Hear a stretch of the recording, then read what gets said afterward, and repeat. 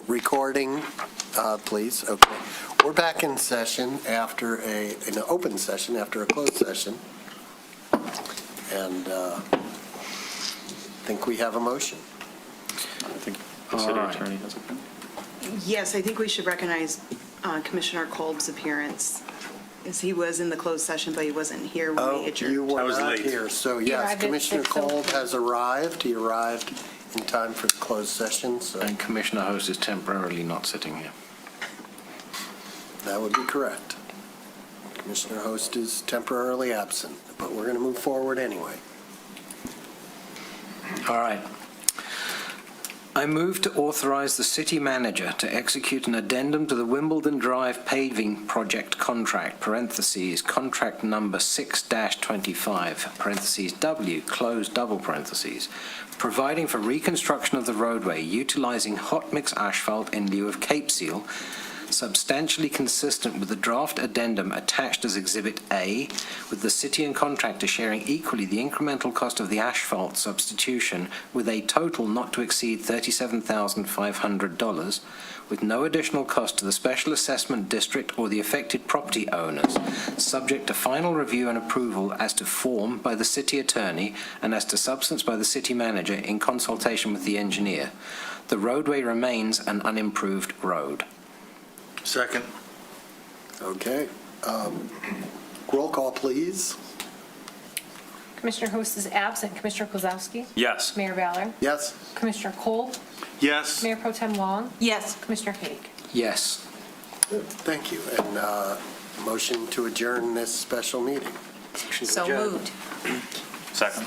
All those in favor? Aye. Aye. Opposed? Adjourned.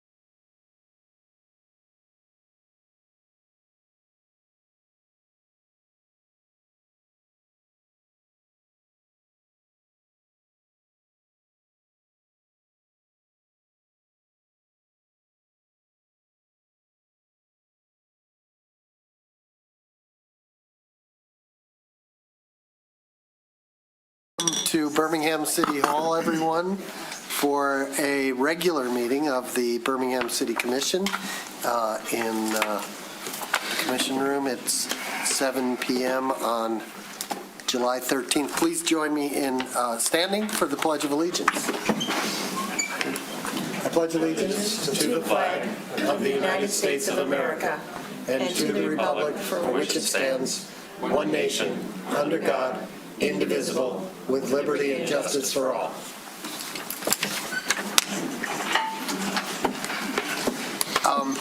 Roll call, please. Mayor Ballard? Here. Mayor Pro Tem Long? Here. Commissioner Hay? Here. Commissioner Host? Here. Commissioner Kolb? Here. Commissioner Kozlowski? Here. Excellent. We're going to move to item number 3. And folks, if you want an agenda and don't have one, they're back by the door, and those are there for you.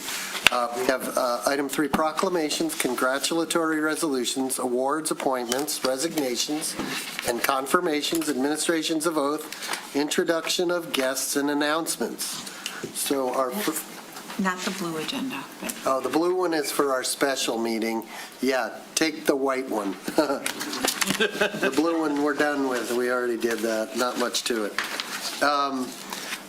First announcement.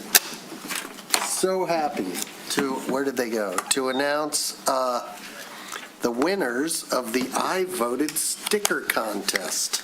We have them, they're in the packet. I don't think they're in the agenda. They're on our desk. I know you're not going to be able to see them. I wish you could. Is there any way to get these I can pull it up. Give me just up 1 there? second. That'd be awesome. And then we can announce each one.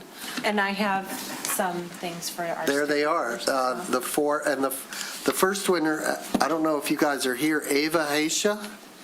Ava, are you here? Ava is our kindergarten, she's 8 years old, kindergarten to 8. I don't know how old Ava is, but she is the one all the way to the left there. That's one of my favorites, for sure. And then in the 9 to 12 category, Oliver Zamet. Oliver, are you here? Oliver, stand up and be recognized. Very good. Good job, Oliver. Do you have anything you want to tell us about your design and how you conceived it? You don't have to. I don't want to put you on the spot. Pressure. No pressure. Did you have fun? Mostly.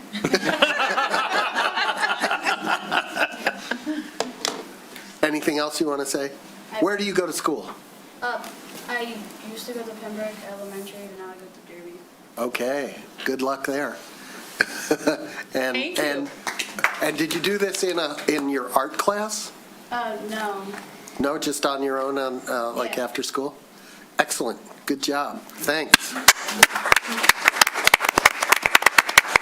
And 13 to 17 year is Sarah, and I know I'm going to destroy your last name. Are you here, Sarah? Sarah, tell us, stand up, let's all give Sarah a hand.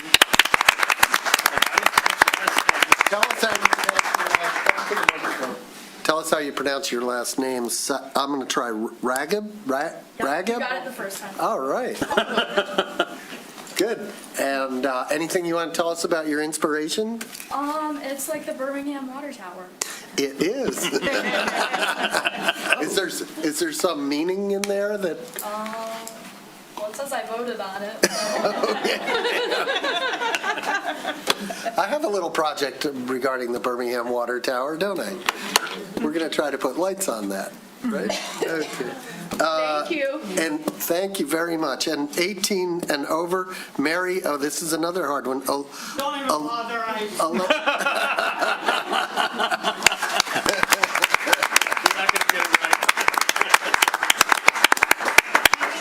the sticker winners up front. Yeah, let's get all the sticker winners who are here up for a picture. How do you pronounce your last name? Olenichuk. Olenichuk.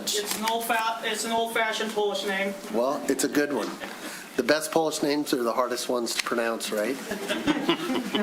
Oliver and Sarah to come Oliver back. and Sarah, come on up, and the clerk will take, I think, where is she? She's right there. Oh, right there. I'm trying to be in The clerk will swear you in. Trying to be inconspicuous. Very good. Okay, ready, big smile. Thank you. Your guys' work was amazing.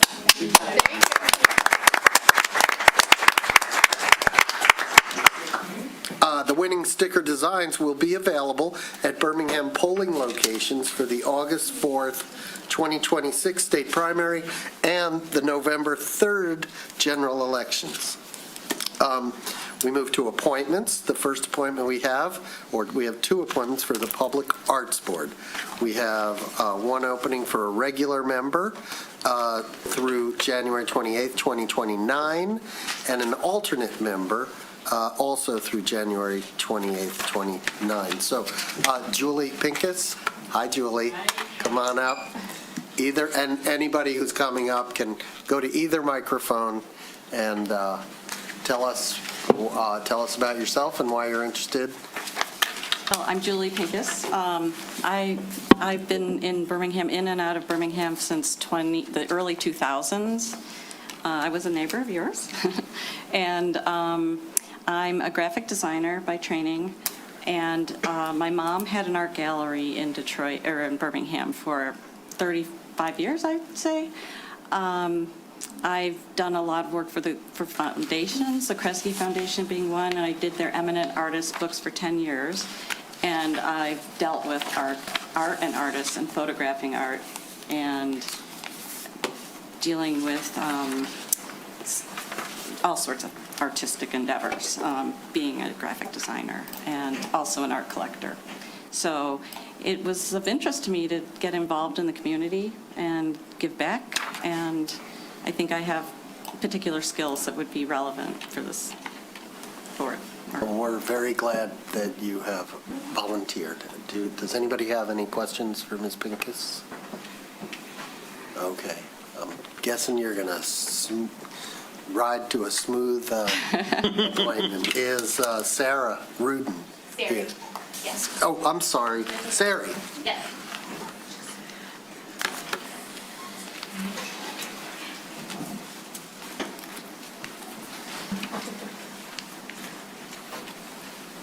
Hi, I'm Sari, and I'm also interested in the position on the Public Arts Board. I'm also a graphic designer. I went to University of Michigan School of Art and Design with a major in graphic design, but that was back in, I graduated in 2003, moved to New York, and was working in advertising there for about 8 years, and I've been back in Birmingham for the past 16 years or so.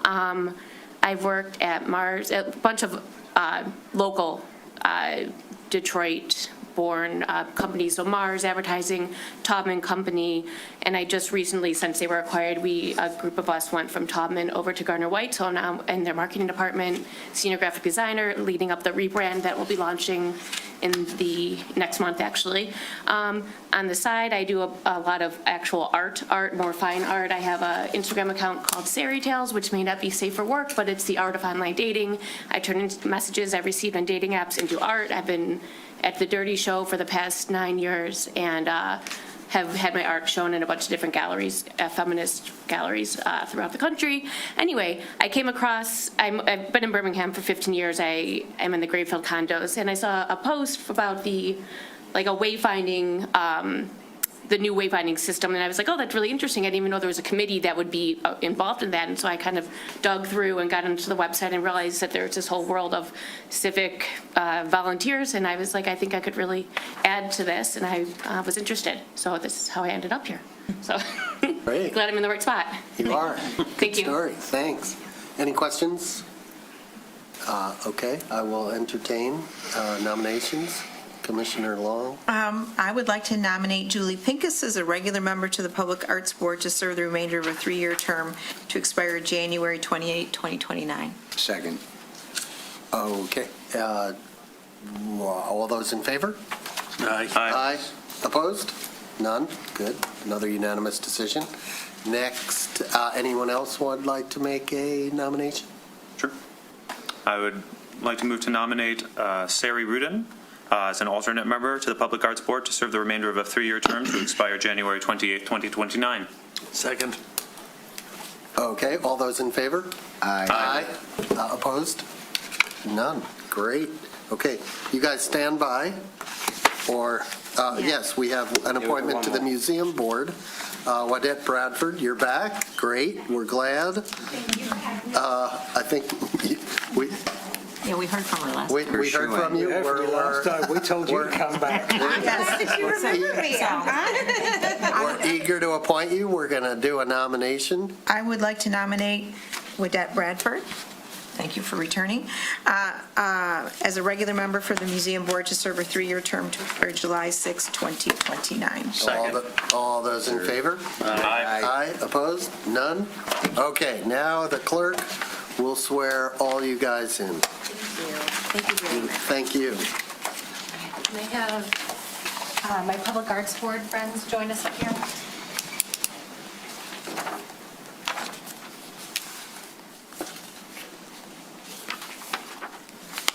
Raise your right hand. You'll say, "I do" after me. I do solemnly swear or affirm that I will support the Constitution of the United States of America and the Constitution of this state, and endeavor to secure and maintain an honest and efficient administration of the affairs of Birmingham, free from partisan distinction or control, and to perform the duties of the office of Public Arts Board and Museum Board according to the best of my ability. I do. Each of you pick a line, sign and print. I'll fill in the rest. Okay, before we dispense with announcements, is it appropriate to make an announcement about the action we took after the closed session? You could if you'd like. Okay. We do have an update on that but it's at the very end. And I see people here from the Yeah. neighborhood, so I think we ought to. Yeah. So correct me if I'm wrong about any of this, but we have been in talks with the contractor on Wimbledon, Phase 1. And there's a broad agreement that the job was not well done. The outcome is that it's going to be redone. It will be done in asphalt. There will be no additional charge to any of the residents for that. The city is going to pick up an additional cost of about $37,500 for it, and we're going to be very careful to make it work with all the work that's already been done. And we're hopeful that that will get done soon. Was there a time on it? The goal was before the Woodward Dream Cruise, but we actually mentioned in the addendum to work around it so there's no additional disruption. But maybe also just to say that the city manager and the attorney explained to us that we're trying to splice into an already busy schedule. Talk about what happened. Okay. Yeah, let's just leave it at that. Timing will be announced. I hope basically. everybody's happy with that. It's not, whatever. So, and for those interested in Phase 2, that is Phase 2. And do you want to address Phase 2? Well, obviously, just to point out that because of this change now with Phase 1, due to the quality issues and the switch to asphalt, we're going to have to reconsider what to do in Phase 2 because the same subcontractor that did the Cape Seal work on Phase 1 is also subbed out to do Phase 2. So we will look at converting that to asphalt. There'll be an addendum to that contract that'll come back before the commission, and I think everybody understands that we're going to continue the asphalt in Phase 2. Right. Okay. And with that all being said, we can move on to the open to the public for matters not on the agenda. So we give 3 minutes to anyone who would like to speak on an item that is not on the agenda.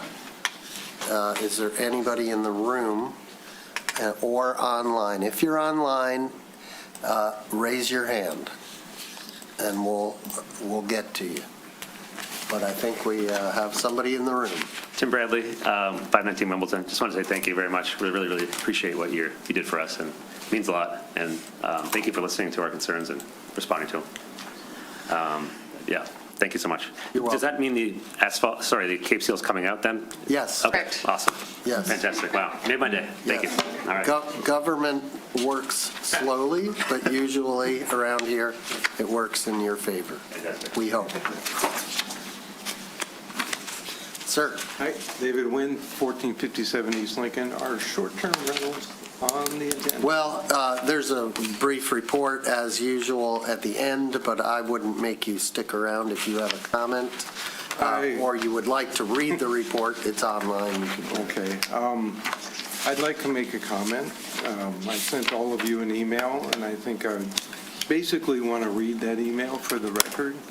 I was at the planning board meeting on July 8th, and they voted on a proposal that exempts the railroad district and downtown D4 from any short-term rental restrictions. I think that's a mistake. I think the proximity of the railroad district to the residential area is too close. And personally, if I was in an apartment downtown, I wouldn't want a short-term rental next door to me. They also decided they wanted to study exemptions for host and owner-occupied rentals. I believe that this, again, will allow workarounds and is not enforceable at this point. So I caution the commission on that. Finally, and I think a few of us were there, several on the planning board minimized the severity of the issue. This was a bit unnerving to me, and I hope you can understand that. To say comments like, we're going overboard and it's only 2% of the problem is big, okay? So it was a little bit hard to take at this point in the process to hear those kind of comments. So just wanted to bring that to the record. Thank you. Question. You referred to the meeting that you attended was on what date? July 8th. July 8th. So that Last Wednesday. Okay. Okay, thank you. Yeah. Thank you very much. Hi. Hi, Sally Swift, 541 Wimbledon. First off, I want to say thank you for considering the new pavement for Wimbledon 2, being that our property abuts Tim's property. So we'd like it nice and smooth and the same. Secondly, that's very important, though. Thank you. We do appreciate it. But secondly, I would like to make a recommendation that in terms of issuing the agenda, if you could do it maybe a day or two in advance so that people know what's coming up on Monday and can submit a response or recommendation. Our agendas come out on Thursday afternoon for the next Monday. Correct. But on Wednesday at noon, the prior Wednesday, we have to have our response in order to get into the packet. Correct. You have to have not a response. Well, it's not a response, but it's kind of in conjunction with whatever the topic may be for Monday. And we don't know what the topic's going to be until after the deadline, if that makes sense. That's why we opened the meeting to the public. I realize that, but it kind of goes hand in hand. I understand the conundrum. Yeah. But, I mean, We need time to put together the agenda packet. yeah, With all of the communication. right. And no matter what the deadline is for the packet, you would have the same issue. Unless we put out the packet so far in advance and then had a later deadline for public comment or or communications. That probably is not a workable situation. Then I apologize in advance for continuing to send in communications and they because I will won't know if my topic, the stop signs, is going to be up for a Monday meeting. Your topic is going to be on the next agenda. On the next one? Well, thank you. I appreciate that. Great. Well, thank you all very much. Yes. Yeah, sometimes just a quick phone call or an email will get you the information you Okay, need. I can do I that. believe it's July 27th, if I'm not mistaken. Oh, okay, great. Thank you very much. You're welcome. Thank you. Anyone else? Anyone online?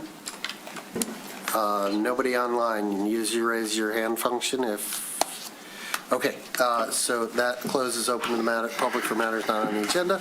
We move to the consent agenda. All items on the consent agenda are routine and will be enacted by one motion approved by a roll call vote.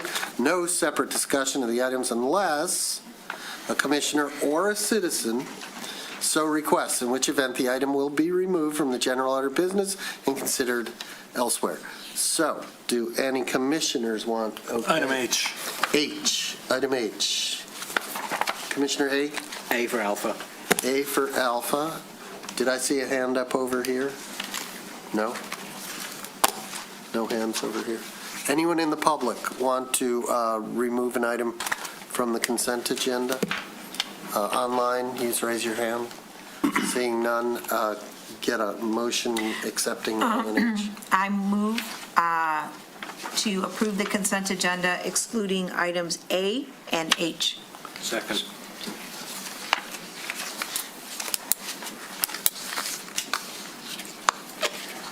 Mayor Ballard, Yes. Commissioner Haig, Yes. Commissioner Host, Yes. Mayor Pro Tem Long, Yes. Commissioner Kolb, Yes. Commissioner Kozowski. Yes. Excellent. Item A, Commissioner Haig. Page 2 of the minutes, which is page 34, at least of the printed package. Right at the very bottom of the page, it says Commissioner Host made a motion to eliminate STRs under 3 days. I believe it's 30 days. Yes. That's an easy fix. Thank Okay. you. So I don't know if we want to approve that with the noted addendum, and it will be updated in the post-meeting, It will or how do be, I we want to do it? move the item and with the correction. Second. No, you move the second. You just said it. Okay, all right, roll call on A. My motioner was Haig. Haig. Haig, and the Second. second was Host. Oh, thank you. Mayor Pro Tem Long, Yes. Commissioner Kolb, Yes. Commissioner Kozowski, Yes. Commissioner Haig, Yes. Commissioner Host. Yes. Mayor Ballard. Yes. Item H, Commissioner Kolb. Yeah, so I think this is probably easy. I think Tracy spoke to you earlier today. I don't want to relinquish or give a proxy on the voting. I'll do it. So you'll show up? I'll show up. You'll be my first person ever that is not staff. I'll show up. Congratulations. This is the most consequential election coming before us. I don't want to delegate my requirements to anyone. Yeah, So I'll be there. okay. Does that mean we have to reduce one of the other committee members, or can we just add one? I'll see which of the department heads that was assigned doesn't want to do it, they get a pass. Nick? And just so you understand, moving forward, that is open to the public too. So Yeah. you're always welcome to come. Okay. You can always show up. I've even invited members of the public personally, election inspectors. Nobody ever shows up, even though we post a notice in the You're newspaper. stuck with me. I'm there. Okay. Okay, for the public's edification, what we're talking about here, which may not be clear, is what we call a public accuracy test correct. of our voting systems, which takes place down the hall on Tuesday, July 21st, 2026 at 8:45 a.m. It'll be in this room. Oh, is this 205? Yeah. Oh, okay. Here in this room, 205. Usually, the commission delegates that to members of the staff, and they just test the electronic tabulating equipment. So with that, would you like to move the suggested resolution with the change? Yes, sir. Adding your name? Do you need a reading of a? So What can we're you- not putting a proxy representative in for Kolb, and we are taking off Nick DePuy, the planning director. So it'll be resolution designating Assistant City Manager Mark Clements, DPS Director Scott Zelinski, Building Official Mike Morad, Director of IT Eric Brunk, Fire Chief Bardolino, North Dakota, as proxy representatives of election commissioners Mayor Ballard, Commissioner Host, Commissioner Haig, Commissioner Kozowski, and Commissioner Long to conduct the public accuracy test, and so on. Second. How about so moved? So moved. Well, Kolb is the motion. Oh, Kolb is making the motion, Yeah, so you're okay. seconding. Okay, good. Roll call, please. Commissioner Kozlowski? Yes. Commissioner Cade? Yes. Mayor Pro Tem Long? Yes. Commissioner Host? Yes. Commissioner Kolb? Yes. Mayor Ballard? Yes. City managers report? No, there is not one. I didn't think That's so. on the second meeting of the month. Yeah, no, because usually it says none, and it doesn't say. Oh, you're right, it does Doesn't say usually say none. none. So we move to unfinished business. The first item of unfinished business is a motion to adopt an ordinance to amend utilities, single-family stormwater management standards in order to assist in reducing the burden of unmanaged stormwater runoff in the city of Birmingham. Hi, everyone. Summer Allred. How's everyone doing? Great. Great. Well, thank you for having me back. I really appreciate it. I have a presentation for us this time, and we hope to have a productive discussion again about the single-family stormwater management. And I want to thank you again for your comments in the last meeting. It was very helpful for us in moving forward with some edits and recommendations to our ordinance. So just to give a brief history for those in the room that may not have watched the meeting or been here, Birmingham adopted the Oakland County Stormwater Standards for commercial properties for sites greater than half an acre, but there's no equivalent for single-family homes. And we're seeing an increase of tear-downs and max lot size homes in the city of Birmingham. And Birmingham is currently approximately 50% residential by land mass, and not having any sort of stormwater standards for single-family residential has a clear impact in terms of land mass. So the cumulative effects have included more stormwater runoff and localized flooding risks and more pollutants entering the Rouge River tributary, potentially. So we're here to talk about ways that we can help mitigate that. Just really quickly, because we're going to be going over zoning standards again, we pulled up a graphic to talk about minimum open space and lot coverage, because there's going to be a lot of very specific terms that are used. So as an overview, minimum open space requirement states that 40% of the lot must be preserved as open space. So open space is the green here that you can see on this graphic. This is for single family zoning standards. And for maximum lot coverage, 30% of the lot may be occupied by buildings or other structures. Now you can see here as well that there are some exclusions and exceptions. I can zoom in a little bit for you. Those exclusions and exceptions include decks, front porches, and 5-foot or 3-foot walkways, excuse me.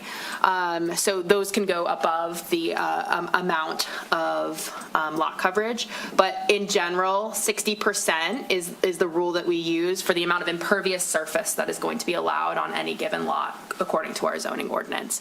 There's additional open space standards as well. In R1A through R3, there's a requirement for at least 75% of the 40% minimum open space should be vegetated. So we get a little bit more prescriptive in different areas of our ordinance, but this is a high-level overview of our zoning standards. So again, some important definitions. We talked about open space, lot coverage, and impervious surface. We updated our definition within the last year. So it's a surface that restricts the infiltration of water at a high level. This was included in your packet. We're happy to discuss any of these definitions as they come up.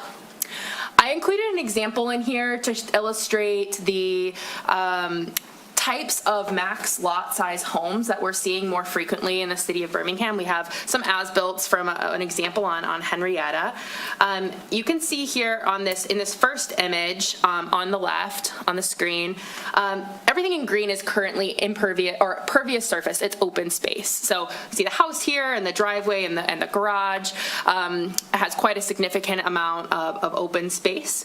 And this home, when it was put under construction, there was an addition added on the back, and the driveway was reworked. You can see that there was a considerable amount of open space that was taken away. There was a new porch added off the front and a walkway. In general, we saw this property once it was constructed. We have the constructed drawings here versus the image prior, increased from approximately 41% to about 52% lot coverage. So it's a 9% or excuse me, 11% increase. So that is not maxed out, but it is quite significant. This is just an example of some of the homes that we're seeing come up. I have a quick question. Yes, absolutely. So can a homeowner, by deciding to build a retention pond on their land, increase the impervious space? No, the standards for zoning are strict. So for example, the 60% for allowed impervious surface, there's no carve-outs for if you add a specific amount of detention, you can add more, for example. Okay. Yes. Why are porches excluded? Because the zoning talks about a structure with a roof, and porches have roofs. That's a great question. Jana might be able to answer. I have an answer for that. What I was always told anyways, in the 25 years I've worked here, is that porches were pedestrian friendly. They were neighborhood friendly, that they wanted to have porches and front walkways that connected those porches to the sidewalk to make it more community friendly. And if you count them, nobody will build one. So it's to encourage porches. Yes. Yes. Still impervious, just like a deck. And that's why it's an exception though, because they figured that the social value was worthwhile to allow an exception to the pervious surface. Okay. And has it been successful? I would think yes, That, because as Mayor Pro Tem Long just said, if we didn't allow this exception, people would not build them. And you'd get more, the garage Flat front front, houses, closed flat houses, front. yep. Yeah, less open to the people on the street. Well, then a second question about the coverage. If you go back to the driveways on the example, please. Just scroll back up. Yep. So this is a center block house that you use as an example. Where's the example where we use an end block for a house that has a minor and a major? Because every house that I've seen built in recent years that has been on the end of a block, it's had a side entrance for the garage, but the garage door has had to face the front. And so what you're forced to do is put this gigantic slab of concrete in there because everybody's got to bring their vehicle in and turn 90 degrees. And most vehicles can't do it. So why do we do that? Because that's forcing an increase in the impervious area by not allowing the garage to face the side, unlike the driveway. So it seems like we're counterproductive in our zoning requirement, and this is not showing that, which is a very frequent occurrence. Okay, does everybody understand what he's saying? At least on the commission? Okay. Okay, you understand what he's saying? Yes. Okay, it's a very good point, I think. Can you address it? Or is that a building official question? I believe that would be more appropriate for a building official. I don't know, Nick, do please in the audience if you have any comment or color you would like to add. And the building official's online as well, if you wanted to Yes. call on him. Oh, well. But I would say that you can have a side-facing Yes, garage. you can. You can. It's just the problem is you can't get enough driveway to fit a car in the driveway and the garage, so most people don't do it. You could do it. I'd just be the nasty guy here, Nick, Planning Director. Maybe a fine question, but kind of off topic. I think we can explore Well, that it's just later. impervious but- surface that it's generating, it's forcing a larger coverage of the driveway, which I know this later talks about replacements, but also talks about additions. So with the new build, that is an additional surface area coverage by the driveway. So that would fall into what we're looking at here because it is an increase of the non-pervious area. That's why I brought it up, because it seems like we're forcing that and not giving an easy way out. Because if I looked at that one and I transposed that one, for instance, into a side-facing garage, if you move the garage to the left-hand side of the structure, then you've got a 20-foot driveway, which will fit almost every vehicle. And I guess by irrelevant, I just mean that this ordinance is not going to solve that. If you have a But broader does it- zoning conversation, we can have. Bring in more problems than it's solving by This the two of ordinance? them not talking to each other. I think the two of them are talking to each other because our zoning standards are, as Summer declared them. So whatever corner lot, interior lot you're building on, you're beholden to the standard of the zoning ordinance. Whether it's oriented this way or that way, I think is a different conversation. I can add some color as well. You brought up the example that if this was a new build, right? And we'll get into the details of this in a moment. We would require them it would fall under the maxing out requirement. So the requirement for new builds, it would not be considered an addition. It would just be simply beholden to the square footage of the property. And the orientation of the driveway would not be pertinent to the amount of storm water they'd be required to detain. In that example. Interesting topic, slightly off the point, but something to keep in Concrete's mind. impervious, whether it's a house or whether it's a driveway. It's as Right. simple as that. So that's why I brought it up. But we're not, I think she needs to go on and talk about the purposes and what we're asking people to do, which is not, I'll get there. yeah. Okay, for the purpose of the project, again, for those that weren't with us last time, this is to extend stormwater management requirements to single-family constructions in addition, to hopefully reduce the burden on the stormwater, on the sewer system and combined sewer, and to satisfy a direct action item in our Birmingham Green Healthy Climate Plan that was ratified in September of 2024, which is to require stormwater detention or infiltration on all new single-family construction. This directly ties into our target to increase capacity for the infiltration or capture of an additional 500,000 gallons of stormwater per rain event by 2035 as laid out in our plan. So, big picture zooming out, what will trigger these new requirements? Falls into two buckets. One is new construction or complete demolition and rebuild, including tear down projects, or the addition of a impervious surface exceeding 100 square feet per project. Projects under 100 square feet of new impervious surface would be exempt. The requirement for replacement projects has been removed in the proposed ordinance language. A standard replacement, such as a driveway, that does not increase impervious surface, would not trigger stormwater requirements. So if someone is coming to put in their new driveway, even if they increase it a little bit on either side, but it falls below the 100 square foot threshold, it would not trigger stormwater requirements. I want to make that very clear. That was something that there was a concern from the commission last time, and that has been resolved in this new ordinance language. I have taken, again, the advice of the commission and provided some concrete examples for you of how this stormwater ordinance would be laid out. And there's no way to do this without going through some numbers and some math, so I'm going to walk us through it, and don't hesitate to ask questions at the end of each example. I've included multiple different types of projects and as well as different size lots to hopefully illustrate a clear picture of what this ordinance could do. So I chose a lot on Madison Street. We have the engineering plans for this to show what the stormwater system is underneath, so it was a great example for us to use. And this is all using the worksheet that we used prior to reach our calculations. So our site details for this site are 10,935 square foot lot. This project is a complete tear down and rebuild, and natural and constructed measures would be permitted per our ordinance. So it would be a 60% constructed permitted versus 40% natural. So step one in our worksheet is determine maximum permitted impervious area.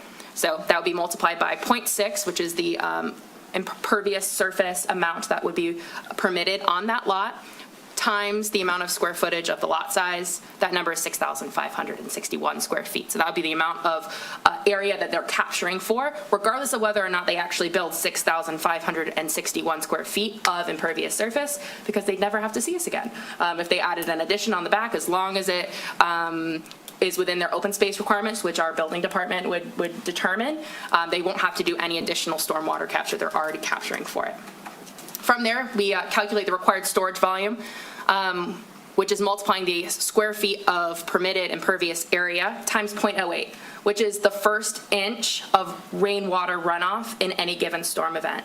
So that's how that number is calculated, and that's the amount that we're detaining for, is 0.08. And that then requires 524.88 cubic feet of storage. Cubic feet, not gallons. That's important. Cubic feet is a larger volume than gallons. In our worksheet, we provide multiple examples of treatment measures that they're able to use, and I've gone through the trouble of just randomly selecting some. Now, these would not have to be prescriptive. They're not required to add a swale. They're not required to do a stormwater drain with a restrictor. They can choose and prove to us what measures they would be. But this is the example that we chose, and I'll explain why in a second. I'm going to move down to the next slide to illustrate something for you. So when going through building a new house, the engineering department is also concerned with water runoff. Particularly, the engineering department is looking to see if any water is being pushed to the neighbors by the addition of this new home or any new project occurring on this site. So there is a stormwater review, but it's not looking at the same thing that our stormwater ordinance would be looking at, which is more specifically looking at infiltration and detention. They're looking to make sure that we're not pushing any water to their neighbors. In this plan, they were required by engineering to add a swale at the back of the property here. So there was a proposed swale running the length of the property in the rear. And if I zoom in, you can see there's two proposed catch basins back here that connect via a PVC pipe, a 6-inch PVC pipe that runs across the rear of the property here and down the side yard and connects to the stormwater drain up front here. So these are requirements that engineering is already going to require that this property install. And in order to make it as user-friendly as possible in our ordinance, we would allow the homeowner to count that infrastructure towards their maximum impervious surface detention.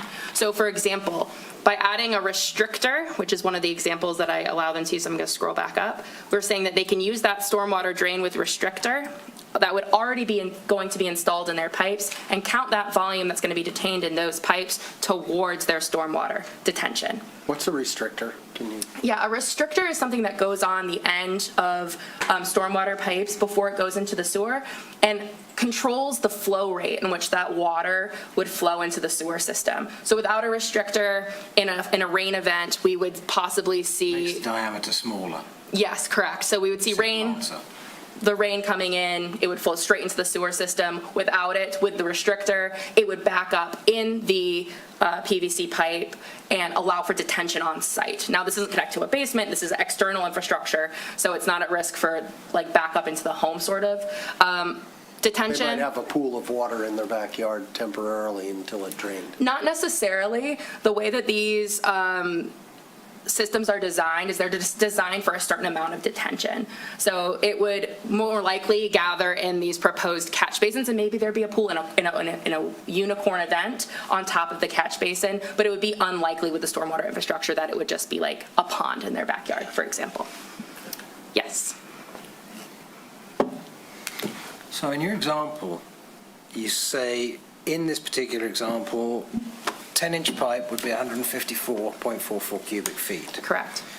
That's 280 linear feet of 10-inch pipe. 1 foot is 0.55 cubic feet.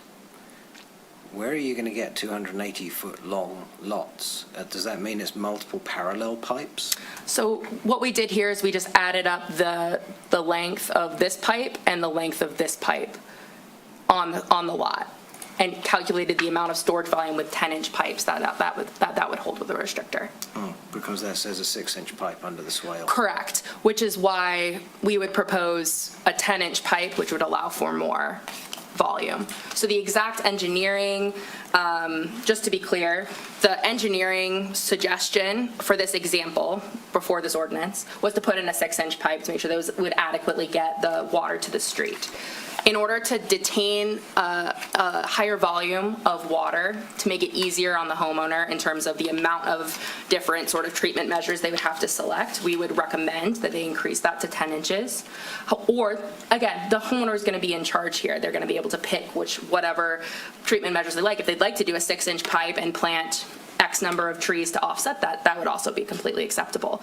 But in this case, for this easy math example, I'm illustrating 10 inches. So this concept of stormwater detention, holding it back, letting it flow in slowly, is that until this takes effect? Do people do this at all? In the city of Birmingham, I don't have data specifically to know.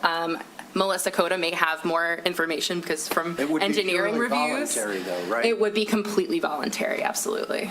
So I'm going to venture a guess that it's rare. I would agree with that. But it's done. Okay. And the engineer is nodding her head.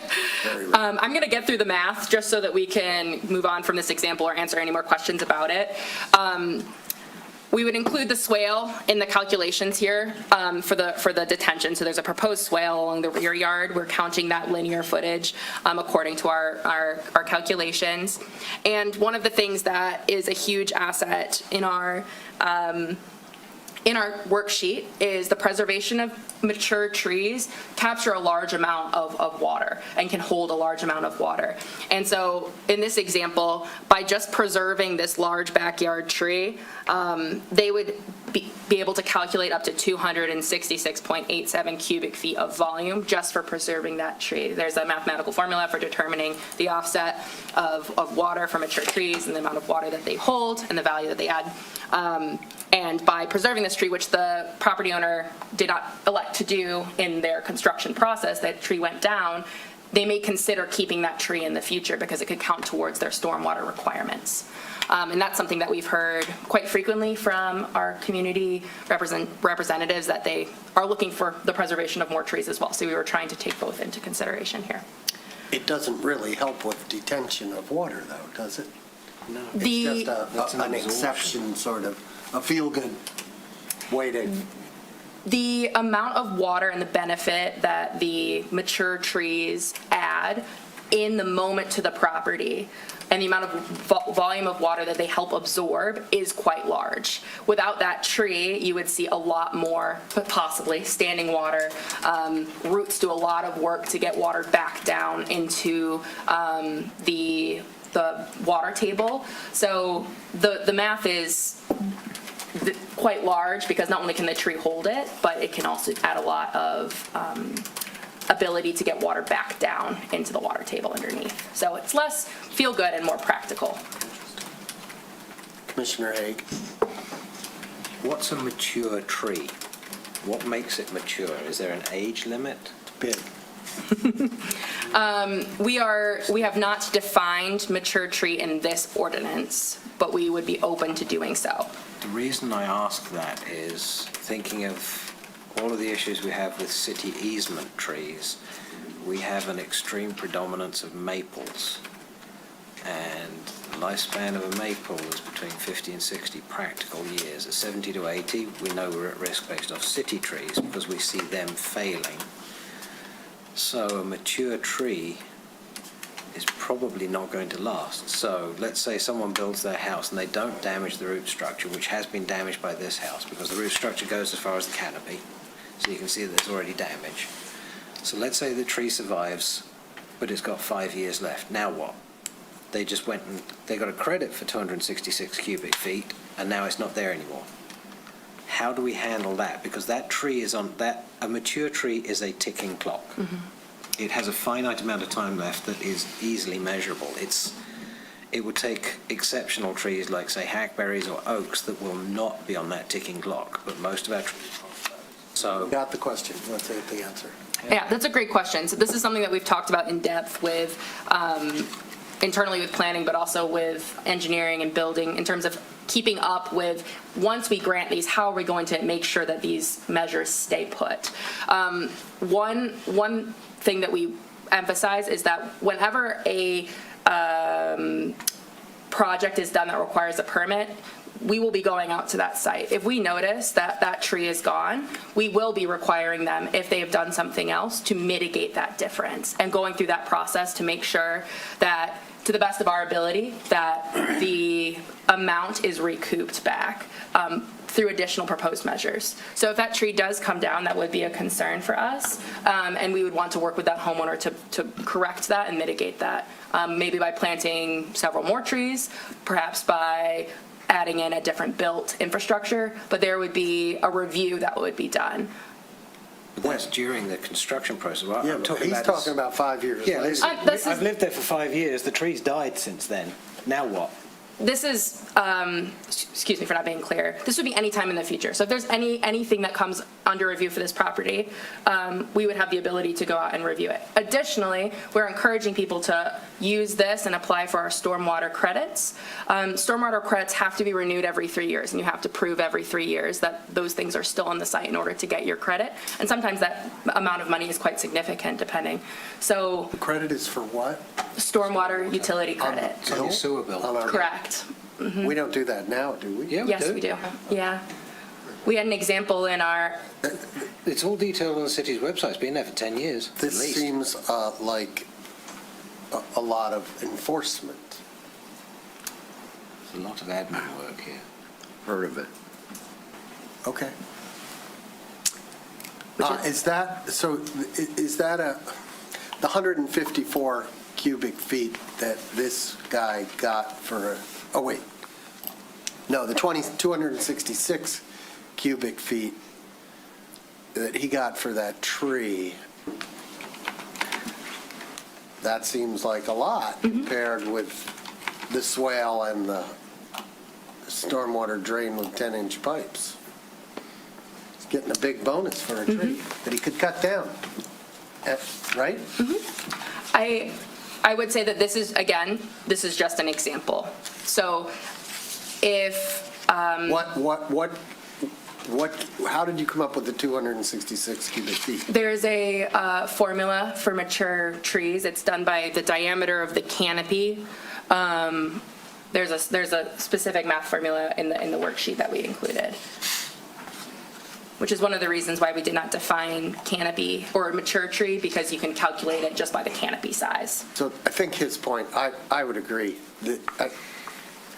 You require them to put in the stormwater drain with a restrictor and 10-inch pipes. They're not pulling that out of the ground. They put it in, it's going to work. Until it clogs up. Until it clogs. Which it will. Right.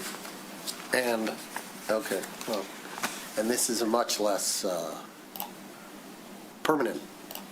Yeah. Yeah. The enforcement burden seems huge. Yeah. Because you're not just going to drive by and go, wait, that's missing that tree. Okay, go on. I'm going to move on to another example that we can discuss. The Shirley Road example is using a large lot size with the addition of a 499 square foot patio. We kept it under 500 square feet for a reason, because at 500 square feet, that triggers the requirement or the ability to use constructed and natural measures. And I wanted to show you a most intense version of only requiring what natural measures could look like. So you're building up to the max, but are required to only use natural measures. So for this example, it would fall under the additions section, which would be to determine the constructed impervious area. They're adding a 499 square foot patio, and they'd be required to detain 39.92 cubic feet of water. So in this example, we selected a rain barrel, an 80-gallon rain barrel. It's a standard size. They come in 55 through 90 gallons, and two caliper trees, which equate for 30 cubic feet. I give two examples here of what a rain barrel could look like and a type of tree.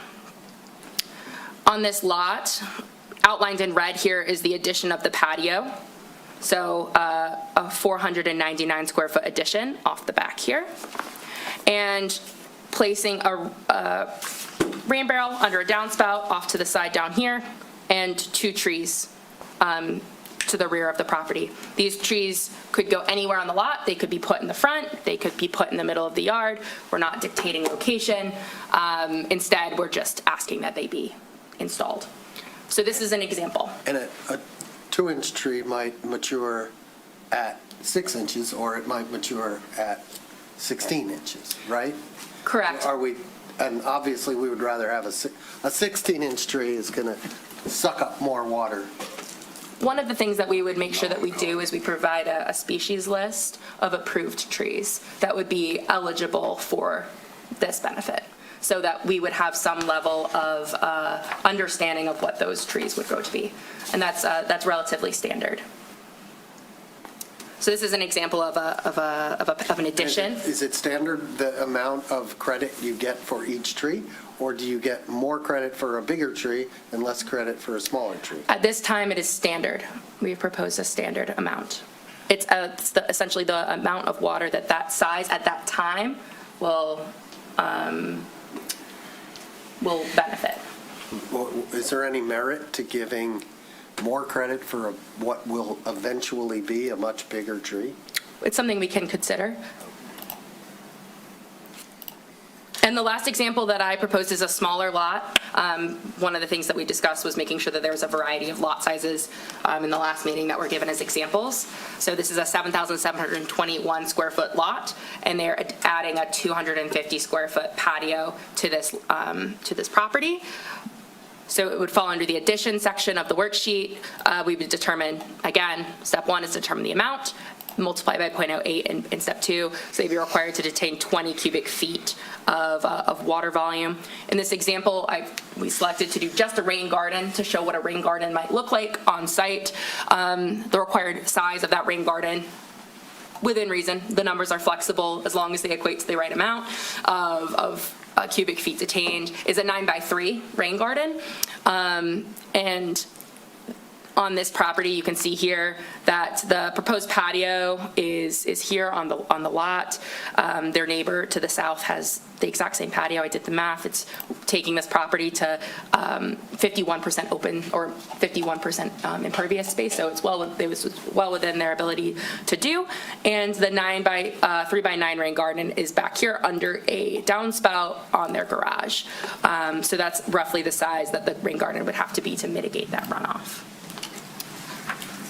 There was concern at the last commission meeting to make sure there was still space to, play with your kids and be able to run around outside and not have it be super disruptive. So this is an example that illustrates the size.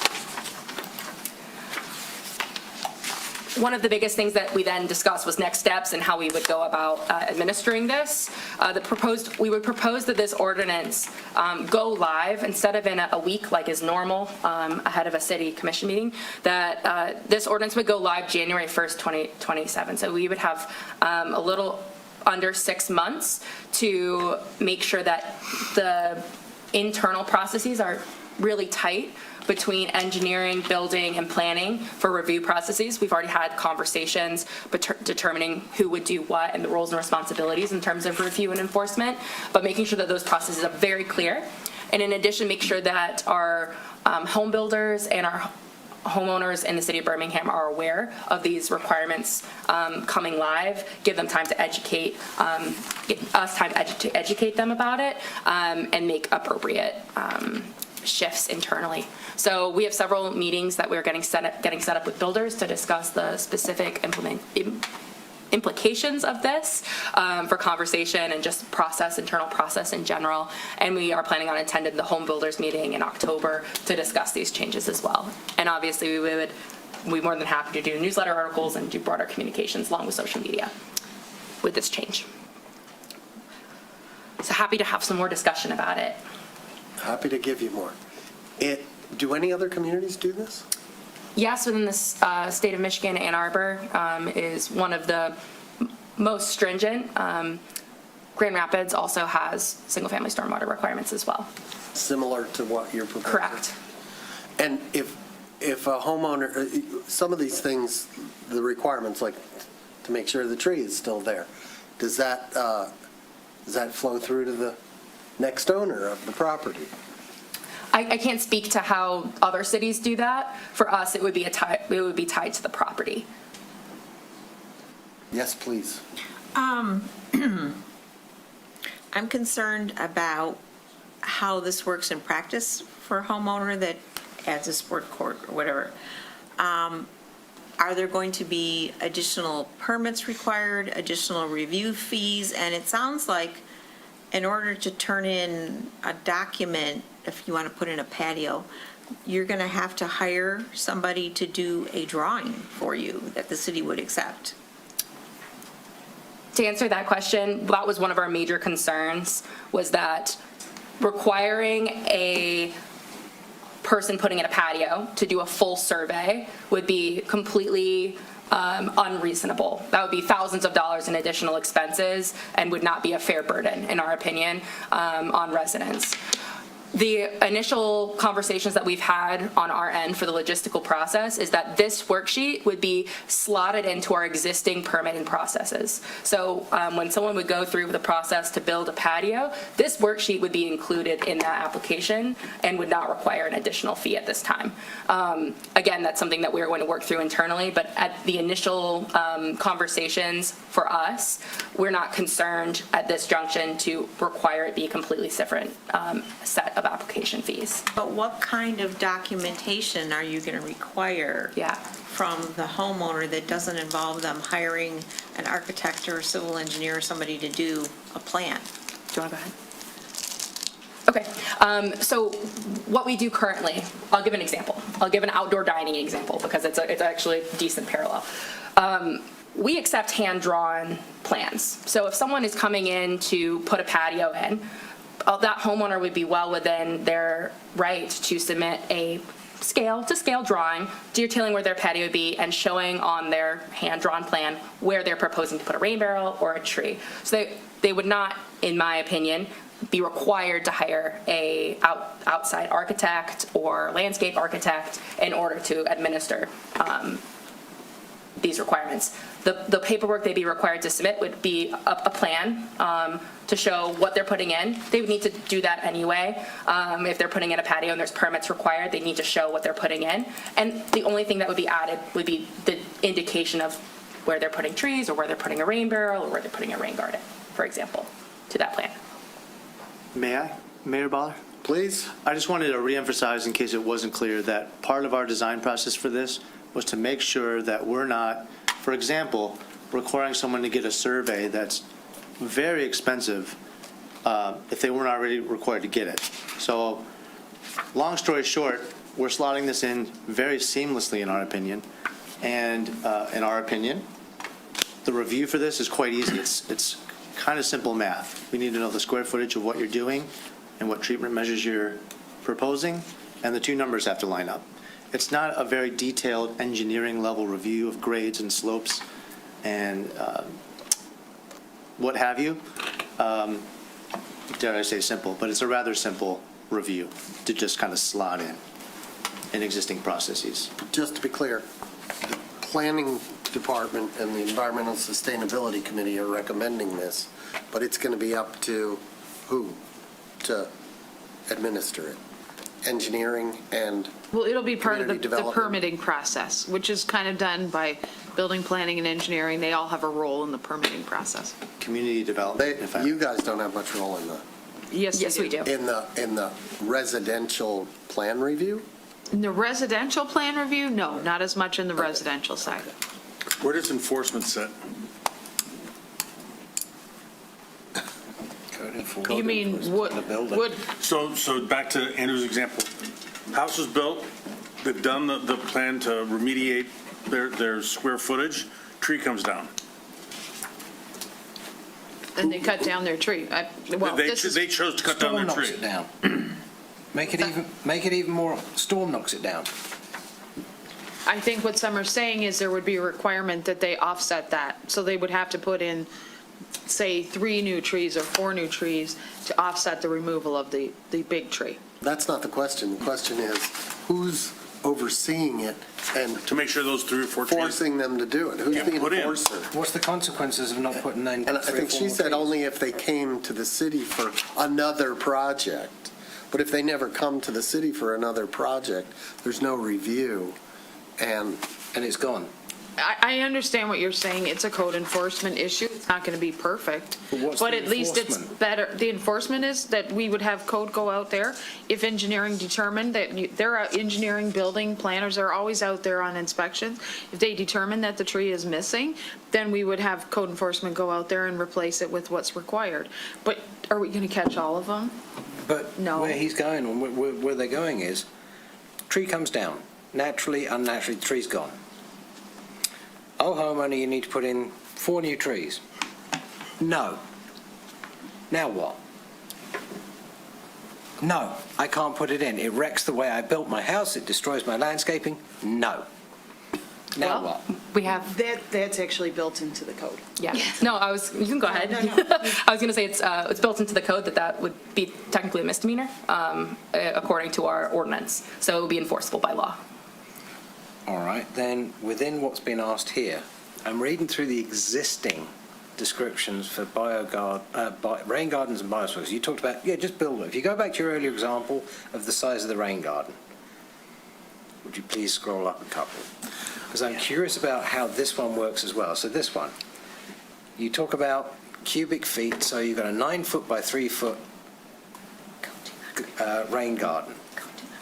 Our current rain garden requirement says a minimum of at least 130 square feet, or 3 feet by 42 feet. It doesn't call it out. This doesn't do anything, because the current one says at least 130 square feet, and you only get $15 a year for it. So I've gone and built a rain garden that's in the case of most of the houses in the part of the city I live in, it's the entire width of the lot, and it's 3 feet deep. To be clear, you're talking about the stormwater credits, correct? It's stormwater credits, but it's talking about the size of a rain garden or bioswale for the existing credits. And that has to match what we say here, because this is talking about getting a stormwater credit.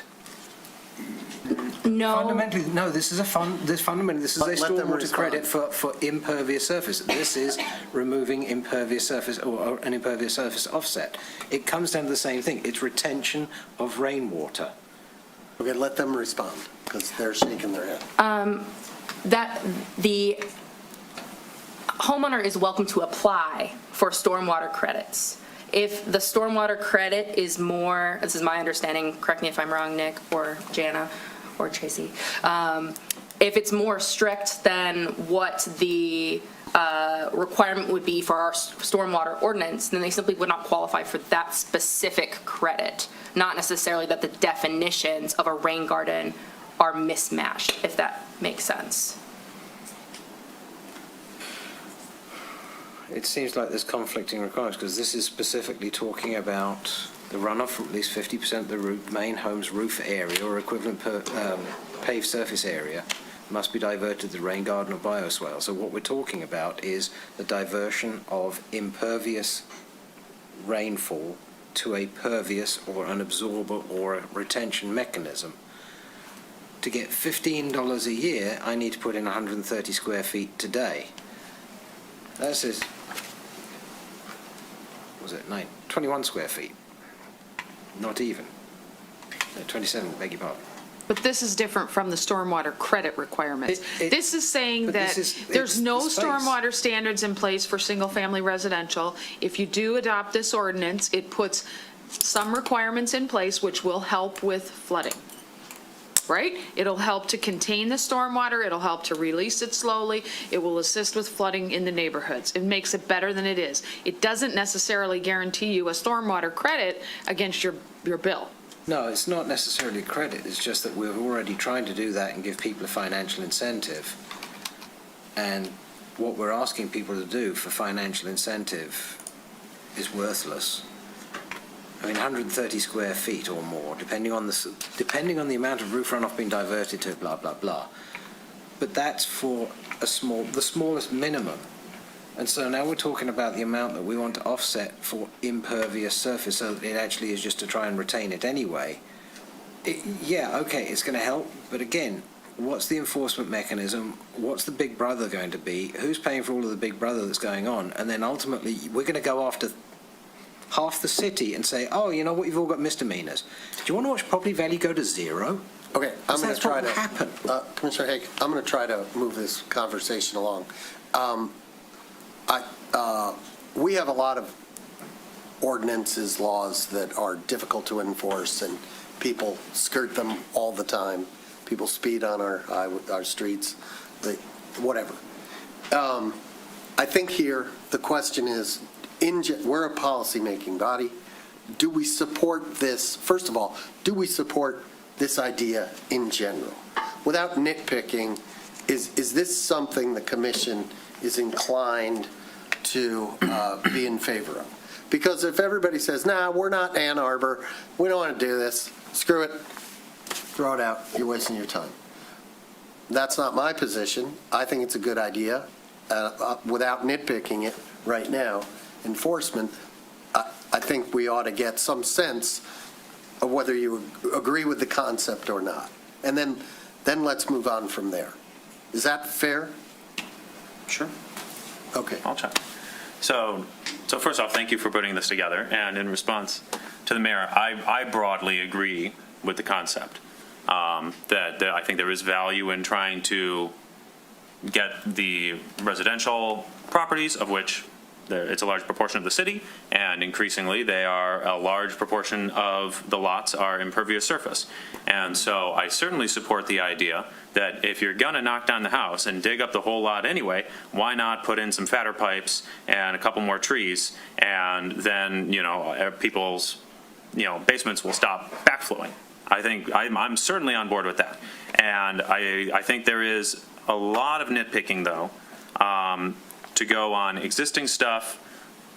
I'm happy to go into some of my nitpicks right now, and I have a couple broader questions, if you'd rather I stick to those. I think All right, You I'll wanted start to broad. get a sense first. I'd like to You wanna get the real sense quick first? get a sense if All right. people are supportive of the concept in general. Commissioner Host. This is a step in the right direction. I'm supportive for new construction where there's already going to be a survey and there's an opportunity to encourage saving trees. I'm not in supportive for the 500 square foot patio example. I'm very glad you took out the replacement driveways because I was definitely against that. You'd have, maybe for major additions, over some percentage of the existing square footage, again, where a survey and permitting already has to happen. If it's significant enough that there's got to be groundwork done, yes, but otherwise, I think it's too intrusive. I'm broadly supportive. I would agree with Commissioner Long's comments. And kind of where Commissioner Kozlowski is that, yeah, to your exact reason, we know we have flooding. We're on clay. It's as simple as that. We don't get permeability, so that's a problem to begin with. So we need to do something, but this is too intrusive. It is a little bit too, there's too much mental gymnastics going on here to make things fit into a picture. And there are too many loopholes and just to say, workarounds being created and then telling everybody, well, you're a bad person, we're going to write you up for a misdemeanor because you didn't do something on your own house that we're going to force you to pay for because circumstances drove something different. No. What it also feels to me as though we're doing, by going into this level of it, this is Nero fiddling while Rome burned. We've got bigger problems in this city than this. This is not a big deal for us right now. We've got other things we need to work on. Okay. So this is not high priority. Are you arguing against applying this to new construction? Or No, are new you- construction for the reasons that Mayor Pro Tem gave, absolutely. Okay, It's getting let's torn out try anyway, to but agree that we, It needs to be ratcheted back right now. let's try to agree that we are broadly and maybe even specifically supportive of this for new construction. Yes. Yes. Okay. We're getting somewhere, right?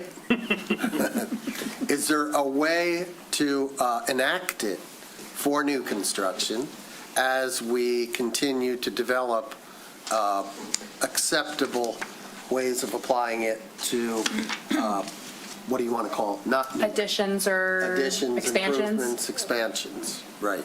Is that, are most of the nitpicking, am I correct in picking it up, that it applies to the non-new construction, the additions, right?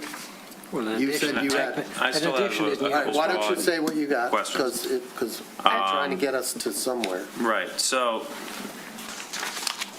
one of my questions is about the sort of the treating of the preservation of a tree as a stormwater offset. I guess I'm not entirely sure what the logic is there. And in general, I question, we seem to favor the natural over the constructed methods. And it wasn't really clear to me why. Why not just say, hey, if a 10-inch pipe is good, a 14-inch pipe is great. Just put it all in the pipe, and it's not going to hit the system. No basement flooding, problem solved. That's a great question. I can answer that. When the stormwater goes into a constructed measure, it's going into the sewer system. We are not seeing infiltration of the water down into the water table on that site. It's being taken off site and put into the system. So the intention of the ordinance, with the language that we've constructed in our Birmingham Green Plan, is to infiltrate that water back down into the soil. And we have some reason to believe that infiltration is a problem.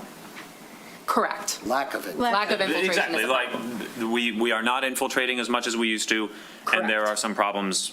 What are those problems? Well, one of the things that we discussed is the soil type that we have here. There being a high amount of clay means that that water is going to sit right on top without correct infiltration measures. One of the great added benefits of something like a rain garden is those roots break up the clay and allow that water to get down into the water table. So that's an example where if we're adding a natural measure, it allows that water to get infiltrate down into the soil. Is that your question? Kind of. I was more, I thought we were making some broader environmental point about the importance of infiltration. You're saying that, but I feel like that's then we're just saying, well, natural measures are good because they allow for more retention. Keep the water on the site. Yes. And out of the But then I'm correct. saying mechanical versus non-mechanical, it should be 6 of one, half dozen of the other. No, mechanical sends it in, eventually sends it into the sewer. Yeah, Depends how you build but the who mechanical. cares? That's my question. Who As cares? long as it's not. I think we care how much. We care because of flooding and We got to neighbors' minimize- basements I and know, but combined that's sewer what I'm saying, systems. is if you have an adequate constructed measure to prevent the flooding, why is that inferior? We're saying you must do natural measures for a significant portion of this, and I'm saying, what's wrong with doing 100%, the same amount of retention, but 100% constructed measures, Because you're putting it all into the sewer system. eventually? No, Pretty- it's pretty still soon. got a fairly high rate of flow with the constrictor, but to go where you're going but not quite, what I wanted to ask is, all the examples haven't made any discussion of the type of pipe or how it's laid in there, because if we put it in French drains or dry well construction, where it's a trench, gravel, perforated pipe, water goes in, it then also goes to the gravel, and it slows it down because that then creates infiltration at the depth. Right. The pipe to get into the sewer system is probably going to be about 8-9 feet down. So the amount of time it would take the first inch of rain to get 8 feet down is days. In our soil, it's days. Well, if we can take it 8 feet down to begin with and then start the infiltration, throw permeability out from the pipes, that's an accumulator. All it is an accumulator with a slow flow out. Why don't we have something like that discussed here? Because that's so easy Let to her put answer in. the question. I'm going to make a broader point. The worksheet, the math that's added here, other than the 0.08, none of that is in the ordinance language that is in your packet to approve today. That is all internal processes that can be amended and adapted based on feedback. So for example, the mix and match worksheet, which was in your packet, which discusses the different types of measures, the pipes, the trees, all of that lives outside of the ordinance. I just wanted to make that clear, that is something that we can continue to work and communicate about without it affecting the ordinance. So I wanted to make that big picture here, and maybe Nick has more comments about that as well. Yes, thank you for letting me come up again. We also generally consider something like a dry well where you store water in there and it eventually seeps into the ground as a natural measure. That's a natural hydrological function. So it may be constructed, you may be building a well, but just the simple fact that it's leaching into the ground instead of going out into a pipe is a natural function. So I don't want to make it seem like you can only do a rain garden or a tree. That's why we included things like rain barrels as a natural measure, because that water will eventually get infiltrated through on-site. gardening or what have you.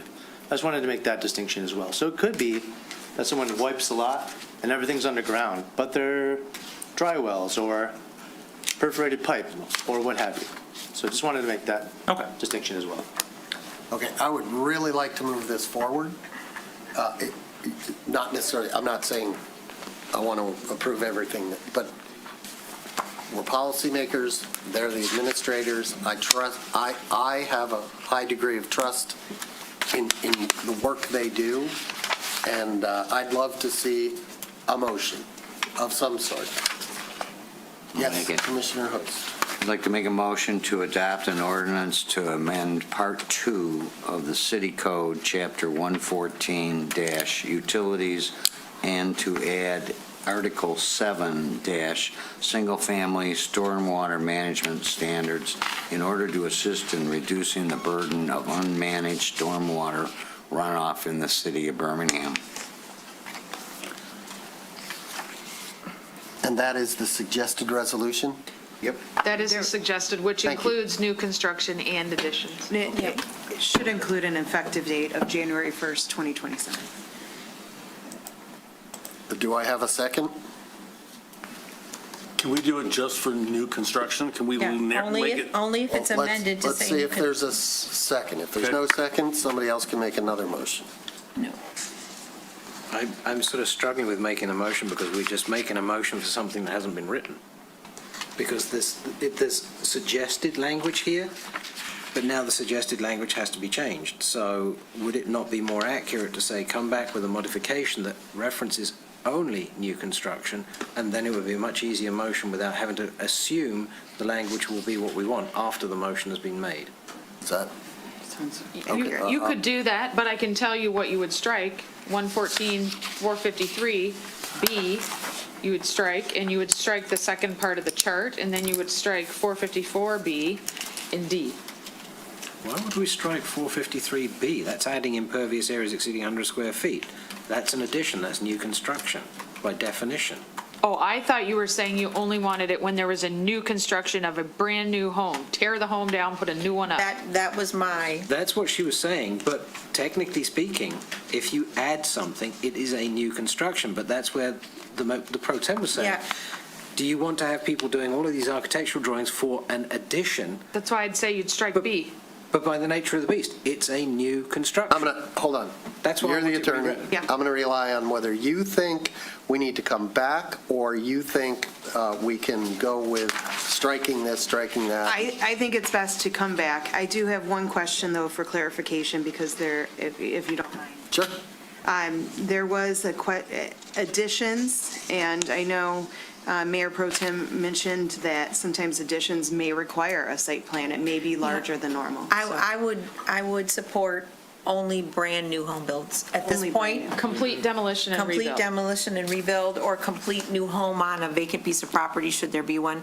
Yep, I'm on board with that. And then give it a year or two and then come back and see if we want it. I'm also concerned about, we talk about aging in place, and seniors may need to do first-floor bedroom additions and stuff, and I do not want that kind of burden on them. Then I suggest Agreed. that we make the modifications in-house and bring it back. I'm fine with that. I'm good with that. Okay, then you've gotten sufficient direction, no motion There's a comment. necessary. Go on. David Bloom. We're not doing anything. Thank you, Mr. Mayor. Go ahead. Well, I have some questions that may affect what's going on, at least in terms of the ordinance. The first one was the swale. I'm not exactly understanding what that is. When I think of swales, I think of Beverly Hills and what's going on in the front of the yards by the street, and there's no sewer and everything is connected. Is this connected in the back? Are the swales connected to anything where it drains off, or are we creating a pool in the backyard next to the fence in front of the neighbor? Yeah, so the swale in the example that I showed is connected to the storm drains. The swale serves a purpose to funnel the water to those storm drains so they can be removed from the property. So if there's a swale, it's basically a sort of a trench, and it's connecting to the sewers in the front of the house. It depends on the type of swale constructed, but in general, that tends to be the type of swale most commonly used, yes. Okay, but I'm not so sure how great of an idea that is. Maybe if it goes into a drain or something Let's like not that. engage in Okay. a discussion. Okay. The next thing is, in terms of the carve-outs for square footage for the lot coverage, one of the carve-outs that was mentioned is you allow for a 3-foot sidewalk walking up to the house. A lot of the houses built now don't have 3-foot sidewalks, they have 5 or more. And to me, it's not clear if someone has a 5-foot sidewalk, if the whole thing counts as impervious surface, or if it's 3 feet or the 2 feet. And I would like to ask for some clarification in the ordinance, so it's very clear what is legal and what isn't, because right now, it's this 3C something, there's some addendum. Okay, I think we get your question. The Yeah, city manager has Yes, an that's a answer. building department question, and it's not relevant to this particular, I understand your question, that you want clarification. Yeah. I don't know the answer off the top of my If we're redoing the head. ordinance, then my, But this is not redoing the impervious surface ordinance, this is a stormwater ordinance. okay. When we redo our zoning ordinance, you could bring up that question. Absolutely, absolutely. All right. The next question is, if we're putting in pipes with the restrictor, I think the mayor mentioned the pipes are going to clog up. So 5 years, 7 years, 10 years into the life of a new home, pipe clogs up, it's not working. Does anybody know? Is there any way to deal with it? Who's responsible? I mean, is it good until it doesn't work anymore and then it stays not working? Or what happens with the home that has that kind of system installed that's not working? Should I answer? Sure. I think the question is, what's the useful life of this stuff? And Yeah. The typical lifespan of a restrictor varies depending on the type. It would be relatively obvious if it failed during a storm event, the backup. If it was clogged, for example. I do not know off the top of my head this difference in statistics between a pipe failure versus a restrictor failure and the common occurrence thereof. thank you. My next question is this something that should also go to the planning board or would benefit from going through the planning board? Thank you.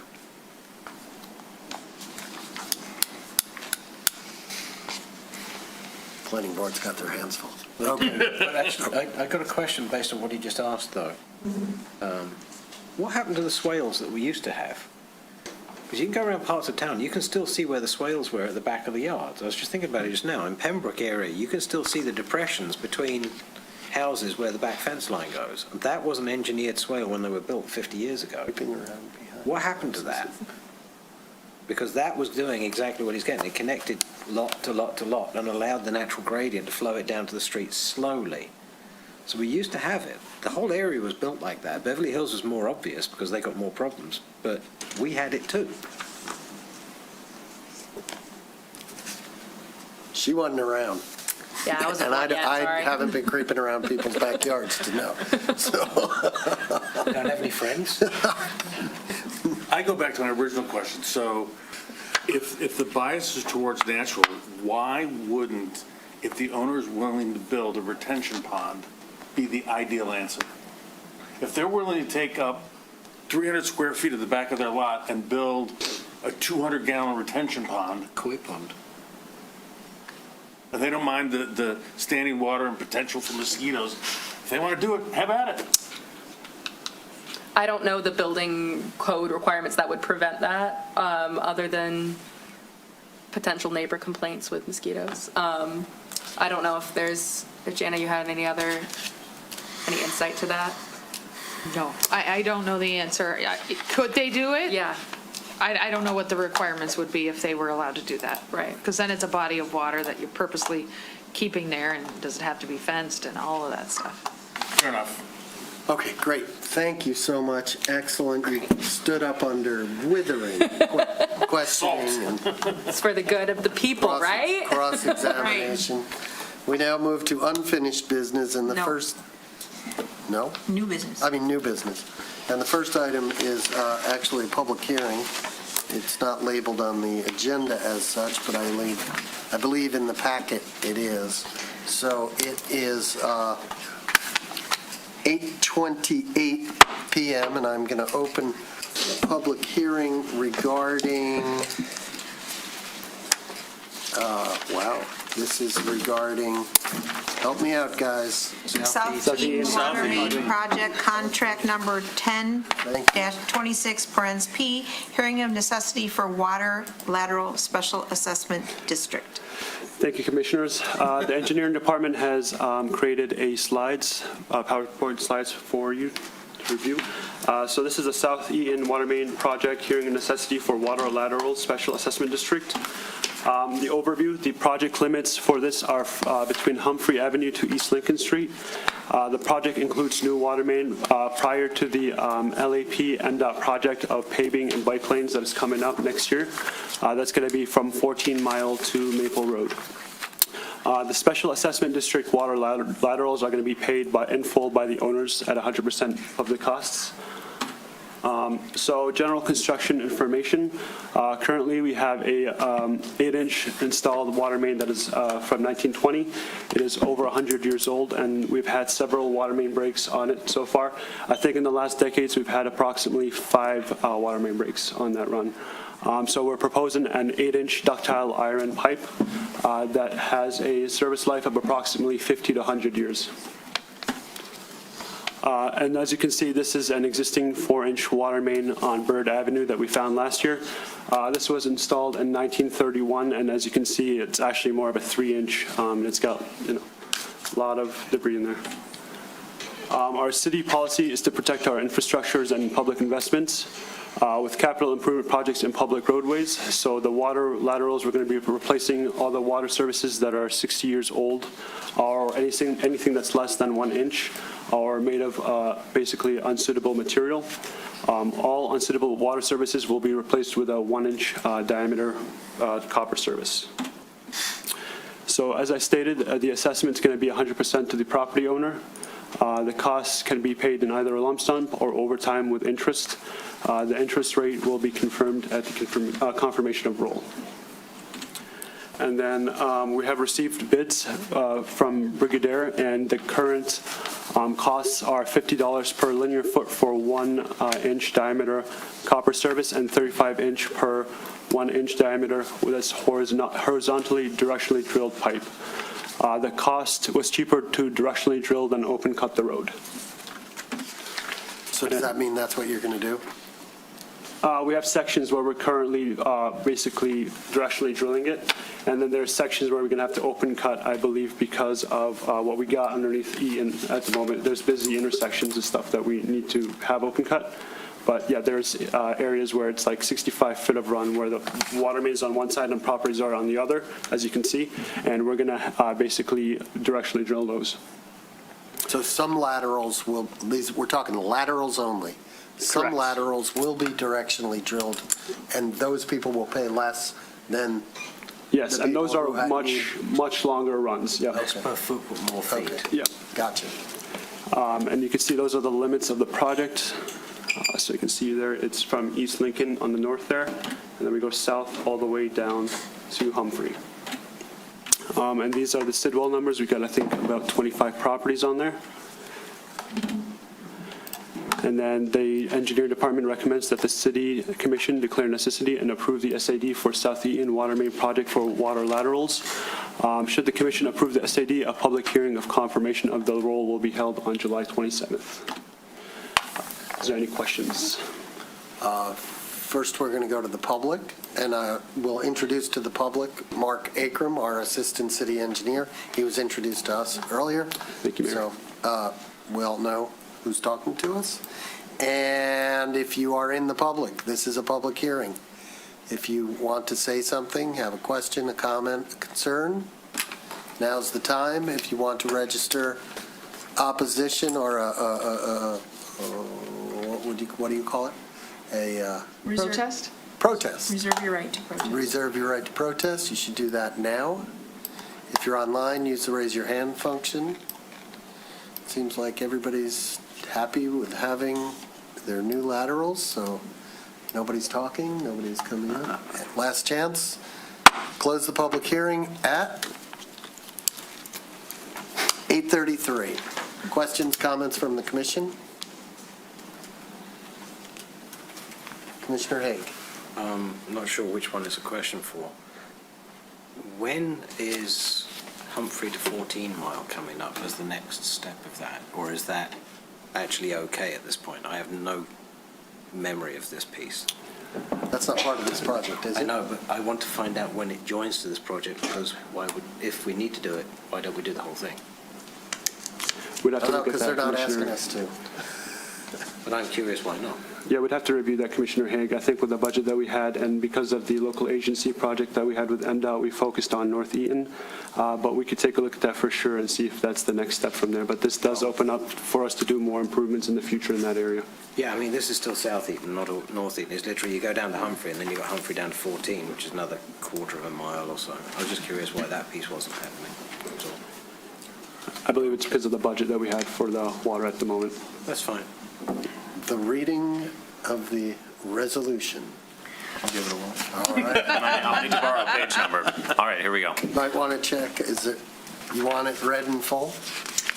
Since there are no reserve protests that we've received, I think you can reference the page numbers on this one if you'd like. Oh, wow. It's not even a So- month to one. You got I mean- You got lucky. So what, I just moved the motion as written on page, As part of the packet on page. as part of the packet, on page 166, 167, and 168 of this week's commission meeting. Second. That is sufficient? That's sufficient. We can locate it. Comments on the motion? Roll call, please. Commissioner Haig, Yes. Commissioner Host, Yes. Commissioner Harry's Kozowski, giving me Yes. Mayor Pro Tem Long, Yes. Mayor Ballard, Yes. Commissioner Kolb. Yes. Okay, we move to item number 9.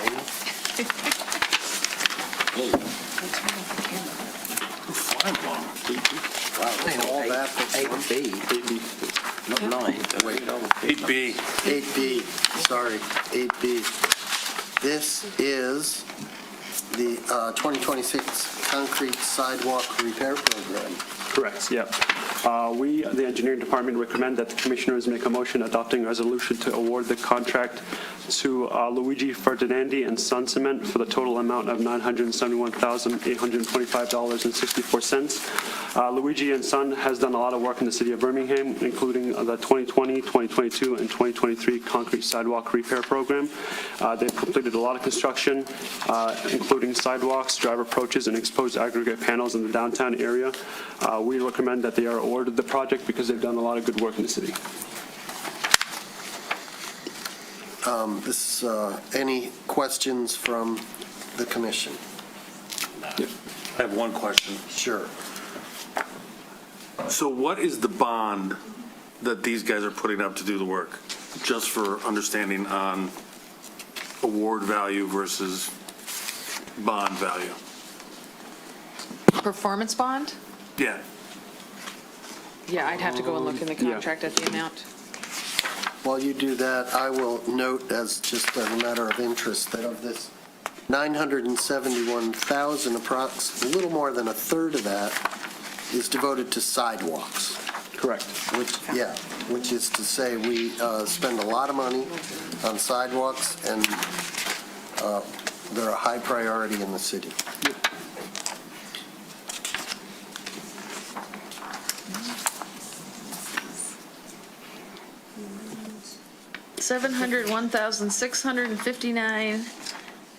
$701,659.67 in performance bond.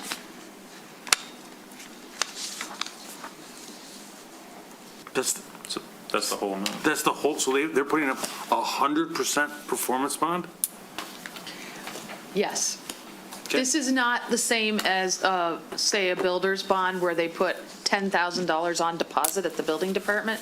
This is a performance bond, so it's a legal mechanism for us to get the money if we have to do the work ourselves. It's a whole other process. Tracy, I don't know if you want to give a little more detail on No, that's good, I get it. Right? That's an insurance policy. Exactly, exactly. They're not giving us that and putting it on deposit with the engineering department. Yep. Okay, thank you. Very helpful. Comments from the public? Anybody online? Raise your hand. Seeing none. Wait, did we have a motion? We need a motion. Right. I can do it. I was going to say, if you Please. don't, I will. Sure. I would like to make a motion adopting a resolution to award the 2026 concrete sidewalk repair program, number 1-26, parens SW, to Luigi Ferdinandi and Son Cement Company, Inc., in the amount of $701,659.67, and a 10% construction contingency, and $200,000 for random concrete panel repairs throughout the city at the engineering department's discretion, for a total of $971,825.64. In addition, authorize the mayor and the city clerk to sign the agreement on behalf of the city after the review of Luigi Ferdinandi and Son Cement Company, Inc.'s insurance and bond, contingent upon execution of the agreement and meeting all insurance and bonding requirements. Funding for this project has been budgeted in the following accounts. May I reference the table? Yes. And the accounts are found on Page 207. page 207 of tonight's packet. Second. Comments? So the math doesn't work. So $701,659.67 Plus plus 200,000 does not equal 971,000. Plus 10%. I think that's where that 70 comes from. It's in the table. But it might still be weird. It's in the table Last on line of page the table. 207. Here. Yeah, at the bottom. The last line is it. Fair enough. Okay, got it. 70 plus 70 plus, or 700 plus 70 plus 200. Got it. Roll call, please. Commissioner Kozowski, Yes. Commissioner Cole, Yes. Commissioner Host, Yes. Mayor Pro Tem Long, Yes. Mayor Ballard, Yes. Commissioner Haig. Yes. Okay, thank you. Next item is discussion of sustainability fees for carbon reduction and other sustainability and climate action projects reasonably related to vehicle activity in the city.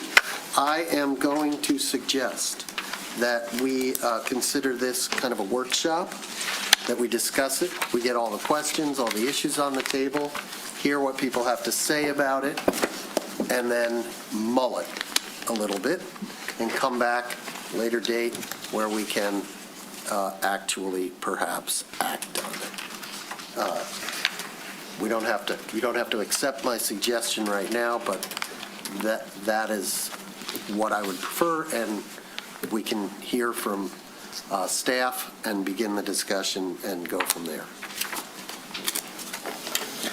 That sounds good, and I hope you know that that's not my style either to troll you into anything. I'm very open to workshopping this and coming back, if it ends up that way, a new and improved report, presentation, what have you. I've got a short spiel, and I'll save the rest for the conversation. Our sustainability and climate action goals, as outlined in the Birmingham Green Climate Plan, are ambitious. As a reminder, we're shooting for a 25% carbon reduction by 2035, and we're shooting for carbon neutrality by 2050. Of course, that will not be easy. We never thought it was going to be easy. Our plan all but said this isn't going to be easy, and our experiences in implementing it so far have not all been all that easy. That being said, I want to outline a few things that we know, some factual information. We knew that the implementation of the plan and any other of our sustainability and climate action agenda would come at a cost. We also know that investing in sustainability, generally speaking, does tend to provide a return on investment, but that rate of return period is often quite long. We also know that we've got a tight municipal budget. We know that there will be competition for funding in the general fund, and there's always priorities that need to be triaged and prioritized accordingly. We also know that Birmingham is quite the destination. We are home to about 22,000 people, but that's not all we ever have to plan for, generally speaking. There's plenty of other people that come from outside, both close by and distances, to use our amenities, visit downtown, or to make a living. The Birmingham Shopping District's retail market profile, I've pulled a couple of figures from their 2023 profile that suggests that we've got a 500,000 person consumer trade area, and that we receive around 7 million visitors annually. We also know that, of course, the city owns and operates a parking system downtown. Now we've got a little less than 5,000 parking spaces, I believe, but that translates into over 2.5 million parking transactions annually. That's based on 2025 data. Finally, we know from the greenhouse gas inventory in the plan that carbon emissions from vehicles translate to 24%, of the overall community greenhouse gas emissions for the city, which is about 65,000 metric tons of CO2. So we understand all this, and in moving forward, we figured we needed to get a little bit creative, considering all of the above.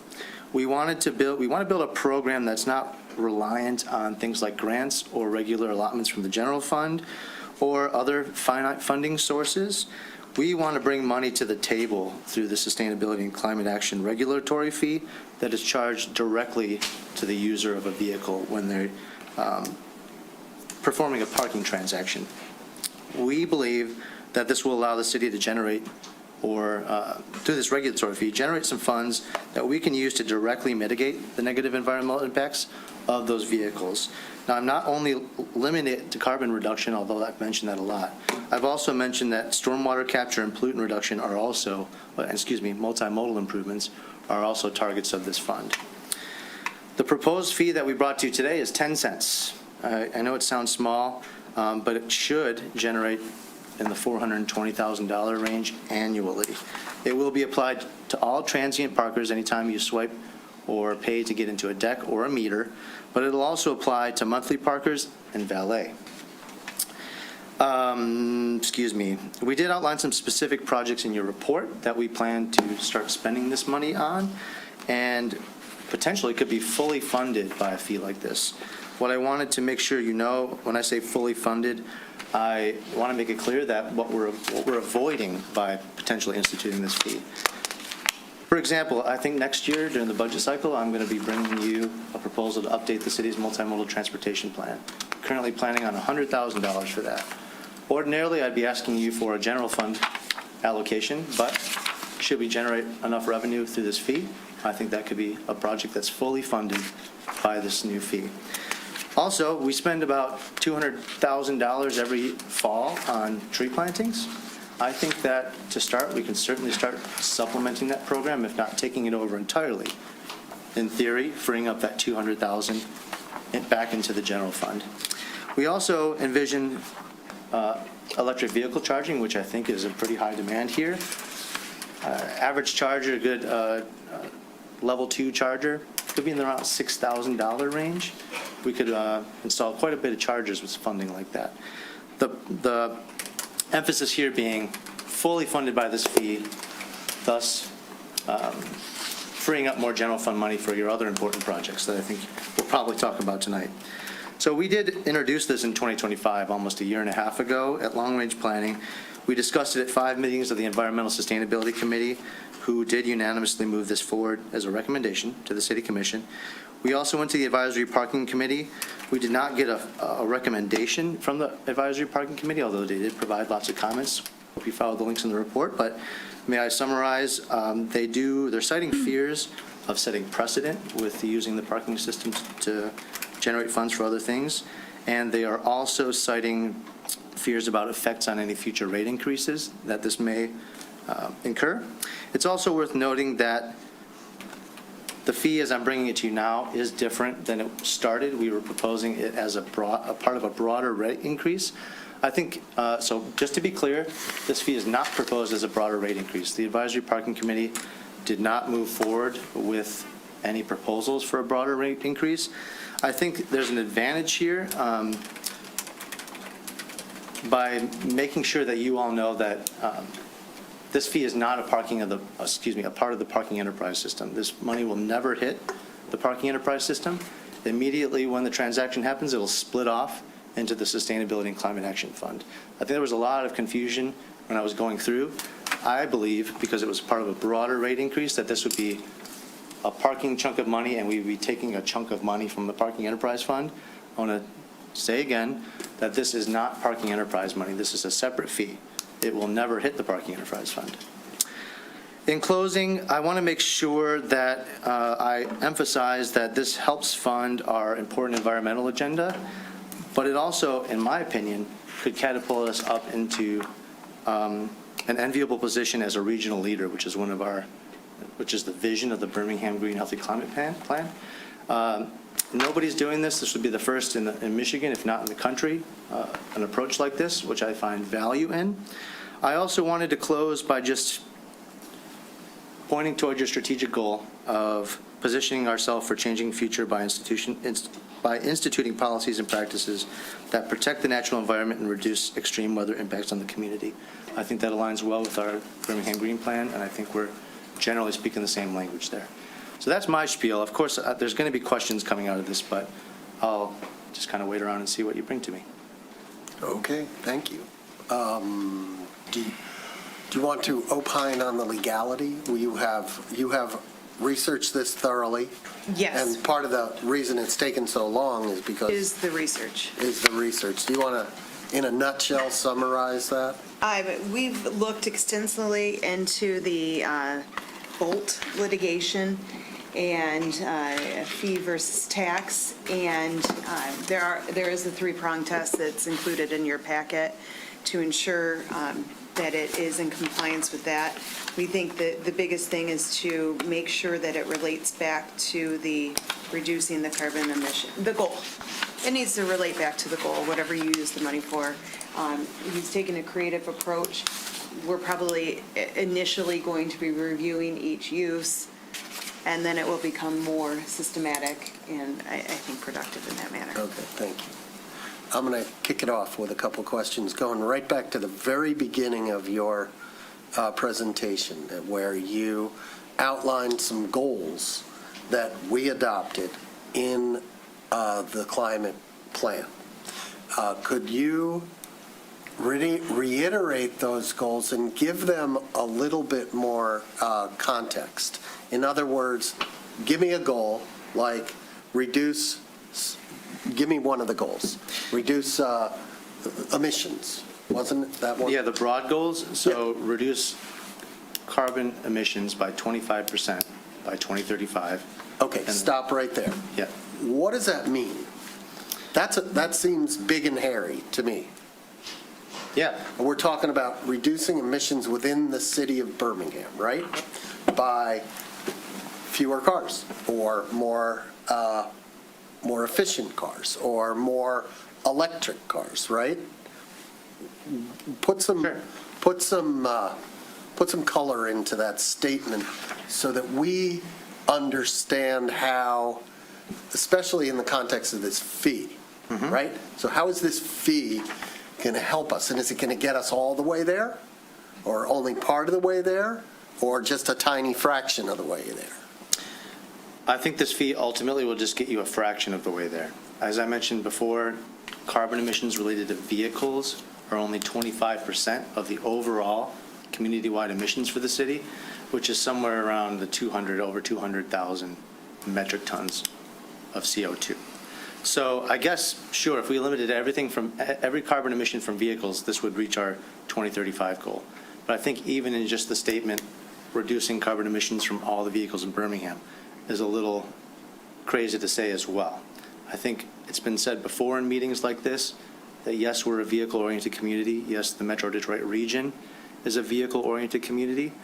How can you tell me, Nick, that we're going to eliminate all 65,000 metric tons of carbon dioxide from vehicle usage? Well, the answer is we're never going to reduce it all. But there are sequestration measures like planting trees, as I mentioned, that will suck some of that carbon back into the, in this case, tree canopy. So it's hard to contextualize because it is a big, lofty, kind of almost funny number goal. It's hard to wrap your head around, but I guess that's my initial answer. Okay.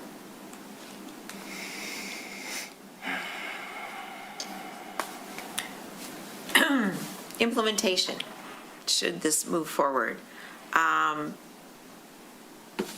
Let's start with hourly meter rates. So is it possible to program the meters to say that you will be charged a separate 10% fee, or are we going to have to put signage on each meter?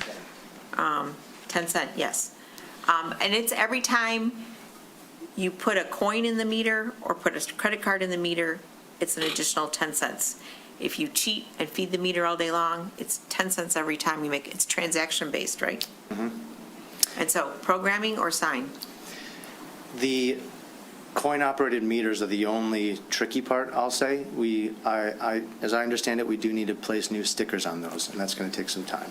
Okay. Everything else, all the digital functions, the card-based functions or app functions, as I understand it, are exceedingly simple in speaking with the finance director and the parking manager.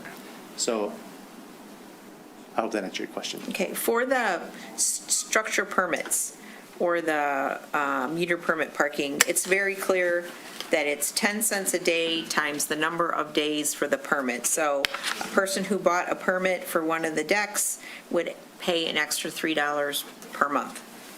Easy to understand. Yep. I do not understand the way the valet parking is presented, because if you are suggesting you're only going to charge 10 cents to someone who's parking 301 or above cars over 6 months, that is not equitable. So tell me how you get valet to be equitable. It is not equitable in the slightest the way you described it. So it is a bit hard. I will, a friendly correction. So it's supposed to be 10 cents per vehicle? It's in the fees per car. So the way that I understand valet to be handled is a valet operator will come in for a permit within one of these 3 categories. They also, as he calls it, shore up at the end. So if you paid for a 1 to 100 car permit and you actually parked 300, they'll ask you to pay the difference. So we would be able to charge that fee per car at the onset and then shore up should they exceed what they've applied for. And we track how many cars they park exactly because they swipe in and out with a valet permit or something? As far as I understand it. Yeah, correct. So the valet companies get a pass similar to a monthly parker. So we track the usage. So when they come into the city clerk's office, they apply for the valet permit every 6 months. So when they apply for it for January to June, at the end of June, we'll pull a report on the usage of their parking passes. And as Nick said, if they are exceeding the window that they applied for originally, then we do provide the report and ask them to pay the balance. So as Nick said, we can run a report saying they parked 200 cars, and it would be 200 cars times the 10 cent. Okay. Obviously, this would definitely entail a lot of reports, monthly. We'd have to work with the finance department, whether it's monthly parking, the meters, the valet, all of it is a significant amount of reports that we'd have to pull to determine the amount of money that has to be transferred from the parking department to. And it seems like it's going to be a significant education effort for all users. Yes, and it's like you said, the meter portion, so it's 10 cents, so you can feed a dime into a meter now, so now your dime is essentially paying for the 10 cent sustainability fee, and then you're going to have to put another dime in to pay for your time that you really want. There's no way around that right now. We've already talked to the meter vendor. There's signage is the only way we can do it, by changing out the stickers. There's no messaging on the actual meter itself, the digital thing. You just have to put the money in, so the first 10 cents would go toward the fee. And we're Whereas in the parking upgrading. garage, just to clarify, like in the parking garage, if you push a button, pull a ticket, when you leave and you scan your ticket, it gives you a fee of $2, $4, however long you stay. That one, we can have a line item on the screen that says it's $2.10, and then on your receipt, it will say a 10-cent sustainability fee. That part we know we can do. Commissioner Cole. So I have a question, Nick. When you were opening, you're talking about getting non-residents, right? For residents who use the parking structures, it is another tax.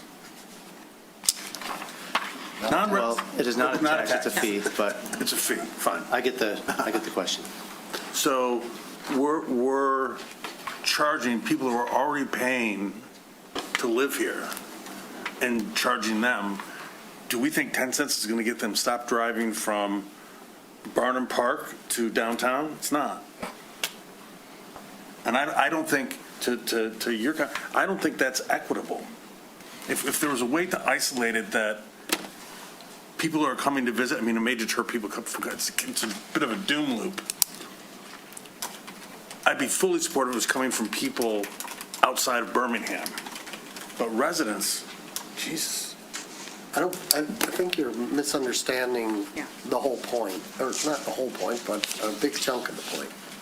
The point is to generate money to offset carbon emissions, No, he to gets do the some of point. these I get the things. point. The maths is Okay, wrong. So it isn't about where that car came from.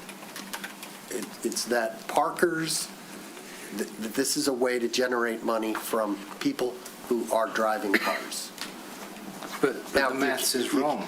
That's what he's getting at. The maths isn't right. That's kind of what she was. No, I don't have an issue with, if I live in my house and I have a choice to walk downtown, ride a bike downtown. That's for a resident. Where the maths is wrong, which I think is where he's going, is if we look at how it's written, a parking structure permit, sustainability of $3 per vehicle per month. That's okay? 10 cents a day. Per vehicle per month.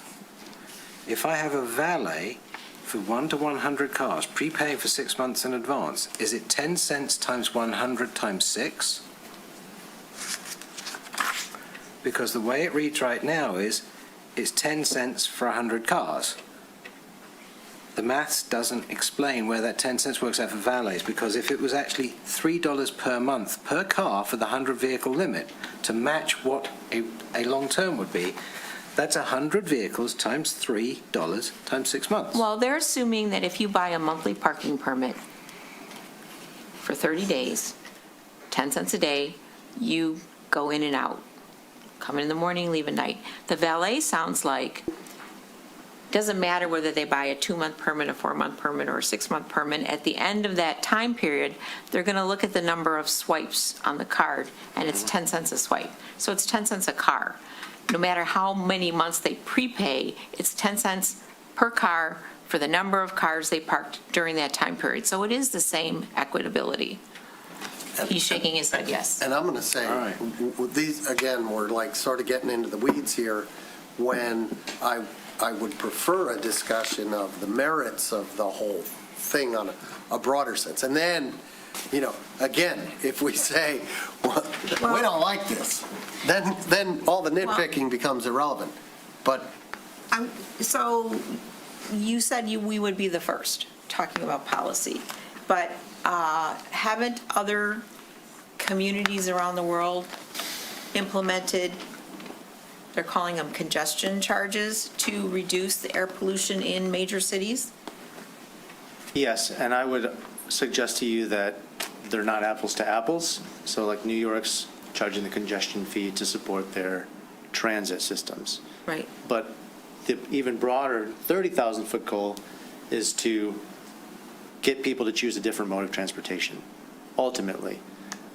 At the end of the day, if we can get people out of their cars and walking instead of driving their vehicles through the city and parking them, that would be So I understand that goal, but let's balance it with the function of downtown as a retail and restaurant hub. So you said what the APC's input was. Do we have the BSD's input?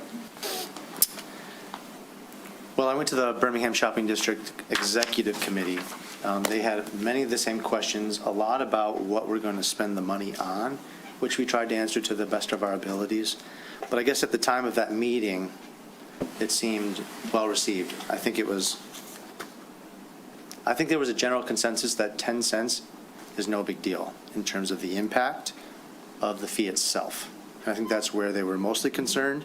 Initially, in the early stages, when it was part of the broader rate increase, they were very much opposed because they did not want to see a broader rate increase. But when we pivoted to the simple 10-cent standalone fee, I think that, I don't want to speak for them entirely, but in my view, they came around a little bit. And, forgive me, I think some of them also mentioned that that's a cool marketable thing that the BSD can use. A lot of tenants come in here with their own sustainability and climate action goals, and it'd be nice to see those reflected in city government. How did you come up with 10 cents? Why not a nickel? Why not 20, 25? $10. I just tell you, when I park, I mean, first of all, I don't use Park Mobile because I think, they're adding a lot of fees. And the vast majority of parkers I believe, at our meters are using Park Mobile. And they're insensitive, apparently, to the difference in the cost between Park Mobile and just putting your credit card into the machine. It's a lot more expensive to use Park Mobile, a lot more than a dime more. And I would be interested in hearing those specific numbers. For me, I won't pay Park Mobile. I've been in the credit card business, and they're just skimming money off the top, a lot. Would I gladly pay a dime more? I'd gladly pay a quarter more every time I park at a meter, knowing it's not going to Park Mobile, but it's going to the city and our sustainability efforts. Yeah. So I wonder why you came up with a dime, which we've seen is going to produce around $400,000, right?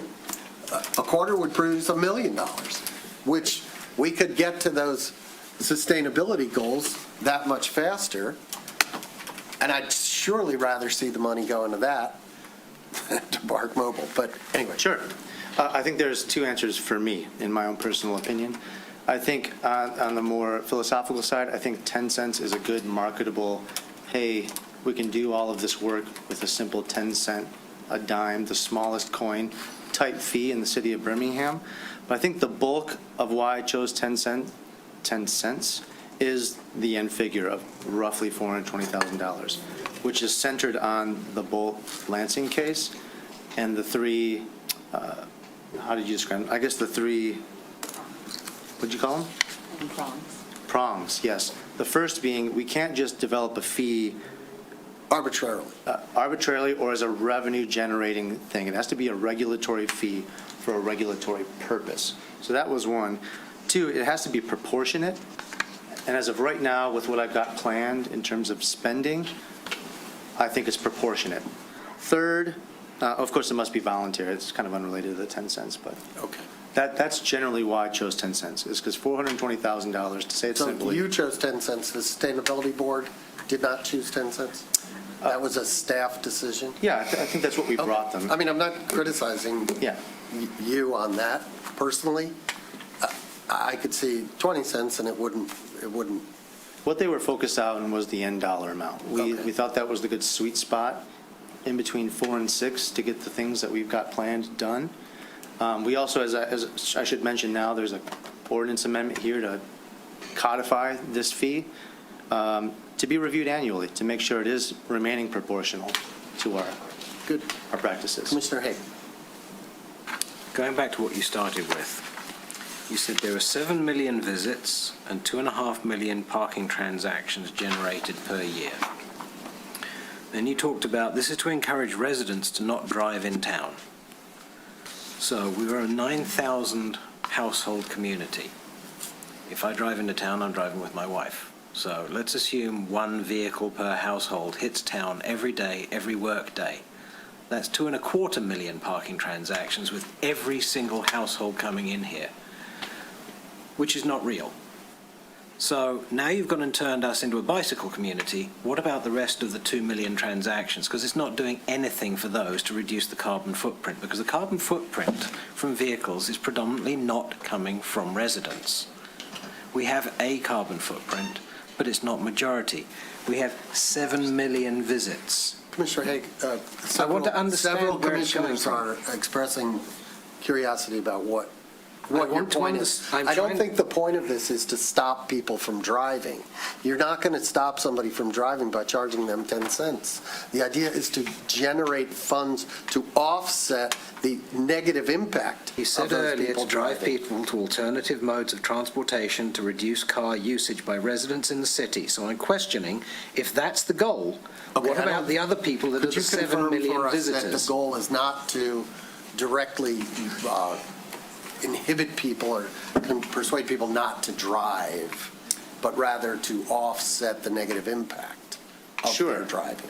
Sure, and I will get to that, but to clarify, the 2.5 million transactions is a real data point that I I pulled. believe from the that. parking system in I have no 2025. quibbles with the 2.5 million. So It's it just that doesn't- your other statement of get people to stop driving their cars into town and use other forms of transportation might work within a walking radius. So, 7 million visits from people that didn't live in Birmingham. That has no impact on the carbon footprint for the residents. You talked about two separate things, visits and reducing resident vehicle usage. So if we took that out of the equation, resident vehicle usage turned to 0, we still have 7 million visits and probably 2 million parking transactions. So I guess. Where's the gain for the residents who now are inconvenienced? This is where I'm trying to understand this part of the equation. Do not misunderstand what I'm trying to say as far as the goal of trying to have an improved environment is good. But where is it happening that it doesn't happen at our expense? Because right now, it's at our convenience expense. This is where I'm missing the piece of the puzzle. And I think, if I may, whether I said it unclear or not, you're misunderstanding a little bit of what I brought up about residents. So I wanted to make sure that I made the proportionality argument in that, yes, we've only got 22,000 residents here, but there's 7 million people generally coming to this city affecting our carbon emissions. So it shouldn't be all on the residents, which is why I'm proposing a fund like this as opposed to asking you for, give me 400 grand from the general fund annually. I'm arguing that the residents shouldn't be on the hook for mitigating all those carbon impacts. Everyone, all the 2.5 million parkers should be on the hook for that. And I'm fine with that, and I've zero problem with that. But the way you said it was to get residents to use alternative modes of transportation to come to downtown, which is therefore driving residents into a disadvantaged position compared to everybody else. I would say that was where I had the issue, because it's not going to affect 7 Willing million to visitors. retract that statement? Sure. Thank you. It's, yeah, all the, well, Because I'll just leave it. I think we need to get back on track. Right, so the way it's proposed, every parker, no matter where they live, pays 10 cents. And that money can be used to reduce our carbon footprint by paying for mitigation measures. No matter who parked, their 10 cents would help pay for EV charging stations, more trees, air sampling stations, whatever, all the things that are on your list. So. Just another question within that. If we had 2.5 million parking transactions, how did we get $420,000 out of it at 10 cents per transaction? Yeah, that math doesn't work. It's not even close. 2.5 million times 10 cents would be only 250,000. We're missing a couple of 100,000 here. Perhaps I'll share the spreadsheet with you, but I'm oversimplifying it. Well, it's important that it be accurate, and that Yeah. you and Aaron put your heads together and make sure the math is right. So, yeah, I'm that's going right. by not the 2.5 million number. No, you have to 4.3 separate it. million. There's about maybe like 1.4 million transients. You times that by 0.10, then you take the monthly parkers, whatever quantity that is, I'll call it 2,000, then you do that math, times it by 12, and then the meter parking, and the meter Isn't monthly. each one a transaction? Yes, so you pay for a monthly parking permit That's one once. transaction, yeah. Yeah. So it's Mr. $3. Host. You know, I think we're in the weeds, and we need to realize that, yes, we all want a sustainability committee, and we want it to be funded. Now, we do want to know where the money's going, but an enterprise fund is not the way to go. In fact, I would suggest, on the other side of the legal coin, that it could be illegal.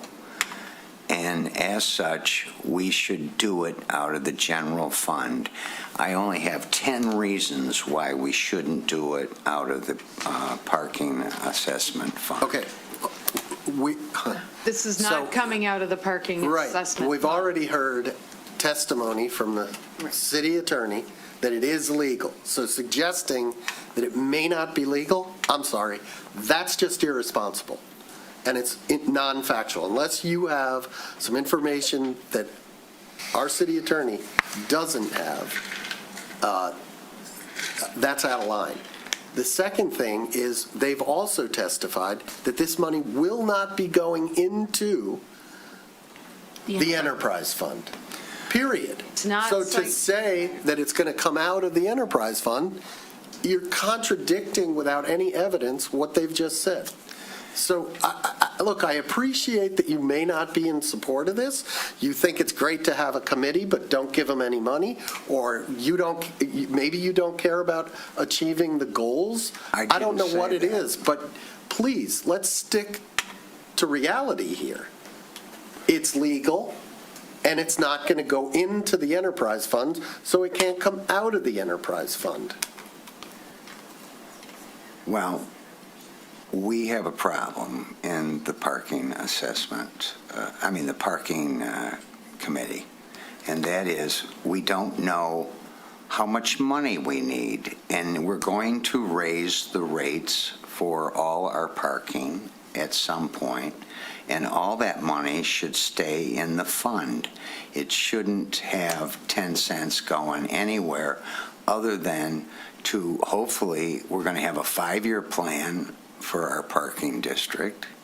Okay, the parking. We don't have it. The park. We don't have the CIP, which is much longer. And we just got a treatise from Paul Reagan that says that we're 1,700 cars short. And if I may digress. You are digressing, and it's not appropriate, I'm sorry. Yes, it is, because all the money should stay in the parking enterprise fund. Well, why did... Until we know that it can be spun off. Why didn't the parking committee raise rates when they were asked to? We're straying here, and we need to stay on the question of this fee, okay? If you're opposed to the fee, that's fine. Yeah. But I think we'd all be looking for rational reasons why, not made-up reasons such as it may be illegal or the money's coming out of the parking system. It's not.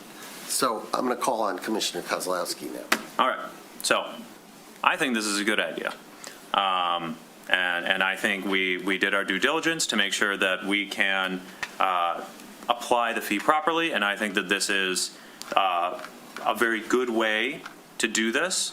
I believe the economics term that they would use is this is internalizing the externalities of driving. When you drive, you create pollution. There's particulate emissions. There's various issues that costs that the public bears associated with driving that the driver isn't charged for. And this is a way to charge them, and to charge them, as the mayor pointed out, frankly, an amount of money that I don't think most of them are even going to notice. 10 cents. And I was going to mention Park Mobile, had the mayor not mentioned it.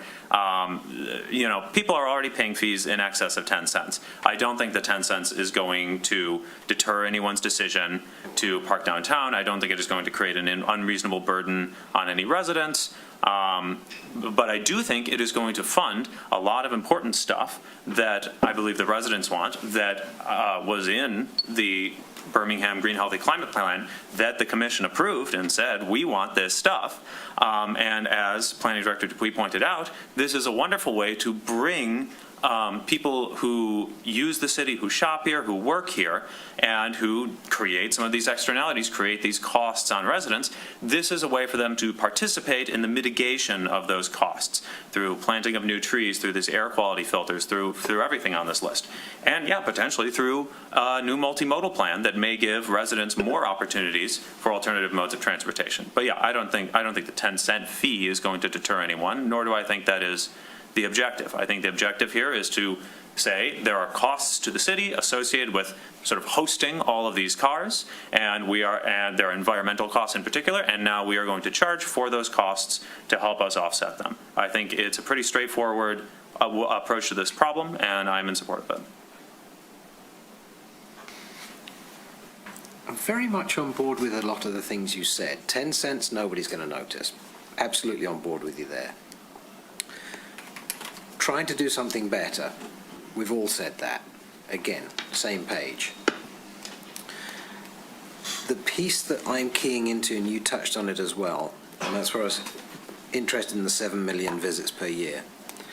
The goal is to have us as a community, the 22,000 residents, not be the subsidizing of everything else that drives 7 million visitors, because today, fundamentally, that's what we do.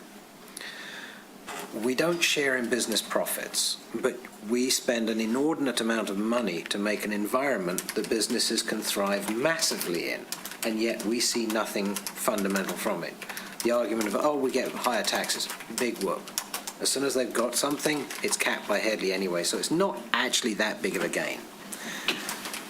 It's an intriguing pathway here, but one warning bell ringing in the back of my head is, why are we the first ones? Because surely this would be more of a California's been charging down this pathway for 1 million years. Why haven't they tried this? There's a reason.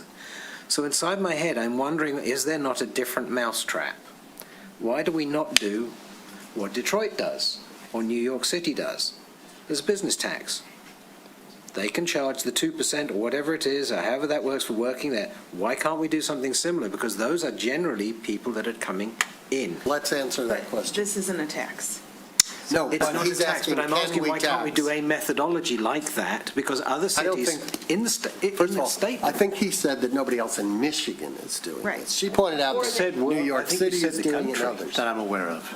Okay. The And then country, yeah. The question of whether Oftentimes. we can do a business tax as the city of Birmingham or, As an alternative to this, because that may be more aligned I with don't think existing we're permitted precedent. to do that. Well, I would also say, I would say. Well, hold on, let her answer the question. No, and it would have to go through a different measure as well. It couldn't be part of this, I'm sorry. It couldn't be part of an ordinance. It would have to go to the vote of the people as well. And so business. It would be approved by the legislature too, wouldn't it? Correct. Of the state of And Michigan. May I note that the businesses already pay a tax? It's the Birmingham Shopping District tax, which pays for flowers and lights and sidewalks, shoveling, and a variety of other things in the city that the residents do not pay for. And I would say one answer to your question, why is nobody else doing it? Or why are we the first? Why are we the first? Because we're smart people. And we do a lot of things before other communities do. And that's why we're the most prosperous community in Michigan. Go ahead. Quick, were there any other avenues that the group considered to raise these funds? Did you look at other areas besides a 10-cent parking fee? Yes, and thank you for the assist on this one, because what I want to highlight is this is one piece of the funding puzzle. As I try to emphasize, all I can spend this on is the 24% carbon reduction that vehicles create. There's a whole nother 76% bucket of community-wide carbon emissions that we're going to have to solve.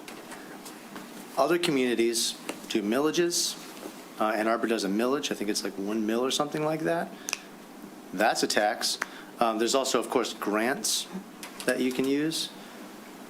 But as I mentioned, I need something a little bit more stable, or what I'm suggesting is I need something a little bit more stable. And I think that's also a reason why a lot of communities haven't done this, because we all copy off of each other. I think most people saw Ann Arbor do a millage and think, hey, well, let's try that first. There aren't many communities that have a parking system and that many cars coming into the town every day.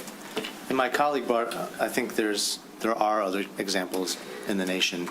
I think you can perhaps, if you'd like to hear from them, Deb Horner has some examples for you that she pulled. But we'll get to. But to answer your question, Bill, yes, and we're going to still talk about it because we're still going to need 76% more money. At least. Yep. Out of curiosity, the 22,000 residents just breathing, how much of the 76% do we generate by just existing? Are you in town or out of town? I'm breathing in town right now. Are you huffing and puffing? I'm not heavily breathing, but you haven't broken out what 22,000 people's breath actually equates to, because that's going to be a lot all by itself. Okay, we need to. Well, that's an inviolable number. You're not going to change it without killing people. That's the only way you reduce it. So I'm curious what the 76% is made up by people just living here. You reduce it by mitigation efforts. think right? we all have We're not reducing furnaces. only sources. So we're I just trying want to know what the existence of a human being contributes, because everything after that is something that can be mitigated. Human and being changed. who is heated and cooled in their home? Just by breathing. Okay, come on. So I like, as Commissioner Kozlowski stated, the idea that this puts the proportionate burden on the people who come here from outside who are not already property taxpayers, so that the people who visit here contribute funds to mitigate the pollution, the carbon footprint that they bring with them. So I think it's equitable and fair in that manner, and takes, as you said, the burden off of the residents to pay for all the trees and all the EV stations and other improvements we care to make. And if it's legal, my concerns are, can we get the APC on board? Can we get the BSD on board? And is the education going to be appropriate? May I ask one nitpick question? Sure, and then I forgot to ask this when I was making my speech. Go ahead. This is a detail. What's the deal with the 2-hour free parking? Are they paying a dime or not? They would not. They would not pay a Free dime. parking is going to remain 2-hour free parking. Great, thank you for asking. We said in the last meeting you wanted to have a finance subcommittee, which we need to talk about, and that was one of the things to be addressed in it.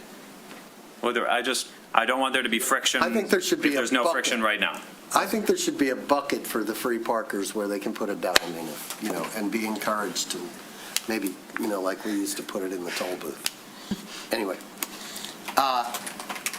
should we, Aaron Ford, parking director.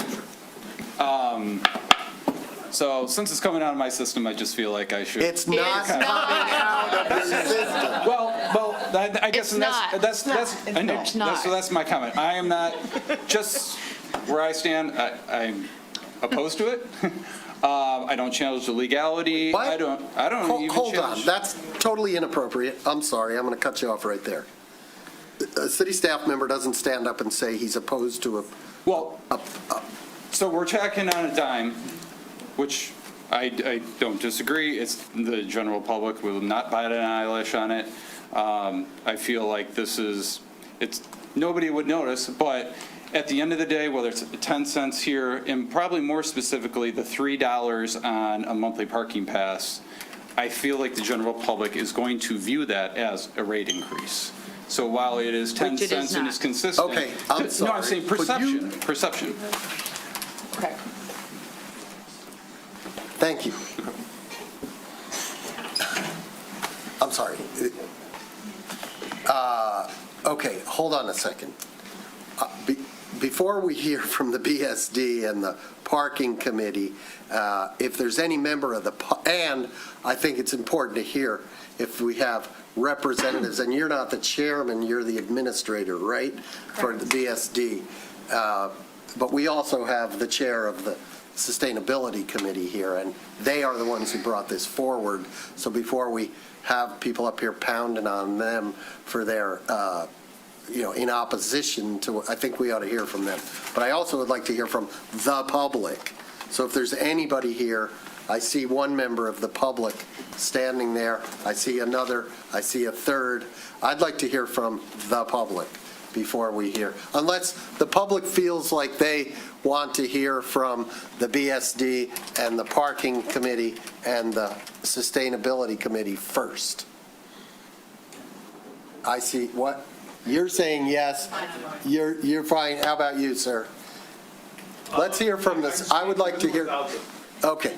I'm sorry? I'll be happy to speak with or without them speaking. Okay. I'd like to call on the Sustainability Chair. I think it's appropriate that she probably should have been part of the whole presentation from the beginning. Hi, Deborah Horner, 1800 Pine Street, and I am the Sustainability Chair for the Environmental Sustainability Committee for the city. I actually just had prepared comments, so do I get 3 minutes? Like, how do you want? No, am I just allowed to go? All right, so the city has adopted a green climate plan. It sets clear direction for sustainability, climate action, pollution reduction, long-term environmental responsibility, and it reflects your own strategic goal. But adopting that plan really is only a first step. And if we're serious about implementing it, we have to be equally serious about funding it. Too often, cities like ours have sustainability plans that fail because they're not because the ideas aren't good, but because the funding is uncertain, or it's inconsistent, or it's dependent on long wait times for items taken up by the commission that we have seen, much like this. So our sustainability fee, this fee is a proposal that helps avoid that problem by creating this steady, dedicated funding source that will directly address the environmental impacts of vehicle use and vehicle infrastructure. So I think it's actually the structure of this proposal that's important, because it's connected to parking.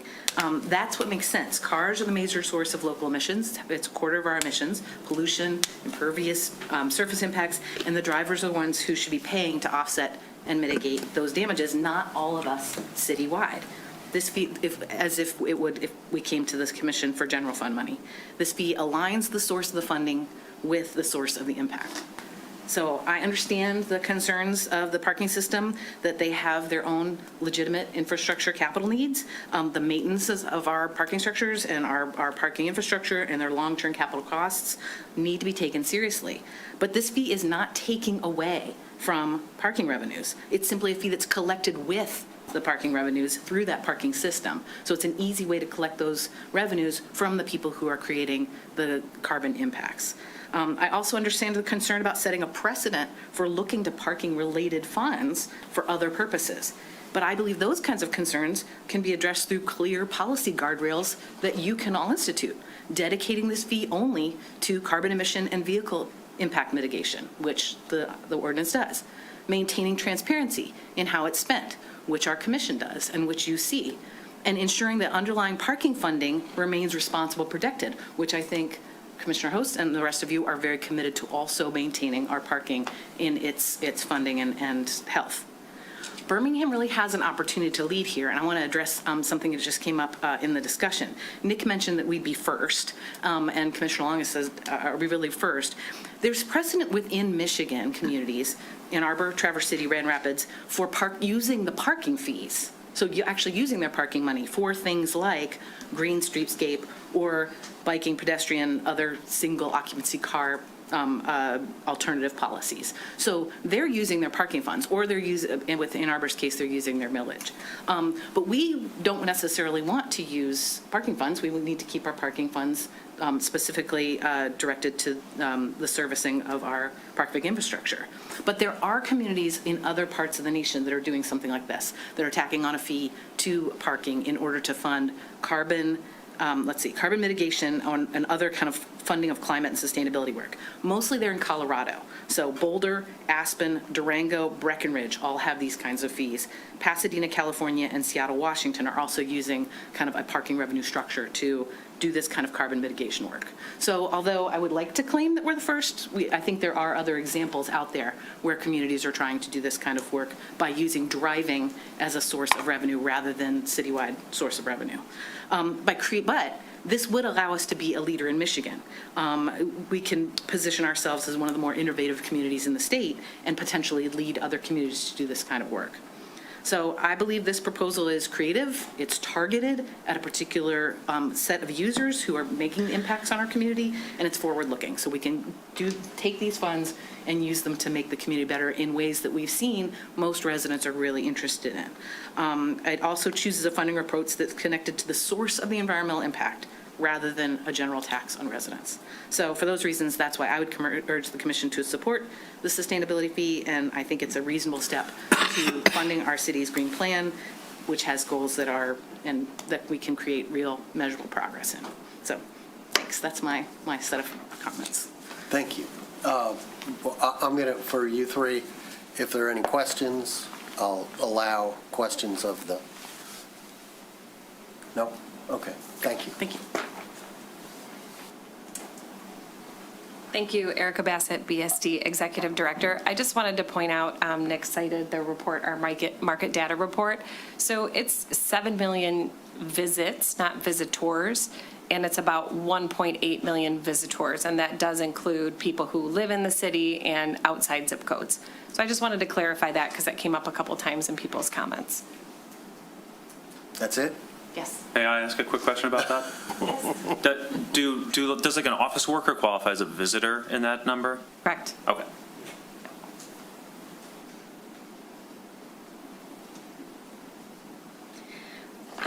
Hi, Michelle Moody. I'm a resident, 957 Pleasant Street. I'm also here representing the Advisory Parking Committee.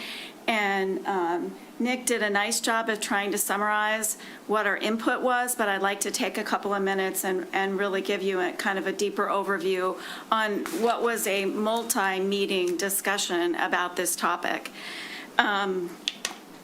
Our position is really grounded in first principles. The founding purpose of the system is to provide the infrastructure which enables residents, visitors, employees, businesses to access our downtown. Parking supports people coming in to dine, shop, work, attend events, and enjoy our parks. It's not simply a source of revenue, it's really a set of infrastructure that makes all this wonderfulness possible in a world where everyone has to, basically move through vehicles. We are struggling a little bit with this notion that it's really separate from the parking system, because you are going to be putting a burden on the parking system and the parking employees to generate the reporting and the data and to manage the communications around this fee. So it's not as cleanly separate, in our minds at least, as it was for all of you. There is an administrative burden that all of this is going to place on the parking system. And imagine the calls they're going to have to explain that reason why when you put a dime in the meter, it no longer moves the time, because the first dime you put in the meter is for this sustainability fee. In particular, we had a lot of concerns about charging for metered parking because of the randomness of the transactions and the kind of overburden on a very low coin transaction. I would also say that, overall, the committee is really wrestling with some of the challenges that the parking system itself is facing right now. We don't have a long-term capital plan. We see the garages aging before our eyes. We know that there is a desire and a lot of work going on to upgrade all of the garages, but those projects have experienced delays through really no fault of anyone's, or maybe collectively all of our fault. But, we've been working on Chester for the last couple of years, hope to get started on Peabody, but not happening yet. And anyone who walks into the Pierce Garage tonight is going to see a lot of deteriorated concrete. And if you were to go to the roof at Park, you'll discover a plywood wall wrapped around the whole entire top floor to protect people from falling over the rail. That's now a temporary structure that's now multi-years old. So there is a lot that needs to happen inside the garages themselves so that we can all feel really good about that infrastructure. The last engineering assessment is over 5 years old. It needs to be redone. The industry standard is to do those kinds of assessments every 3 to 5 years. So we're at the outside edge of our last assessment. And then, as Commissioner Host mentioned, and I think you're all aware, a resident, Paul Reagan, has taken the zoning information and the occupancy information and created a view of what demand is. And he is saying we're short parking spaces. I think we all want to understand that assessment better and get really much more comfortable with it. I'm not advocating for it here tonight, but I would say that we are now, in our report, starting to track the number of days we have to shut the garages down because they're full. And you're starting to see a lot more during the week, peak time, parking situations where you can't find a space and can't get into a number of the garages.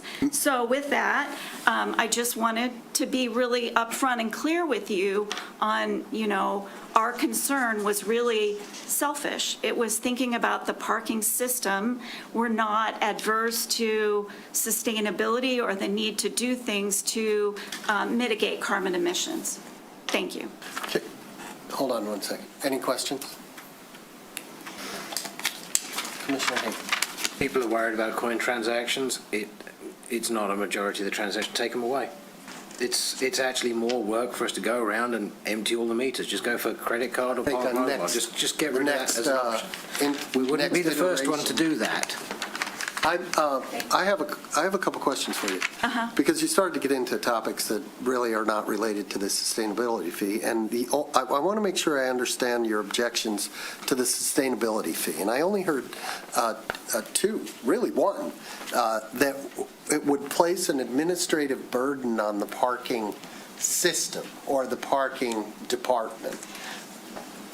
That is the single substantive argument that I heard you make against it. Is that fair to say? Or Yeah, did I think we get you don't wrong? think it Is there as- something else? We didn't see it as, in the consumer's mind, as being separate, as everyone is positioning here, that it was separate from the enterprise fund, because you're going to be taxing infrastructure in the enterprise fund to No, do it. we're not taxing anything. We're Well, putting a fee I on. meant that more philosophical. Okay, so, but Using back to my resources. original question. I want to make sure I heard you right and that there was nothing I missed. Your primary concern about this is the administrative burden and That it's now not you're adding separate that it's from parking. confusion, that Yeah. it's not, well, it is not separate from parking by design. We've heard the rest of the staff explain that it is directly tied to parking because it is the cars that are creating the problem we're trying to mitigate. So I want to respect the concerns of the parking committee, and I want to make sure I got it. So your concern is that it's too much tied to parking, and that it's an administrative burden, but that's a matter for the city manager, not the parking committee, to worry about the burden, and insofar as we're her boss, we're worried about the burden on her entire And we're already administration. counting the parking transactions.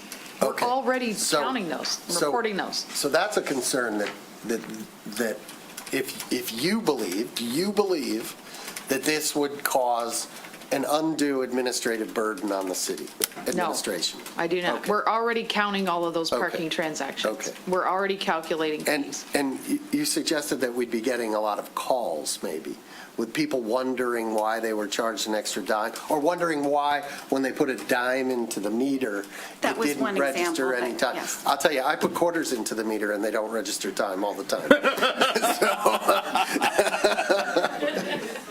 I heard one other. Yeah, go ahead.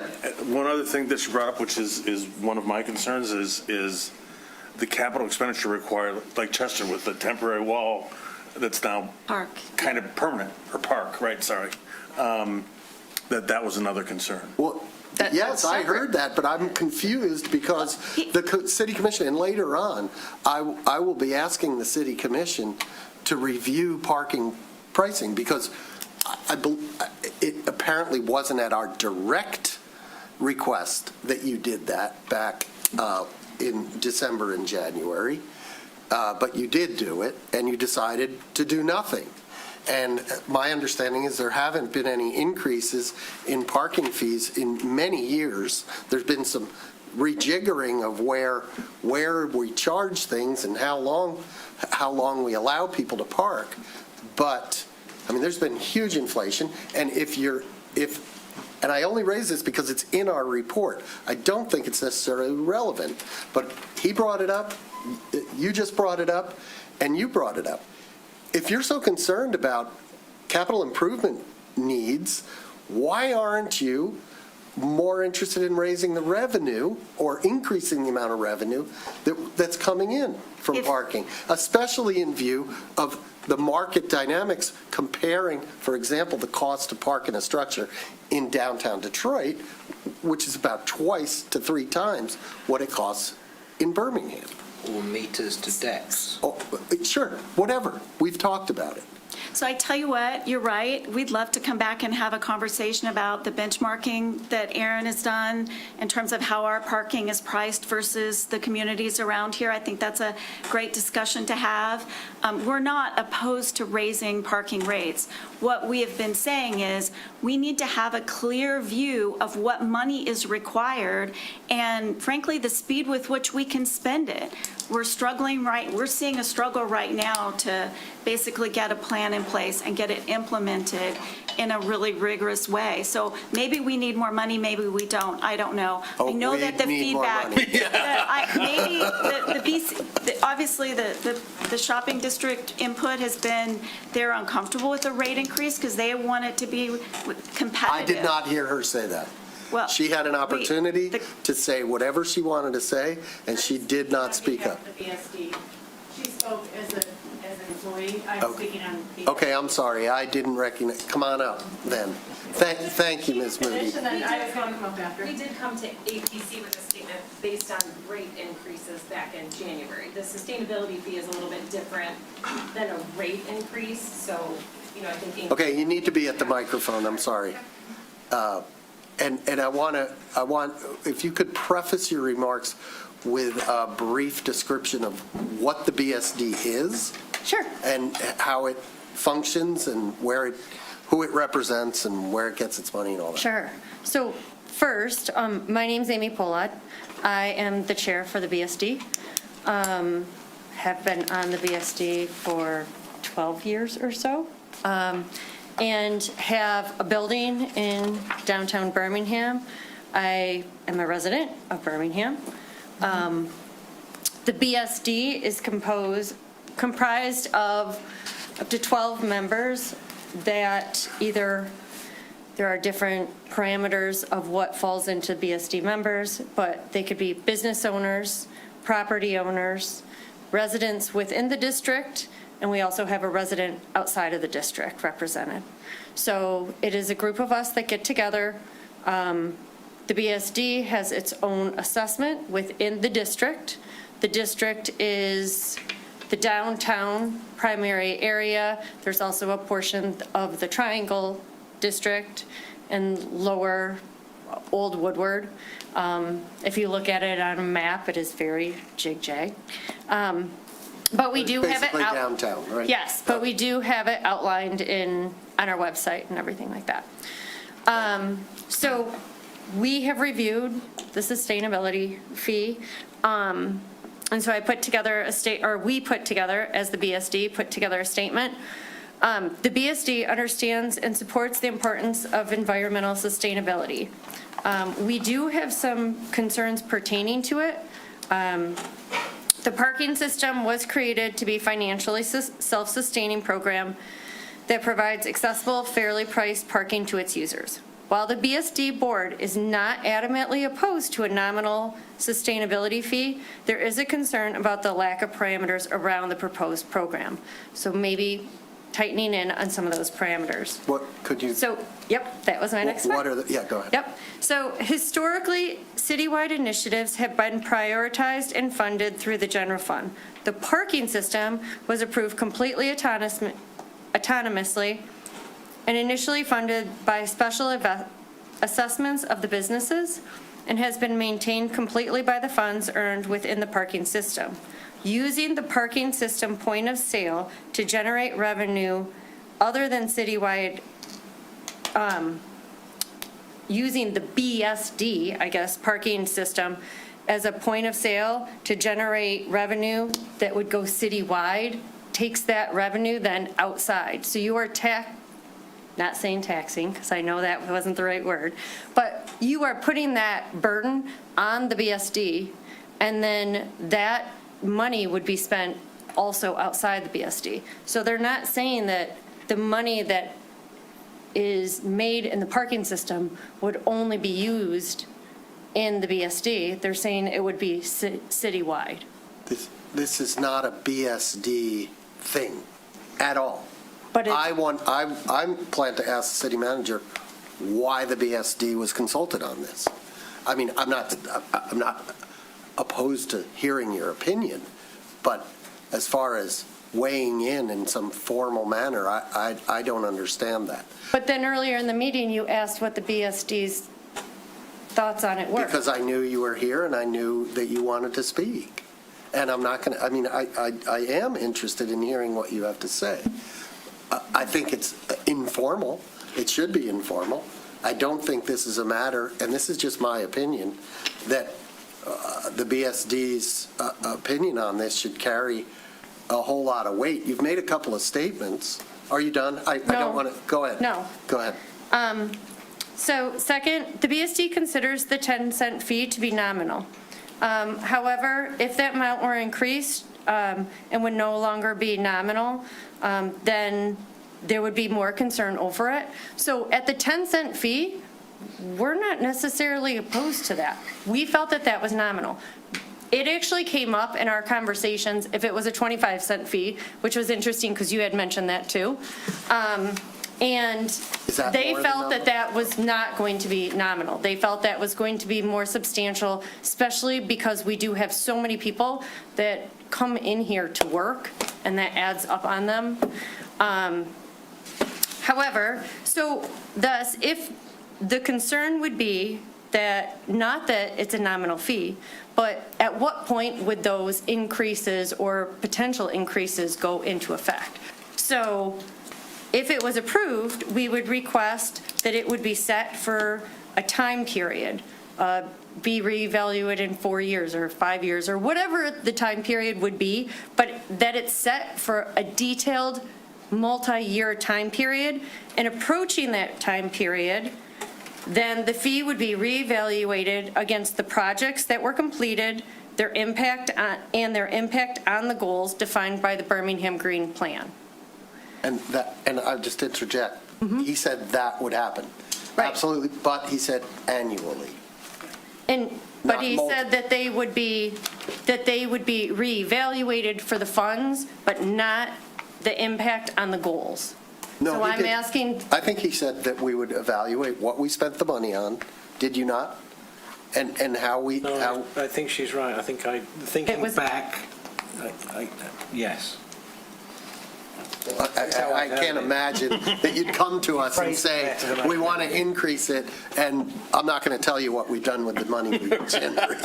Tell me if I'm right, but I think what she's saying Yeah. is she'd like us to demonstrate how much carbon we're reducing as a result of our Performance metrics is what's been asked for. So it's not only, hey, cool, you did that project and you spent this much money. But what did it? yeah, what did it achieve? do? Did we Great achieve idea. our goals? Totally That's what agree we're with looking for. Did we achieve our goals? Absolutely. Yep. And then the current project lacks proposed scope of work, budget, and timeline. So, for example, I'm going to kind of jump so that I can conclude this faster. But for example, when the city put in place the wayfinding committee created their structure, they created their project, they created their time frame, they requested budget, and the budget was approved. So right now, we have ideas of initiatives, we have, creating a fund, but at what point will that fund start to do something? What is that project time frame so that we can get an idea too, like, is this really going to be beneficial, and in what time frame would it be beneficial? Good question, and I will ask, you may have to come up. Do you intend to bring projects to the city commission to spend this money? Or are you just going to spend it without asking us? I will absolutely not be spending it without asking you. That is a very clear bureaucratic function and a responsibility of yours to expend funds. Now, whether it's there's a difference between budgeted projects and non-budgeted projects.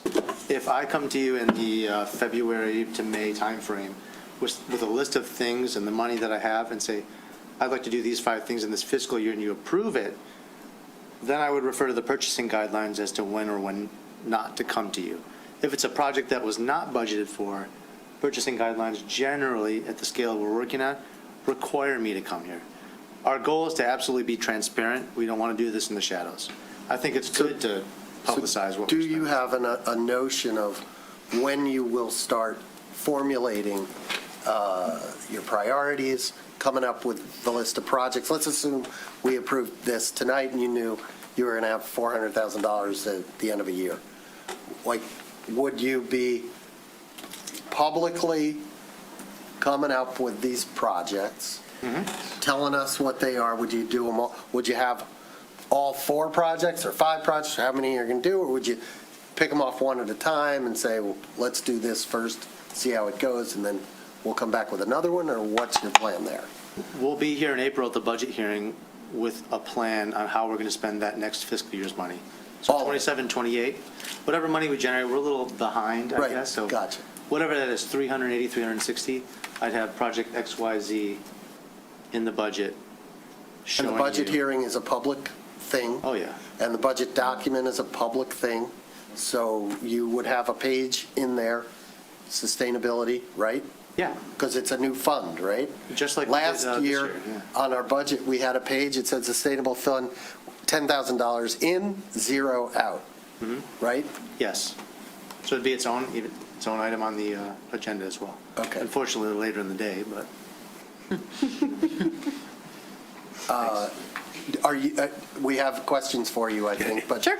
Are you done with? Yeah, pretty much the summary paragraph was just, we're not necessarily opposed to the nominal 10-cent fee. We would like to make sure that there are parameters around it, that, we know the budget, we know what it's going towards, that type of thing, just like the city has done, the commission has done with other projects and other committees. And then the only other piece is that we would ask that it would be longer than, at least this 10 cents would be longer than a year. At least put it in for 2 to 3 years so that it doesn't, the concern is it gets started, it goes in at 10 cents, then we have parking lot increases or parking rate increases, and then this goes up again. And all of a sudden, we have employees and businesses. The businesses field some of that cost of what our employees sometimes pay, they have to end up paying. So again, while we're getting national tenants in here, we still have a lot of small businesses in here, and it's what makes us different than a mall. So that's what gets people coming down here. And it's very important to realize those small businesses, they are not made of high capital. A lot of these businesses do not have the high revenue streams and high profit margins that people may think that they do. So I think we need to be careful of that, especially for the small businesses. And that's what we need to keep the city still unique. You had a question. Thank you. So I have a quick question. So Yes. in your conversations in the BSD, did the businesses feel that this was a marketing message to promote their business, or was that not discussed? Not a marketing, if you're speaking about the comment earlier that was made, not a marketing message to promote the business. What it does is there are national tenants that ask about what we are doing, what the city is doing, and what we are doing to support sustainability. And so that is asked frequently by a lot of the larger national tenants. They're going to ask what's being done. So it's not necessarily a marketing aspect, but it is something that would be spoken to by potential companies that would come in, because it would be to answer their question. Well, because they can't achieve their goals unless we're doing something. Right. Because they have to count. One would hope in a positive sense. Yes. Yes. Well, I started out saying, well, let's workshop this and then mull it. I don't know what the pleasure of the Still commission other is. members of the public who want to comment. I'm sorry. Did you have a question, or you were done? Yeah, I kind of did, actually. Thank you. Sorry. It's two-pronged for both Nick and you. Okay. And you semi-answered it with what he said, but to quantify what you said, you kind of hit on the performance metrics. You somewhat answered it by saying, okay, there are national tenants that look to that right after saying that we have a lot of small businesses, so how many national tenants have really been in the game here? That doesn't quite line up. But within the performance metrics, what's your end goal of the output of them?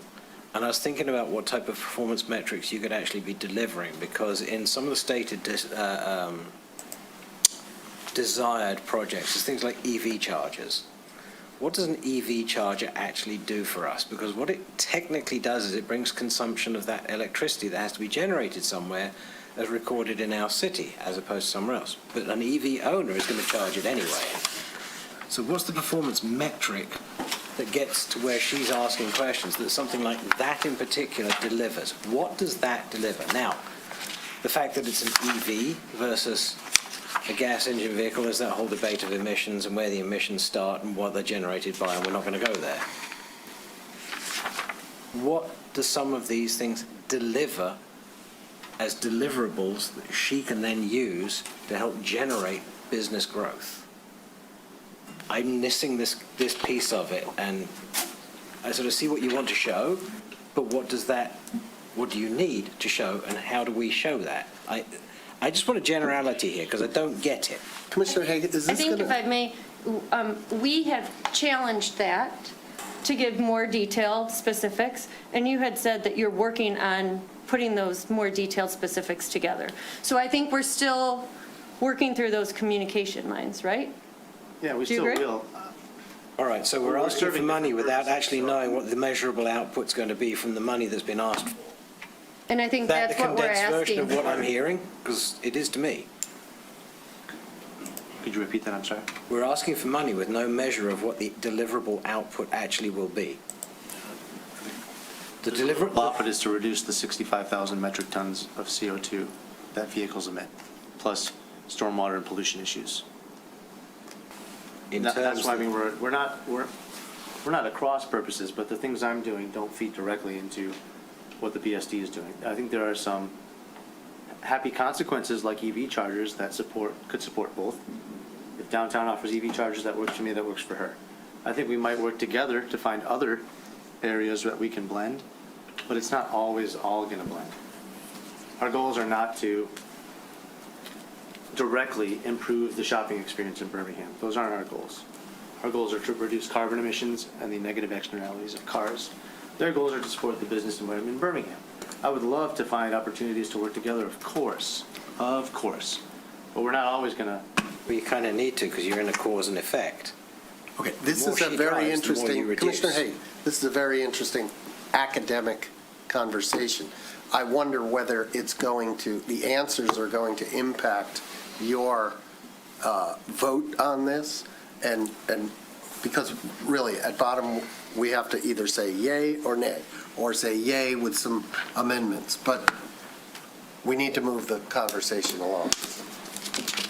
All right, so I mean, let me I paraphrase think what it's I've heard. interesting stuff. It is, but let me then paraphrase what I've heard from just about everybody. This is Maybe let everybody else. Hear from the public first? Yes. Yeah, Okay, all right. Hi, David Bloom, Birmingham resident. I'm not sure where to start. I'll take a crack at it. The reason I came to this meeting tonight was my disappointment that this item was on the agenda at all.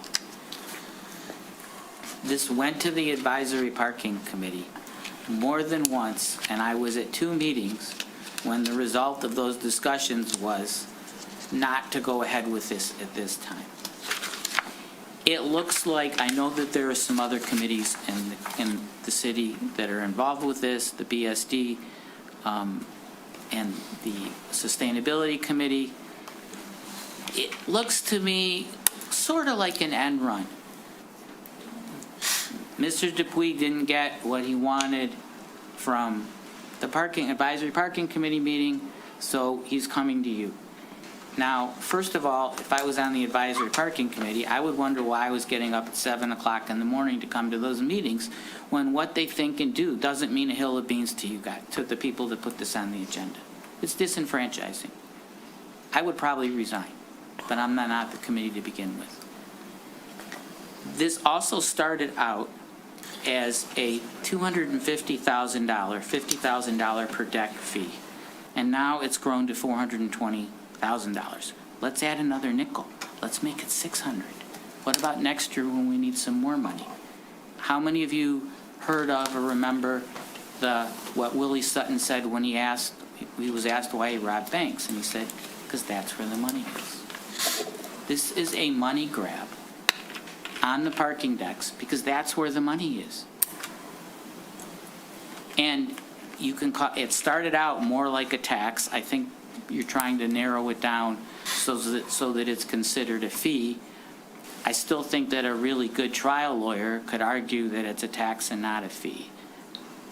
I take exception to the way Mr. Ballard treated Mr. Host, because I think that if you're taking money off the top before it goes in the fund, or you're taking it off after it goes in the fund and putting it out, it's still the same credit card swipe, and I think a really good trial lawyer would give you a run for the money in the courts, and then it's up to the judge to decide. And I think Mr. Ballard owes, and I know there's a lot of bad blood between you, and there's not a lot of respect. I still think that Mr. Ballard owes Mr. Host an apology for that. This community invited people to come into this community and shop. More than invited, this community was concerned about competition from Somerset with the addition of the second floor on the south side, and then the addition of the north side, and that's why these parking decks were built, and that's why there's 2 hours free.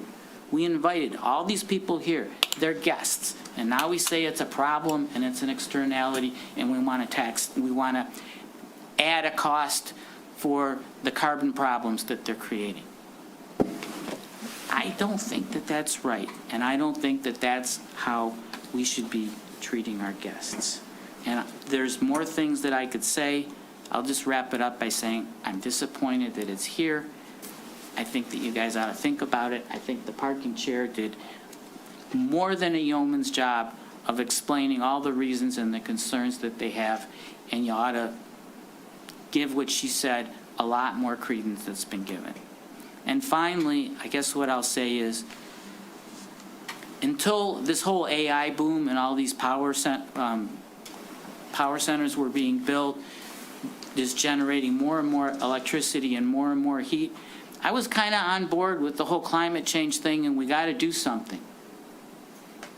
It's ridiculous now that all of a sudden we're adding all of these power plants for AI, and now it's like the big companies that are spending money don't give a rat's you-know-what about sustainability.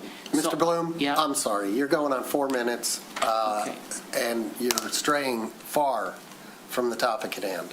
So if you have any further comments that you can wrap up in about 10 seconds on the question before us. I'm just going to say the sustainability thing isn't all it's cracked up to be, and it's we're trying to feel good rather than actually make a difference. Thank you.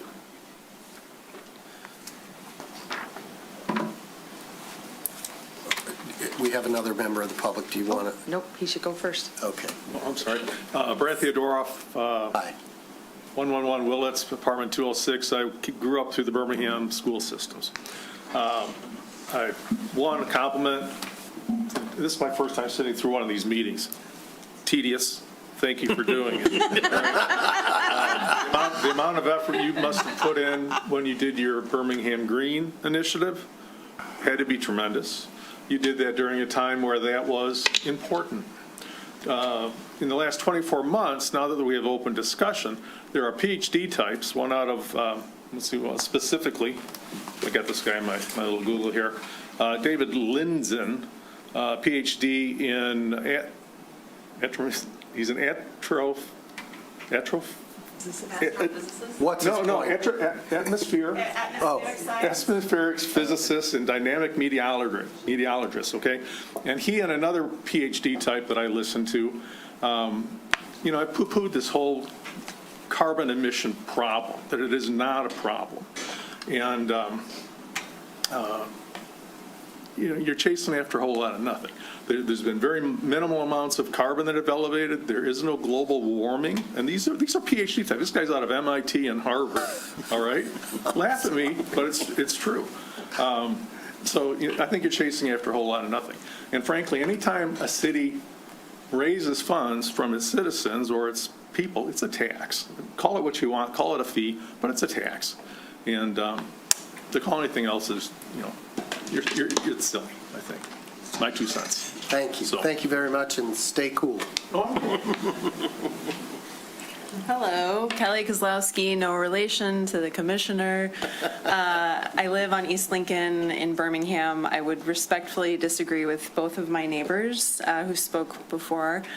I'm excited about this. I don't get excited about a lot of things that happen at commission meetings, but this strikes me as creative, as collaborative. You have multiple committees and bodies at least trying to understand, okay, what's the end game and what are my concerns and how do we talk about it and work together? I think that is a picture of how bureaucracy and municipal government should work, so I'm grateful for that and I applaud that. This particular issue, if it's a goal, if the city cares about it enough to codify it in that kind of language, then it should be resourced, and this strikes me as a creative way to resource it. I am a resident who parks in downtown Birmingham multiple days a week. I use the meters, I use the structures, I use Park Mobile, I pay with my card, I pay with coin, I check all the boxes, and this would not faze me at all. You could charge me more, and I wouldn't view it as a tax. I wouldn't view it as an inconvenience. I think far too often we think of cars as the thing that we need to accommodate above everything else. Birmingham is a walkable community, first and foremost.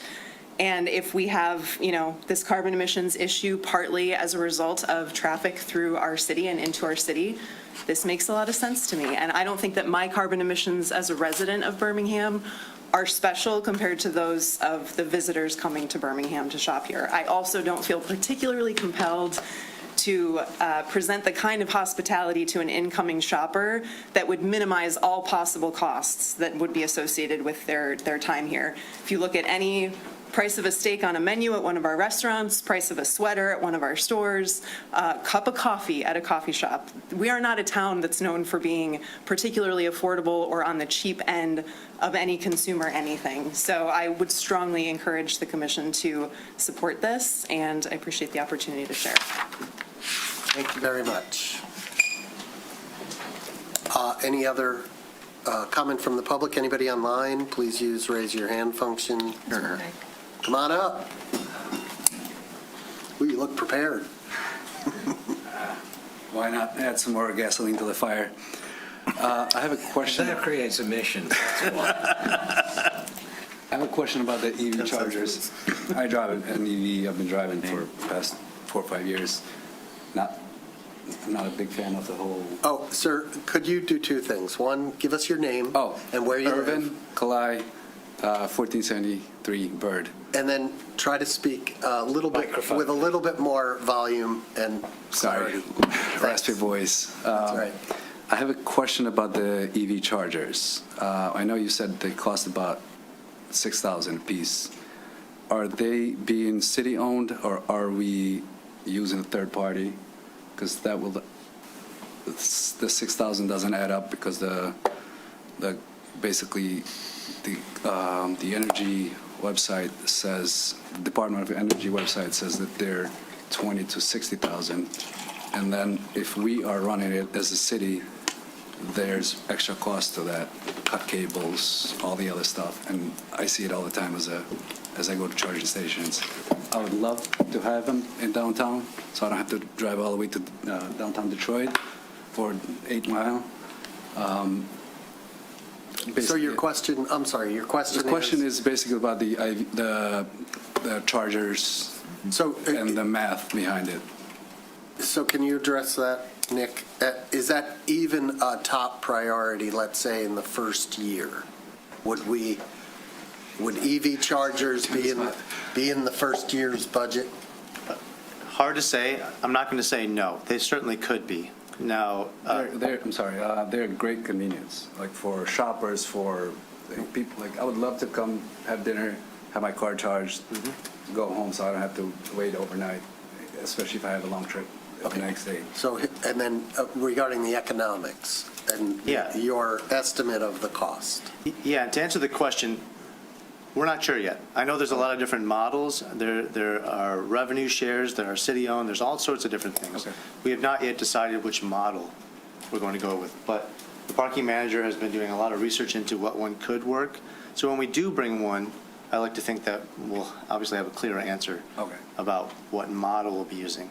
What model we use greatly affects the cost of these units. Revenue shares, some revenue share systems, companies will come in and install them for free, but we got to share basically the lion's share of the revenue with them. So it's so varied, it's hard to say. I landed on 6 because that was kind of an in-between between 2 and 10 for a regular old level 2 charger install. Not a lot of nuance there, not a lot of consideration of variables. It's not arbitrary, but it's a ballpark number. Just wanted to bring it up. I paid $300 for mine on Amazon. Yeah, but it's the installation, the infrastructure. It was another $300 to install. City Manager Ecker.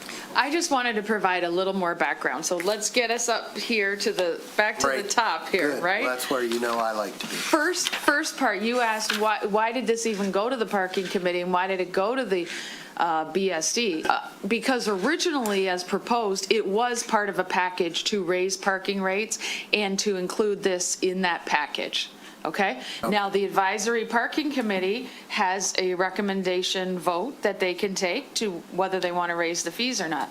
They're advisory, though. They don't make the final decision on whether the fee should be raised. That's up to the commission. The BSD has traditionally in the past weighed in when there's an increase in the parking fee because of the increase in charges, costs to employees, to businesses, et cetera. Again, they don't decide the parking fees. They can weigh in and provide you with their feedback, but the commission is ultimately the only group that has the say over whether the parking fees should be increased. Second, this is not a parking fee. Call it what you want. It's based on a transaction. It is not a fee. It is not parking money. It's not affecting the capital improvements to the parking deck. It's not taking money from the parking system. It's using that simply as a jumping point to charge 10 cents to collect the sustainability fee. That is a decision that is solely up to you, the city commission. I think we're aware of that. Are we all aware of that? Mm-hmm. Okay. Thank you. And I would note that the Sustainability Committee is not beholden to the recommendation of the APC. They're both equal and independent advisory committees. And we're not beholden to the recommendations of the Environmental Sustainability Committee. Right. You have the ultimate decision-making power to decide whether to amend ordinances and change fees. Okay. So, as I started to say prematurely before, I suggested that maybe we not take action on this tonight. I'm not sure that's how I feel at this point, but what's the pleasure of the commission? If I'll entertain a motion, or Commissioner Haig? I don't think making a motion tonight is right. I'm actually tending still towards what you originally started with, to workshop this out. Because what I was going to say earlier is the paraphrasing of what I heard from everybody is to do nothing isn't what we want to do. We wish to do something. The question is, sustainability is great until it comes to paying the bill, and it's figuring out where the money comes from to pay for it. So this is the pathway that appears to be the pathway that can be taken. Okay, I'm not going to debate that any further. Fine.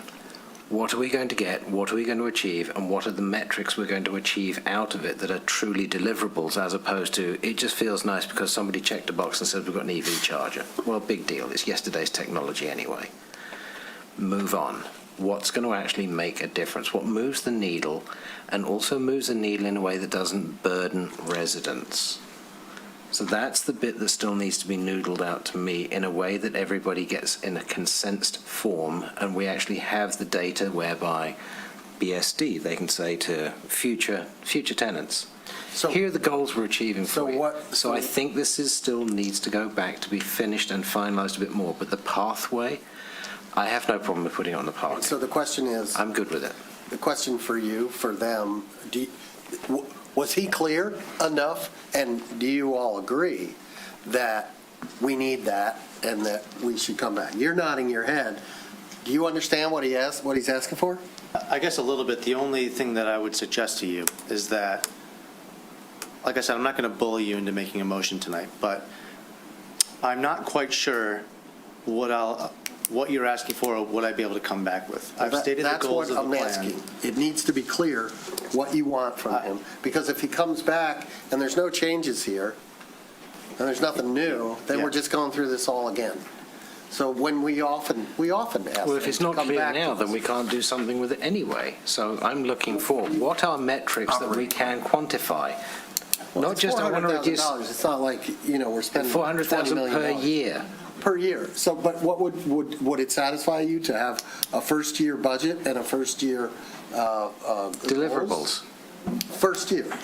Is that good enough? Is that something you could come up with? I would plan to do that, at the next meeting? Yeah. The approval of this would be sort of dependent. Now, we wouldn't be approving these things. He'd come to us and say, this is what I anticipate.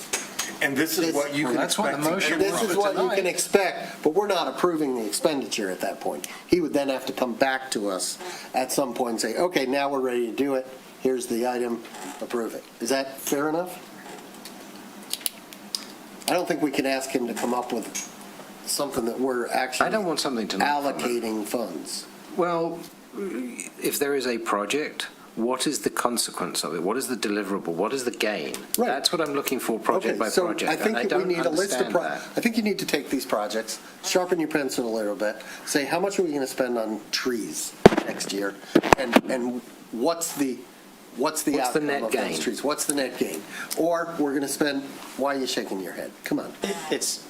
I understand what you're saying. I just don't think it's as easy as you're suggesting. Well, it doesn't have to be exact. Well, And nobody's going to hold you to it. I think here's the thing is, That's kind of a if mood 420,000 gets us 100 trees, And 100 trees gets us. and 100 trees gets us this much saving, if I had $600,000, I could do this, and then we can back into the 10 cents makes sense, or 20 cents actually is the right number. Like, there's no. I think you could do a little bit more with the project. Right. I think so too. I would push back a little bit on that, if I may. How about okay. I feel like we got an outline. Here's 10 things we can spend money on. We can require green infrastructure installations in every public development project. Produce a feasibility study. Do a head count, okay? This is politics, right? Maybe you're for it, maybe I'm for it, maybe these two are saying he's against it. I know, but So we need a fourth vote, We just okay? need, we need metrics. We need, But I'm think saying- about what you do for a living. I'm saying- You need to show a performance and a deliverable. All we're asking for is, what are the deliverables I am we saying achieve? Manager update is the saying city's she agrees. multimodal plan. Like, I'm not sure what metric is going to fall out of that. Right, Well, so therefore, what did we spend the money on? Right, What did we so get from it? That's all I'm saying. I would say that revisiting the multimodal plan is maybe not an appropriate use of these funds if it does not have a direct measurable related to reducing our carbon footprint. But there are a number of projects on here that do. And so I think the suggestion is that if you maybe take a couple off of 1 through 10 and maybe give us an estimate of what measurable you would use. If you were writing a grant to try to do this, you would have to say, what are my evaluation methods? What are my proposed outcomes? And so if you want to say, easements to manage stormwater as a use, you could say, there's probably 15 appropriate easements, each one could have a rain garden, it would do this. And I would expect to save that. Or plant 100 trees with this much money, I would expect to save that. So I think what we're asking for is just, as the city manager said, just a few less options with a little more that have direct measurables, outcomes, criteria that you can use to measure, which I'm sure exist because they're in your green plan, how we're going to know that we reduced our carbon footprint. So we're asking you for what the incremental steps towards that would be related to the 24% for cars, that this 10 cents per car, and I'm fine with leaving it at 10 cents, I'm not looking for, it's fine, is related to. So I just think, And prioritize some of those projects and where you get your best bang for your buck and what you might shoot for first. I think it's clear now. Is it clear to you? It's clear to You're the me. important one. You're also important, you're also important. Ms. Horner, is it clear to you? Thank you. Can we move on? Okay. We can move on? Yep. Okay. Next item. Excellent. Thank you very much. Thank you for, this is the way Thank you. local government works. It's great. Really, very happy. It's tedious. Mr. Mayor, can I make a comment? What we've all agreed to is we want metrics. We want, budget. That is what the Sustainability Committee should do. But the issue here tonight is what's the vehicle for handling that budget? And it should not be the APC. I consider this unethical. It is not the APC. Well, the APC is a committee, and they're not involved. But thank you for your comment.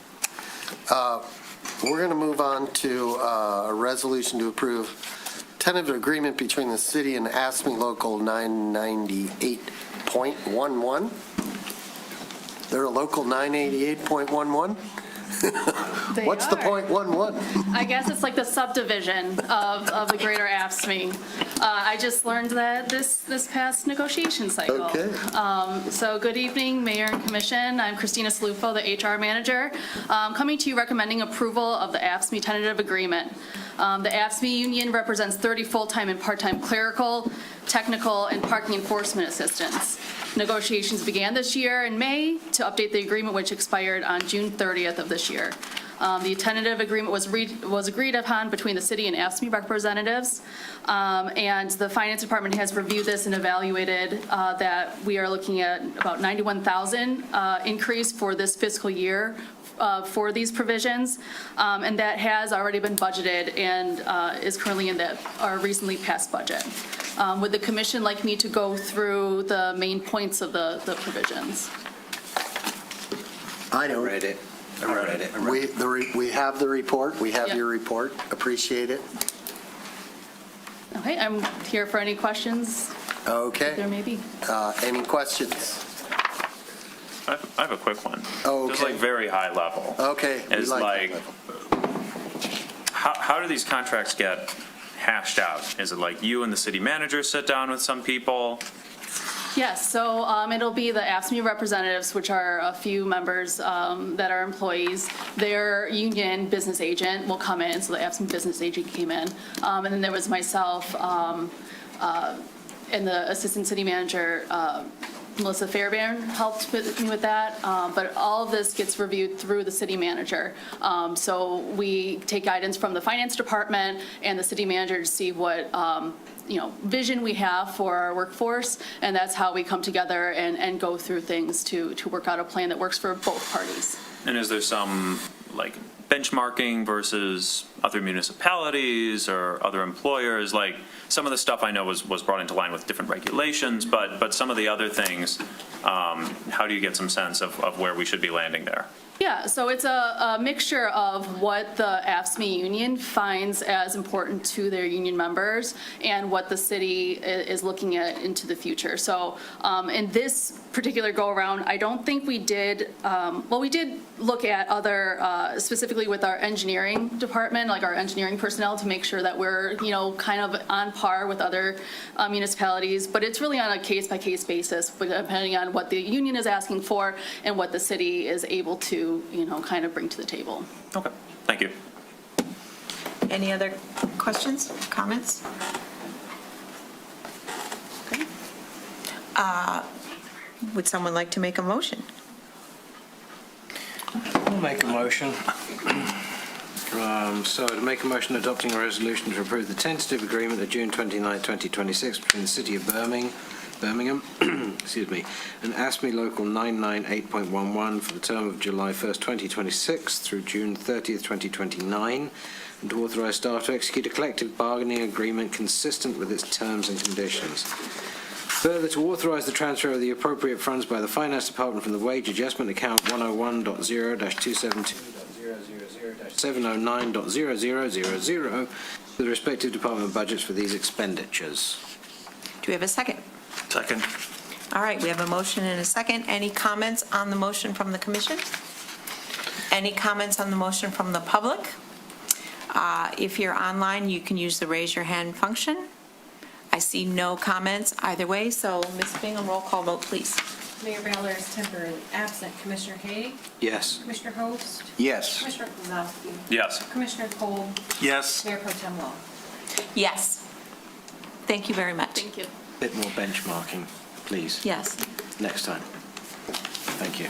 All right, we now move to new business E, commission items for future discussion. A motion is required to bring up the item for future discussion at the next reasonable agenda. No discussion on the topic will happen tonight. I know that Mayor Baller wanted to introduce the topic of looking at parking fees. Future discussion? Oh, future discussion. Yes. Yes. Second. Well, We've talked about it, we know what the story is. We're not allowed to talk about it. we're We talked about it, technically yeah. not, if it's a three-step thing. On the Right. other hand, All right. I can cover it under commissioner comments, but I will say You wanna that discuss? there are times when matters come before our boards, and they decline to make a recommendation, or their recommendation is no. And then it doesn't even come to us. So had they recommended something, it would have come to us. It should have come to us that they were recommending nothing, that somebody suggested something and they declined to do it. Now it's up to you. What do you want to do? That's the way it should work. It didn't work that way in this case, and I'm suggesting that it should have. And thank you for seconding the motion. All those in favor? Aye. Opposed? None? Another unanimous decision. And I'm guessing that the ASME contract was unanimous also. Yes. Congratulations. Commissioner Host. Okay, we're going to head into phase 2, but when the commission voted unanimously over... Wait, are you suggesting we've already moved I'm on? under future business. Okay, we didn't get there yet. That would be my job to move us into that, right? Or are... We're That's there what we right now. ju- That's oh, what we okay, just I'm did sorry. that. We're I right thought, in the but middle you're of it. talking about phase 2, that's... No, he says I said before we go into phase 2, I would like to talk about Okay, future discussion I'm sorry, I items. misinterpreted what you were saying. Okay. Okay. When we moved to buy the YMCA building 3 years ago, I think, it was unanimous. And there was no better alternative than the MOU that we had for Next at that time. But with our purchase of the community house last week, this is no longer the case. We have the opportunity, before we begin renovations in phase 1 of the YMCA building, to examine the cost, location, and operational advantages of making Next an occupant of the community house.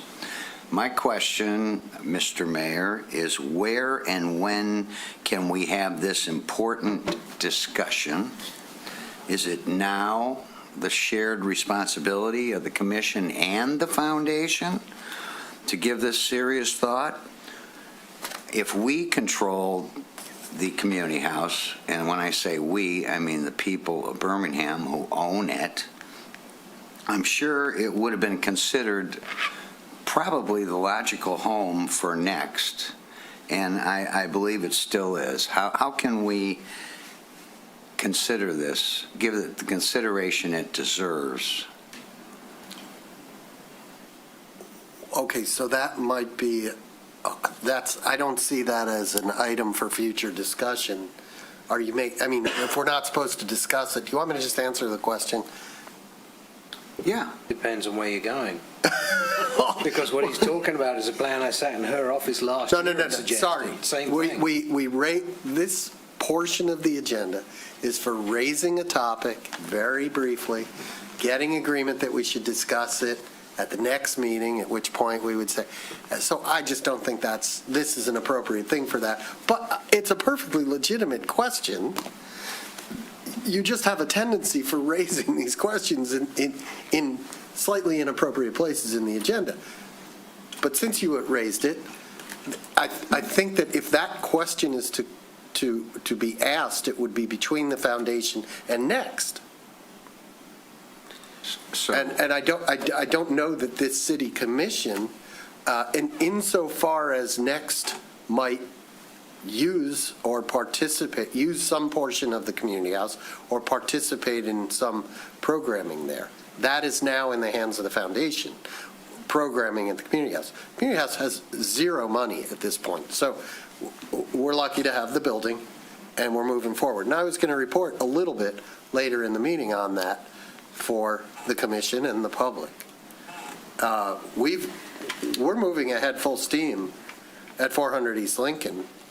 So if you're suggesting that we should rescind a decision that we've already made, to give, I don't quite. we all get- make mistakes. Well, I mean, there's a lot to unpack there. We've decided to buy the building for Next. We got the voters to approve $3 million in millage to support the renovation of the building. No, We hired architects. No. Renovation of a building, I would assume. I'd have to read the. And you signed and approved a lease with Next already. This is a lot. 400 East This is a Lincoln. lot. You're asking a lot. If your question is limited solely to, can Next play a role in the community house? And it's not like, we're going to kick them out of 400 East Lincoln, or we're going to, I think that's a legit question that we need to see, whether Next wants to be involved in programming at the community house. And I think they should and will be. But if you're talking about, this came up earlier today on another topic, and I think we all have a responsibility to be aware of Robert's rules and how you go about reversing course on something that you're already down the road on. It came up in your motion at the joint meeting regarding short-term rentals. It came up in a conversation today about wayfinding, and now you're bringing it up. You don't just say, let's talk about changing our mind on something. There's a whole process, and I don't know I'm not a Robert's Rules expert, but to unwind everything we've done to date with regard to 400 East Lincoln would be a pretty big legal undertaking. Especially when there's contractual obligations. That's why I say legal undertaking. Yeah. Not only Robert's Rules, and how do we unwind what we are sort of by our principles. You are obligated to support the decisions of this commission, whether you agree with them or not. No, you are absolutely wrong. Am I wrong about that? What is the basis for that? No, you have tried to put that on. Well, hold on. Let's see if I'm wrong about that. I've been told many times that you may not agree with a decision that's made, but once it's made, you got to pretty much. The commission speaks through a majority voice.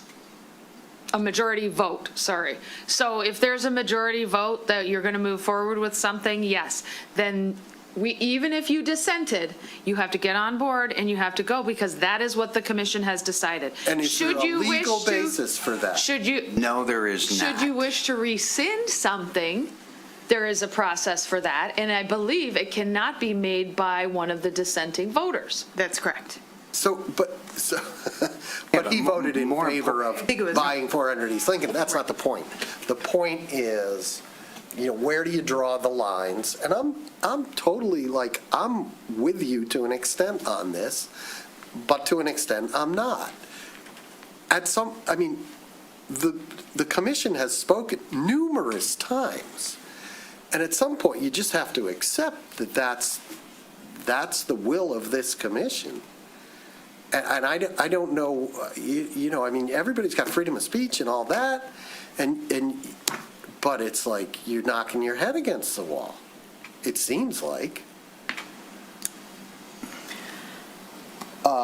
I'm going to allow a comment on this, and then we've got to move forward, because I didn't even hear a motion in what you said. This was for future discussion. Right, but what? What do you want to discuss?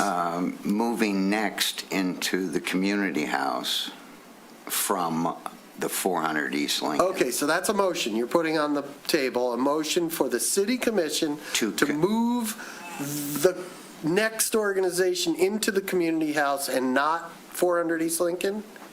Yes. I don't know if, It's called a win-win-win. Okay, I don't know, is there a second We're to that losing. motion? It's not legal. Am I allowed to talk about it? No, you made the motion, and we're all very clear on what you want to do.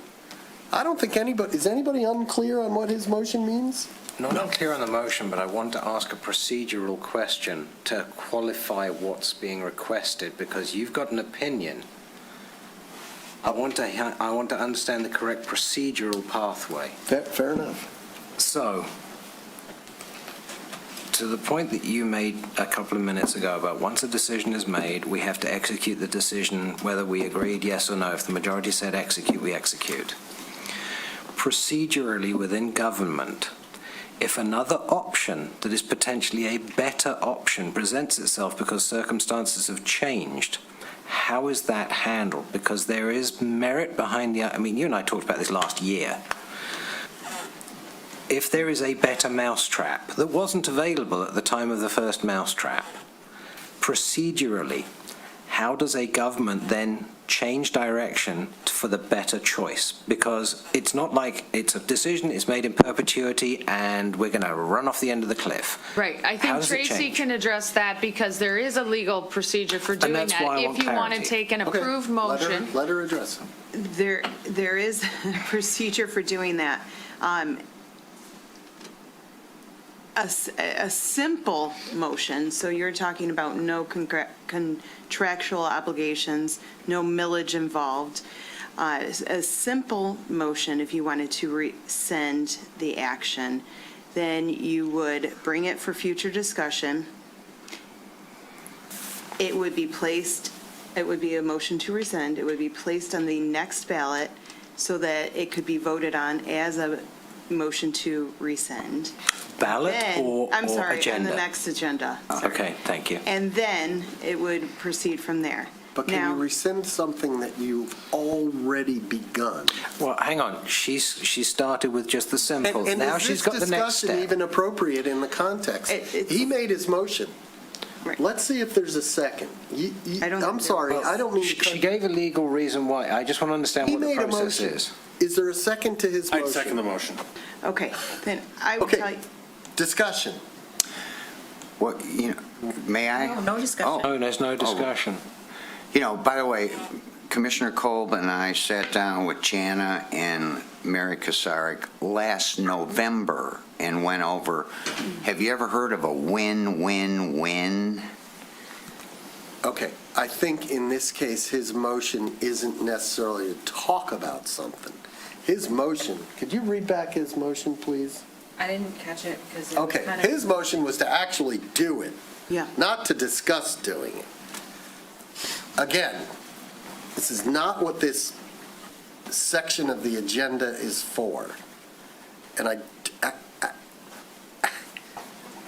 don't know what to do. I'm sorry. I'm not. Can we hear the procedural methodology she was We trying to can explain? vote on it. I'm pretty sure the motion's going to fail. If we approve it, you're going to have to figure out how to unwind all these contracts. No, I don't think it's even legally possible to do what he is suggesting, because I believe his motion was to move next into the community house, which the city does not have the ability to do. The city commission does not have the control to do something like that. Okay. That was my question. Yeah, there is no, the city commission does not have the control to do that. Namely, it's the foundation board now. This is not. So we gifted 5.2 million? Okay, whoa. Is that what it means? Lord help me. So we have a motion, we have a second. Take a vote. Yeah, let's take a vote. All those in favor? No. All those in favor? There's a motion, I ask for public comment. We don't do public comment. We on don't even future- do, for we don't future even do discussion. commission comment on this. If you have a motion, I would like to make a public. Not under future Sorry. discussion, we don't. Sorry, you've got the mayor and the mayor pro tem agreeing that this is not something we're going to discuss. Yeah, this is just a motion to put it on next, at which point we would take comments if it made it to step 3. Is it to put it on?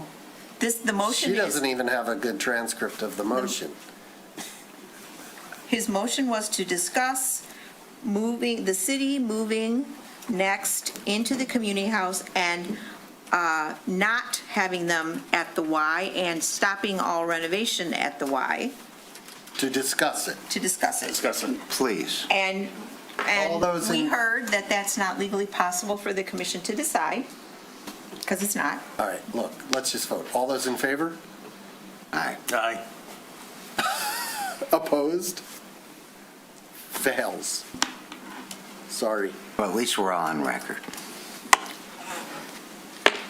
So can we finish getting the legal clarification, the legality here, because I'm curious. No. No, it's 10:45. We're moving on. I've been sitting in this chair for going on 5 hours, and, We all have. Well, tough. okay, well, Tough. we're moving, Wait, well, you know wait, what? We're moving on. This could be an Okay. offline discussion or a It can memo. all be offline. Or a memo. This is not appropriate for doing business. Is there any other commission items for future discussion? Moving on. Item F, commission discussion on items from a prior meeting, Phase 2, 400 East Lincoln. This is step 2. Who brought up Phase 2, 400 East Lincoln?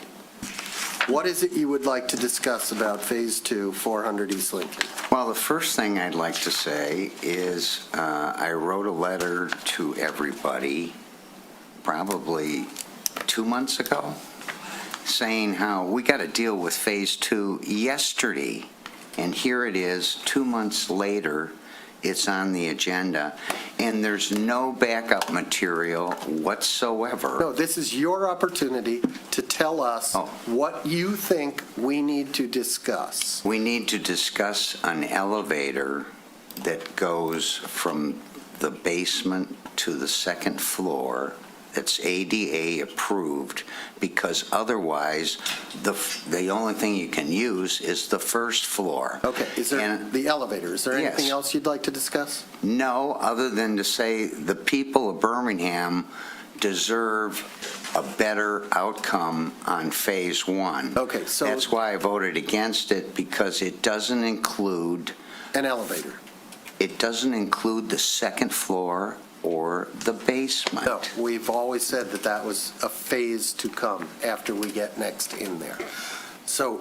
Yeah, but can so I is this a finish by motion? saying, I write you all this, and I have not heard from any of you. You ghosted me on Phase 2 as though it isn't important that we deal with it yesterday. We have a few, it isn't. In some people's opinion, it's not important that we deal with it yesterday. It's important that we deal with it in the future. Right. And I will ask the city manager to give us a brief report on the status of Phase 1, which we're trying to get past before we get into Phase 2, and some of the decisions that we may be faced with soon as we proceed in our rational, business-like, responsible manner. Yes. What I do want to address, that you said you want to discuss an elevator.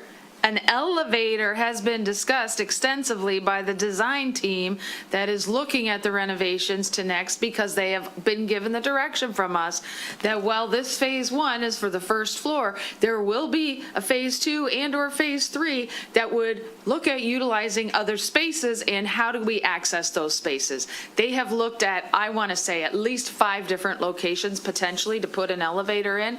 It is literally not feasible the way that that building is laid out with the mezzanine, and there's no room to put it within the building. To add it outside of the building, it doesn't address each of the 3 floors because they're all in different places. It has been extensively discussed, so I don't think that's fair to say it hasn't been discussed. It hasn't been discussed publicly, maybe, but it has been discussed by the design team for a long time. Okay, since his issue is the elevator, and I didn't hear it in the form of a motion, so there wasn't a second, but is it the pleasure of this commission to get a report, which we may have to pay for, from the architects substantiating what the city manager just told us about all of the possible options that have been looked at and the difficulty with the elevator? Just give us what was. That is possible, but here's the other thing. To your next point, giving an overview of what's going on at Phase 1 and what it leads into, the decision, so for instance, first of all, to give the update, let me give the update first, and then I'll tell you why I'm saying this. Okay. One, we have received, as of Friday, we have the bridging documents that show all of the detailed renovations that are needed for the first floor, for all the accessibility and all of those discussions that we've had and we brought to the commission. That is going to be attached to an RFP for a design build, which will be written and go out here in the next couple of weeks for the renovations to occur. So for us to hire somebody to do the final design of all the mechanicals and electrical and so on, and then do the construction, starting this fall, okay? Because we need to get next in by the end of May, I think, beginning of June, something in there. The second thing is the Y is using the building until the end of August. At that time, the pool will be shut down. Except, we have been moving forward with the BBD in the background, and they have expressed a strong interest in using that pool space and some of the locker room and some of the space around that area. For the public, the BBD is the Birmingham Blue Dolphins. It's a swim club, and part of what we've talked about is allowing public use of that pool at certain times of the day as well. So they understand that. They have now asked for all the utility bills from that building for the last, I forget if it was 10 or 12 months, and I've got that from Parrish at the Y and sent it over to them. I most recently talked to them about 2 weeks ago, and they're doing their due diligence. They know that they have to decide by the 1st of September whether that pool, whether they want to intend to lease that pool space from us or not, because if they are not, then we will be closing down that pool. And the reason I say all this is important to the elevator is if we close down that pool space and we reconfigure that space, the options, it opens up a lot more options as to how we can rearrange the space. You don't need the same height. There's all kinds of things that it may affect whether or not there's room to put an elevator in if the pool is gone. In other words, there's been a lot of work going on that isn't happening at this table. Could I get a report on what they've considered in terms of elevator placement? Yes. Is it outside the scope of what we've paid them? Yes. So we could provide, we could get a report. They've investigated multiple options for placement of an elevator, and they haven't come up with anything feasible with the pool in the building staying as it is right now, with the renovations to next.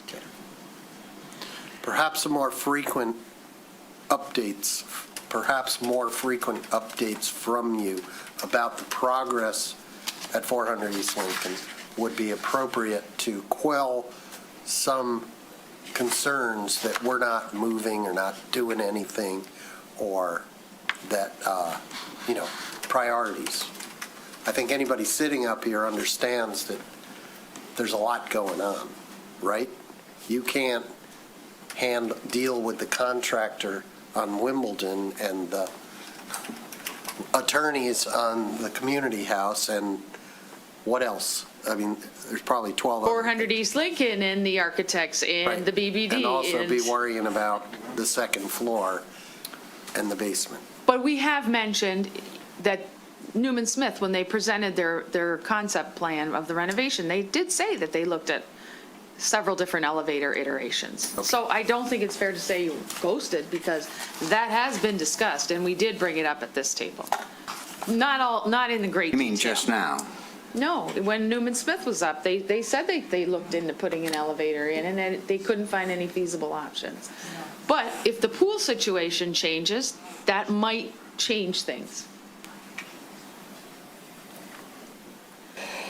Can we move on?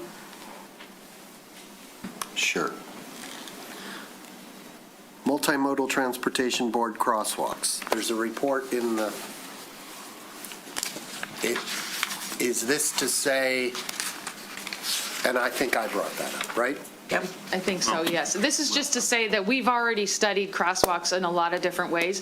If you have further direction on specific detailed studies, intersection by intersection, or what it is, whatever it is you want, let's hear I it. think the idea was that we would put the multimodal board on the case. I think this, we've had incidents, let's say, involving crosswalks or lack thereof. I can give you an update on that. And I think our network of crosswalks is incomplete, that we are not fulfilling our own, you have that chart in here, right? That says where crosswalks should be.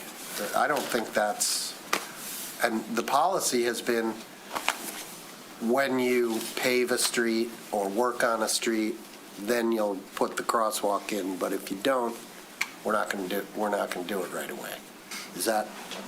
It's not just put them in, there's recommendations in here that have X's next to remove crosswalks.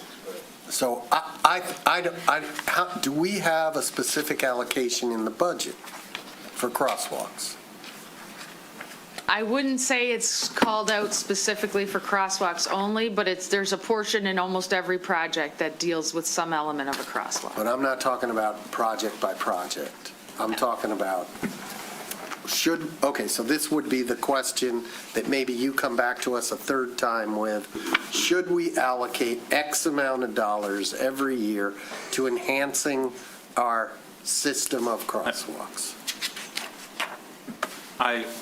I would like to see a slightly different approach taken as well. I think that we are perhaps painting with a very broad brush, and I think that a lot of this stuff we do through the police department, and I think that we should be considering ways that are perhaps less enforcement focused and are more design focused. And I think that we can leverage the Multimodal Transportation Board. I think that, in fact, a lot of their expertise is in identifying problematic locations in the city, and in bringing those to us and letting us know, hey, this is a place where we believe a pedestrian need is not being met. And then I would like information, probably from staff, pertaining to what tools do we have in our toolkit? What can we do to improve the pedestrian experience at these various crosswalks? Because, we've had lengthy discussions about stop signs recently, and I feel like we don't have a strong sense of what can we do without any sort of warrant, without discussing with a traffic consultant. What do we need a traffic consultant for? What could we theoretically just have DPS do? And what techniques are effective and proven? So I think those are all things that I'm curious about. I'm happy to draft something up, but I don't think just saying, well, we'll just allocate some money and we'll throw some money at the problem and that'll be enough. I think we want multimodal involved in this because of their experience traversing the city on foot or on a bike. And I think we want to give them, and we want to know what tools we and they have available to make recommendations. Well, I do think the multimodal transportation plan does list a lot of the tools, and it recommends where we should use them or not. Maybe not every last tool, but many tools. I don't doubt it. And we have discussed the possibility of updating the plan. The plan is old, and I think the reality is, the plan is apparently mostly entirely implemented almost, but clearly we still have deficiencies. So perhaps an update to the plan is important. It would be good. I certainly wouldn't oppose that, or at least I don't think I would. I shouldn't speak too soon. But I think we should also have the ability to do incremental improvements. I don't think we should always wait to have some big plan that's 1,000 pages long before we go out and stripe a crosswalk in front of a playground. I think we should be able to just do that. So that is something that I would be interested in doing, and that was the kind of thing that I was hoping multimodal could look into. Me too, and I would, for me, it's much more simple. It's not as complicated as that. You go up and down Maple, and some streets have crosswalks. They just put in a crosswalk at Arlington because they just paved Arlington. Across the street, Pilgrim, I don't think there's a crosswalk. You go down Baldwin, no crosswalk. You go up to, I don't know, Pleasant, let's say. Let me there's a give you crosswalk. the And trick question. So my point is that some of the big streets like Maple, like Lincoln, like Adams, where there's traffic moving at a fairly high speed, every one of those cross streets should have a crosswalk. Let's just, if we need to apply some scientific method for determining that those belong there, so be it, but it's that simple. I have a trick question for you. How many crosswalks are on Chesterfield? It's 1 mile long. Probably 0. No, there's actually 2. Okay. One at Maple and one at Oak. Okay, yeah, but there maybe ought to be, yeah. Okay. It's not just the crosswalk side of things that we could handle. I mean, what he's trying to get at is calming things down to make it safer. And there's measures. I've got about a 15-year-old callus right here from asking this same question that you're asking. That's why I'm sitting here laughing. You're going to get one too because it's not invented here. But there's lots of things that can be done, but we just won't do. Okay, well, I'm willing to relinquish my ownership of this at stage 2 if either one of you want to make a motion. I heard 2 questions. Okay? Should we allocate money per year to crosswalks and have a separate line item? Or 2, should we have consistent standards for where to put crosswalks? Well, that, I think, is already in the package tonight, isn't it? Yes. Isn't that whatever you call it, tree diagram? Yes, but I think the other point was, I don't remember who made it, is that if there's a crosswalk on one street where there's a local meets a major, then do we have a crosswalk at every local meets major? Or It's a whatever. visual cue to people coming off that I know I feel way more comfortable crossing when there's a crosswalk than when there's not. Plus, there's a law. You stop for someone in a crosswalk. Yep. Good luck with that. And if you get run over and you weren't in a crosswalk, somebody's going to point out, oh, you weren't in a crosswalk. So, what's your pleasure? He's still dead. The speeds people are driving around here. Stop, right there. What's your pleasure? I don't want to allocate it just for crosswalks. I would like to see a consistent policy first. I'm even weirder than that. I would like to stick multimodal on this problem. We had heard from multimodal, right? We had this joint meeting with them, and I felt like what we were trying to figure out is, okay, what is the advantage of having this board? And one of the members, I think it was Gordon Davies, but I'm not 100% certain, kind of made the point that, well, if you're just going to hire a traffic consultant every time we look at an intersection, and they're going to make some recommendation, and maybe MMTB will nitpick it, maybe they won't, well, then what is the value add there? And I think the value add there is they're out there walking around, riding their bikes, they know. Make a motion, please. Make a motion. I think that we could move for the Multimodal Transportation Board to evaluate the current plan with its direction to crosswalks, recommend whether they think there are, the guy we just appointed said, problematic crosswalks that need to be identified and surfaced, and other ideas that they would like to bring forward as to be included in an eventual new plan, but also for recommendation to the commission to improve pedestrian safety at intersections. They told us that they have other ideas. They told us that they know where. Is this a motion? Yeah, that's my motion. Second. This is phase 2, right? Yes, this is phase 2. Is that clear to you guys, if we approve? No, but I heard her typing really fast. Yeah. I think we should charge the Multimodal Transportation Board with doing a deeper dive on pedestrian safety and crosswalks at intersections, and for them to surface intersections that they're aware of that are problematic, that are not in the plan, and changes they would like to see as ideas for the next plan. Second. All those in favor? Aye. Opposed? None. We're taking a brownie break. I've been making brownies since I was Okay. about 6 years old. Oh, come on. No. Thank you. I'll take one. Decibel levels in neighborhoods. Well, I'm going to ask Assistant City Manager Clements to approach and testify But the jet engines? about our current ordinance. And Captain Kearney could nope, be the person. nope, Okay. you have historical information. And was a nice try, though. I think it's the most compelling argument for getting this back on the agenda. You once related to me and others that when this current ordinance was passed, you had told the commission something about the decibel level that they approved? It is high. It is a high decibel level to get to. I think that's what you're asking me. I do believe it could be looked at again and lowered. Okay, but I thought you, so understanding decibels now, am I correct?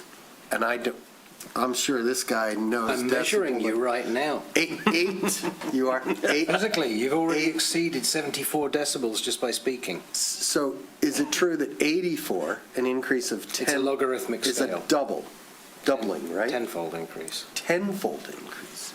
Right. So we're at 90. remember. 90 is Remember. 10 I know times it's logarithmic. louder than. All I know is 80. decibels is a logarithmic scale, and, I mean, if we talk, for instance, there was one person came and said, can we make it 40 decibels? 40 is a whisper. You making that noise was 42 decibels. When Of we're course, quiet in it was here, amplified. the quiet, when everybody stops speaking in here, that's 37. So decibels is very dependent upon distance and pressure waves and the general environment. Okay, we're getting way in. You want to talk about it? What, Okay. you guys when want you say some? when you say it's high, right now we've peaked out at 84 decibels in here, and I think the limit is it 90? 90 is hard to get to. I've feels loud. stood next to three. 50 feet, Ron? I've stood next to three leaf blowers, Get on that phone. literally right next to me, and it didn't hit 90. So, I was at the house that day that occurred. yeah, Yeah. out of control. So, and neighbors concerned about music playing in their backyards, I believe it's worth looking into. So what I envision is a primer on like what are decibels and how do you set decibel limits? Or not how do you set them, but. Are we doing high frequency or low frequency? Oh, shit. I think, It's measuring both right now. but I think we could ask for benchmarking what other communities do and how they measure them, and ask for the staff to come back with a report suggesting a direction that we could move that would. This, for historical purposes, this all started when, in the old days, it was an officer's judgment at the time of this, whether or not it was disturbing. And then the powers that be felt, well, we need something more definitive. We need something that we can point to that says, you're over this, which is when the decibel thing came into play. So that's why we and many other communities adopted decibel reading, because it gave us solid numbers to what, because then we had sound meters and everything. We could say, yep, you were at 91 or 92, so therefore you're in violation. We could write a ticket. But prior to that, it was all officer discretion as to whether or not. Could we return to officer discretion? You'd get That'd be so many going- accusations of bias. Yeah, that would be I think, a problematic situation. Yeah. Well, Yeah. is this something, so I move that, what you said. Second. All those in favor? Aye. Wait, what am I Is this voting for on? a primer on decibels or Yeah. benchmarking of other communities? All of that. All of that. Whatever, Summary about Okay. decibels, I think you benchmarking know what other we're after. communities, We- and a suggestion for revisions to the I ordinance. didn't know what we were after. I mean, if we're going to do that, then you need to But look I'm at it in from a favor of it. federal level, because several years ago, I did actually do this study, and I pulled federal highways data, because they did this exact study, and they found that every single piece of their equipment exceeded all legal limits. I gave that to Joe Valentine. That's how long ago I did it. Gave it to Joe Valentine. So the Federal Highways Commission has these exact same standards, and they know that there is nothing that they use that will actually meet any requirement, and the federal government doesn't care. But if I may say so, Commissioner Haig, I don't think the city's planning on using front-end loaders in a resident's backyard on a regular basis, so I think we're trying to look at the residential condition, knowing that our construction equipment, when we're plowing snow and so forth, may not align. We're still trying to create a baseline for people's right to calm enjoyment in their backyards. And how many houses do we construct every Okay, year? this is going to be discussed when they bring it back to us, okay? We have communications regarding Wimbledon, wayfinding, parking, community house, short-term rentals and pools, and Cape Seal. Commissioner reports. We have a notice of intention to appoint to the Advisory Parking Committee and a notice of intention to appoint to the Greenwood Cemetery Advisory Board. Commissioner comments? You were going to give an update on the... I will, but I'll defer to any other. This is a PSA. The zoning rewrite that we've hired this galactic group out of Chicago to do includes engaging our citizenry. And I believe in April they had the meeting, showing what they were going to do. And Nick, I'm pleased you're still here. Nick was kind enough to talk about this at our joint meeting, that, we're just going to have to do better.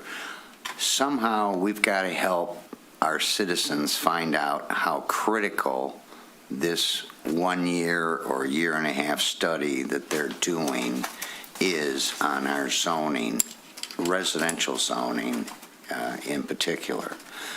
But if I can correlate this to on the 2040 plan, I was at a charrette for Corton Lake.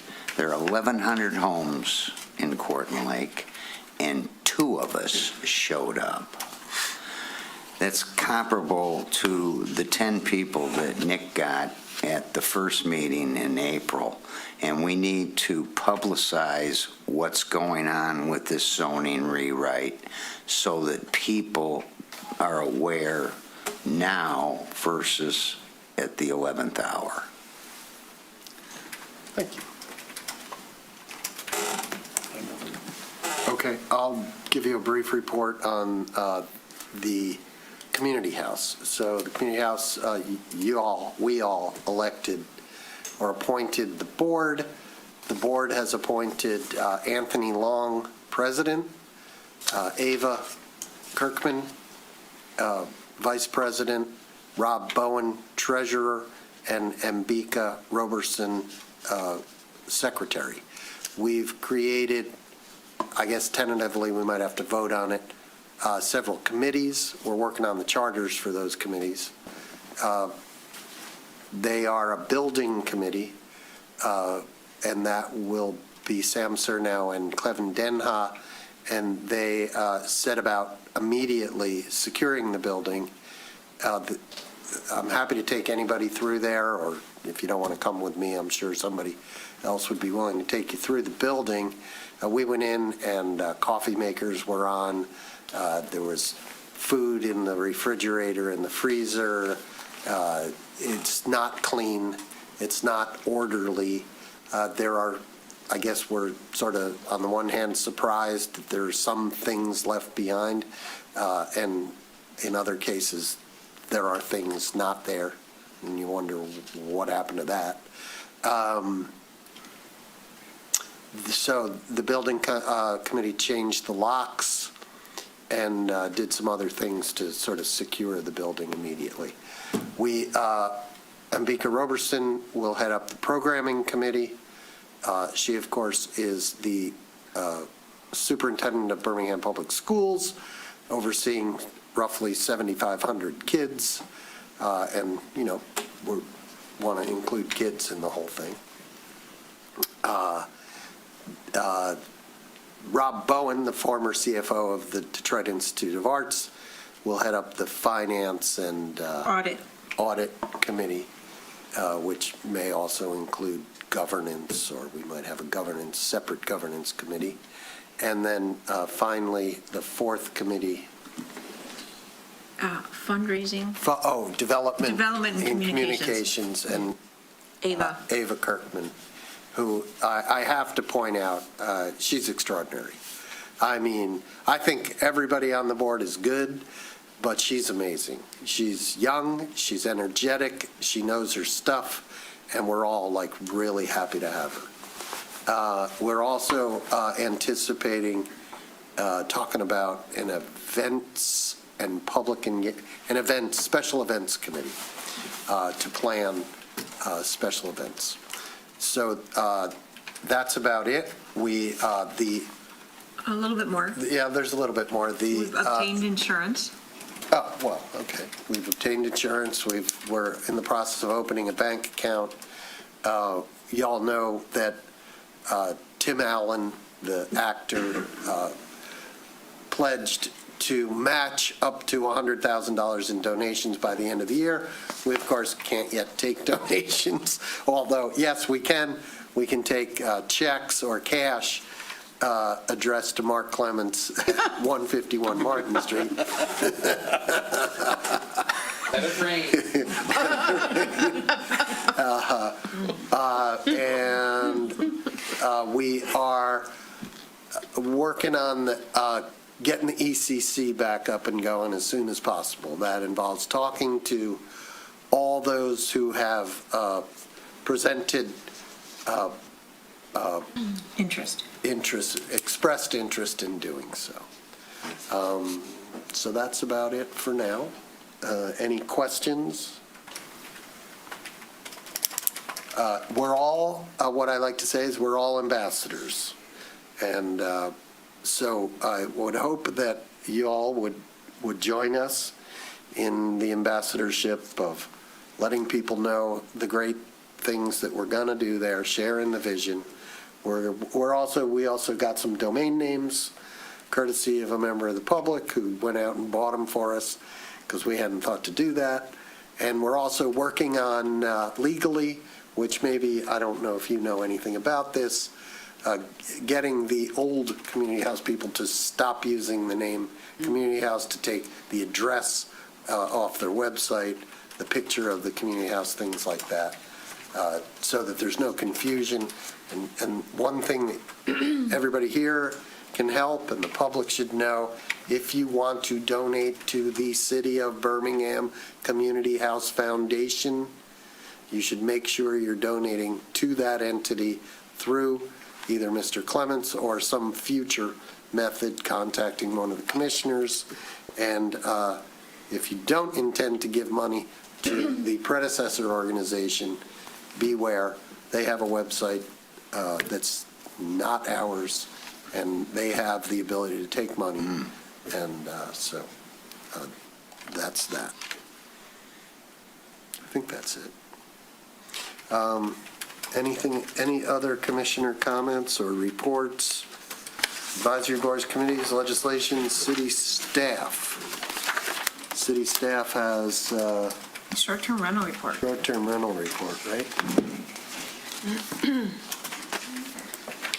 Do we want to comment upon the short-term rental report? There's not a whole lot to say, but Mr. Zilke is online if you want to have I think he could summarize it for members of the public to hear if they watch the meeting later. Jeff, did you hear that? Please unmute yourself.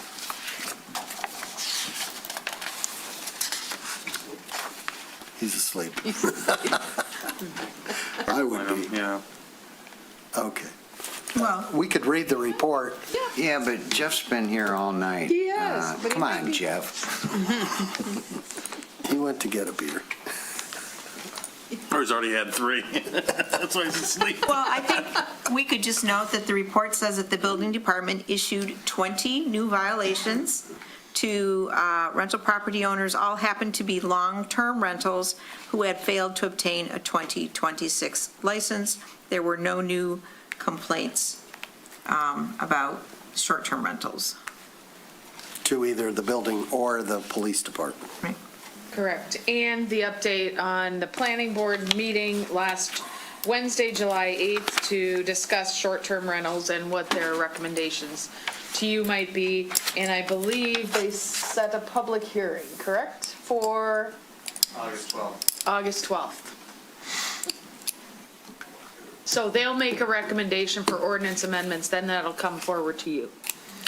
And I think we're 20 minutes past our, is it No, 11? It's midnight. Midnight. Oh, okay. So, we're good. Motion to adjourn? Even on nights when we have a 6 o'clock start? Yeah. Oh. Motion to adjourn. Second. All those in favor? Aye. Aye. Approved.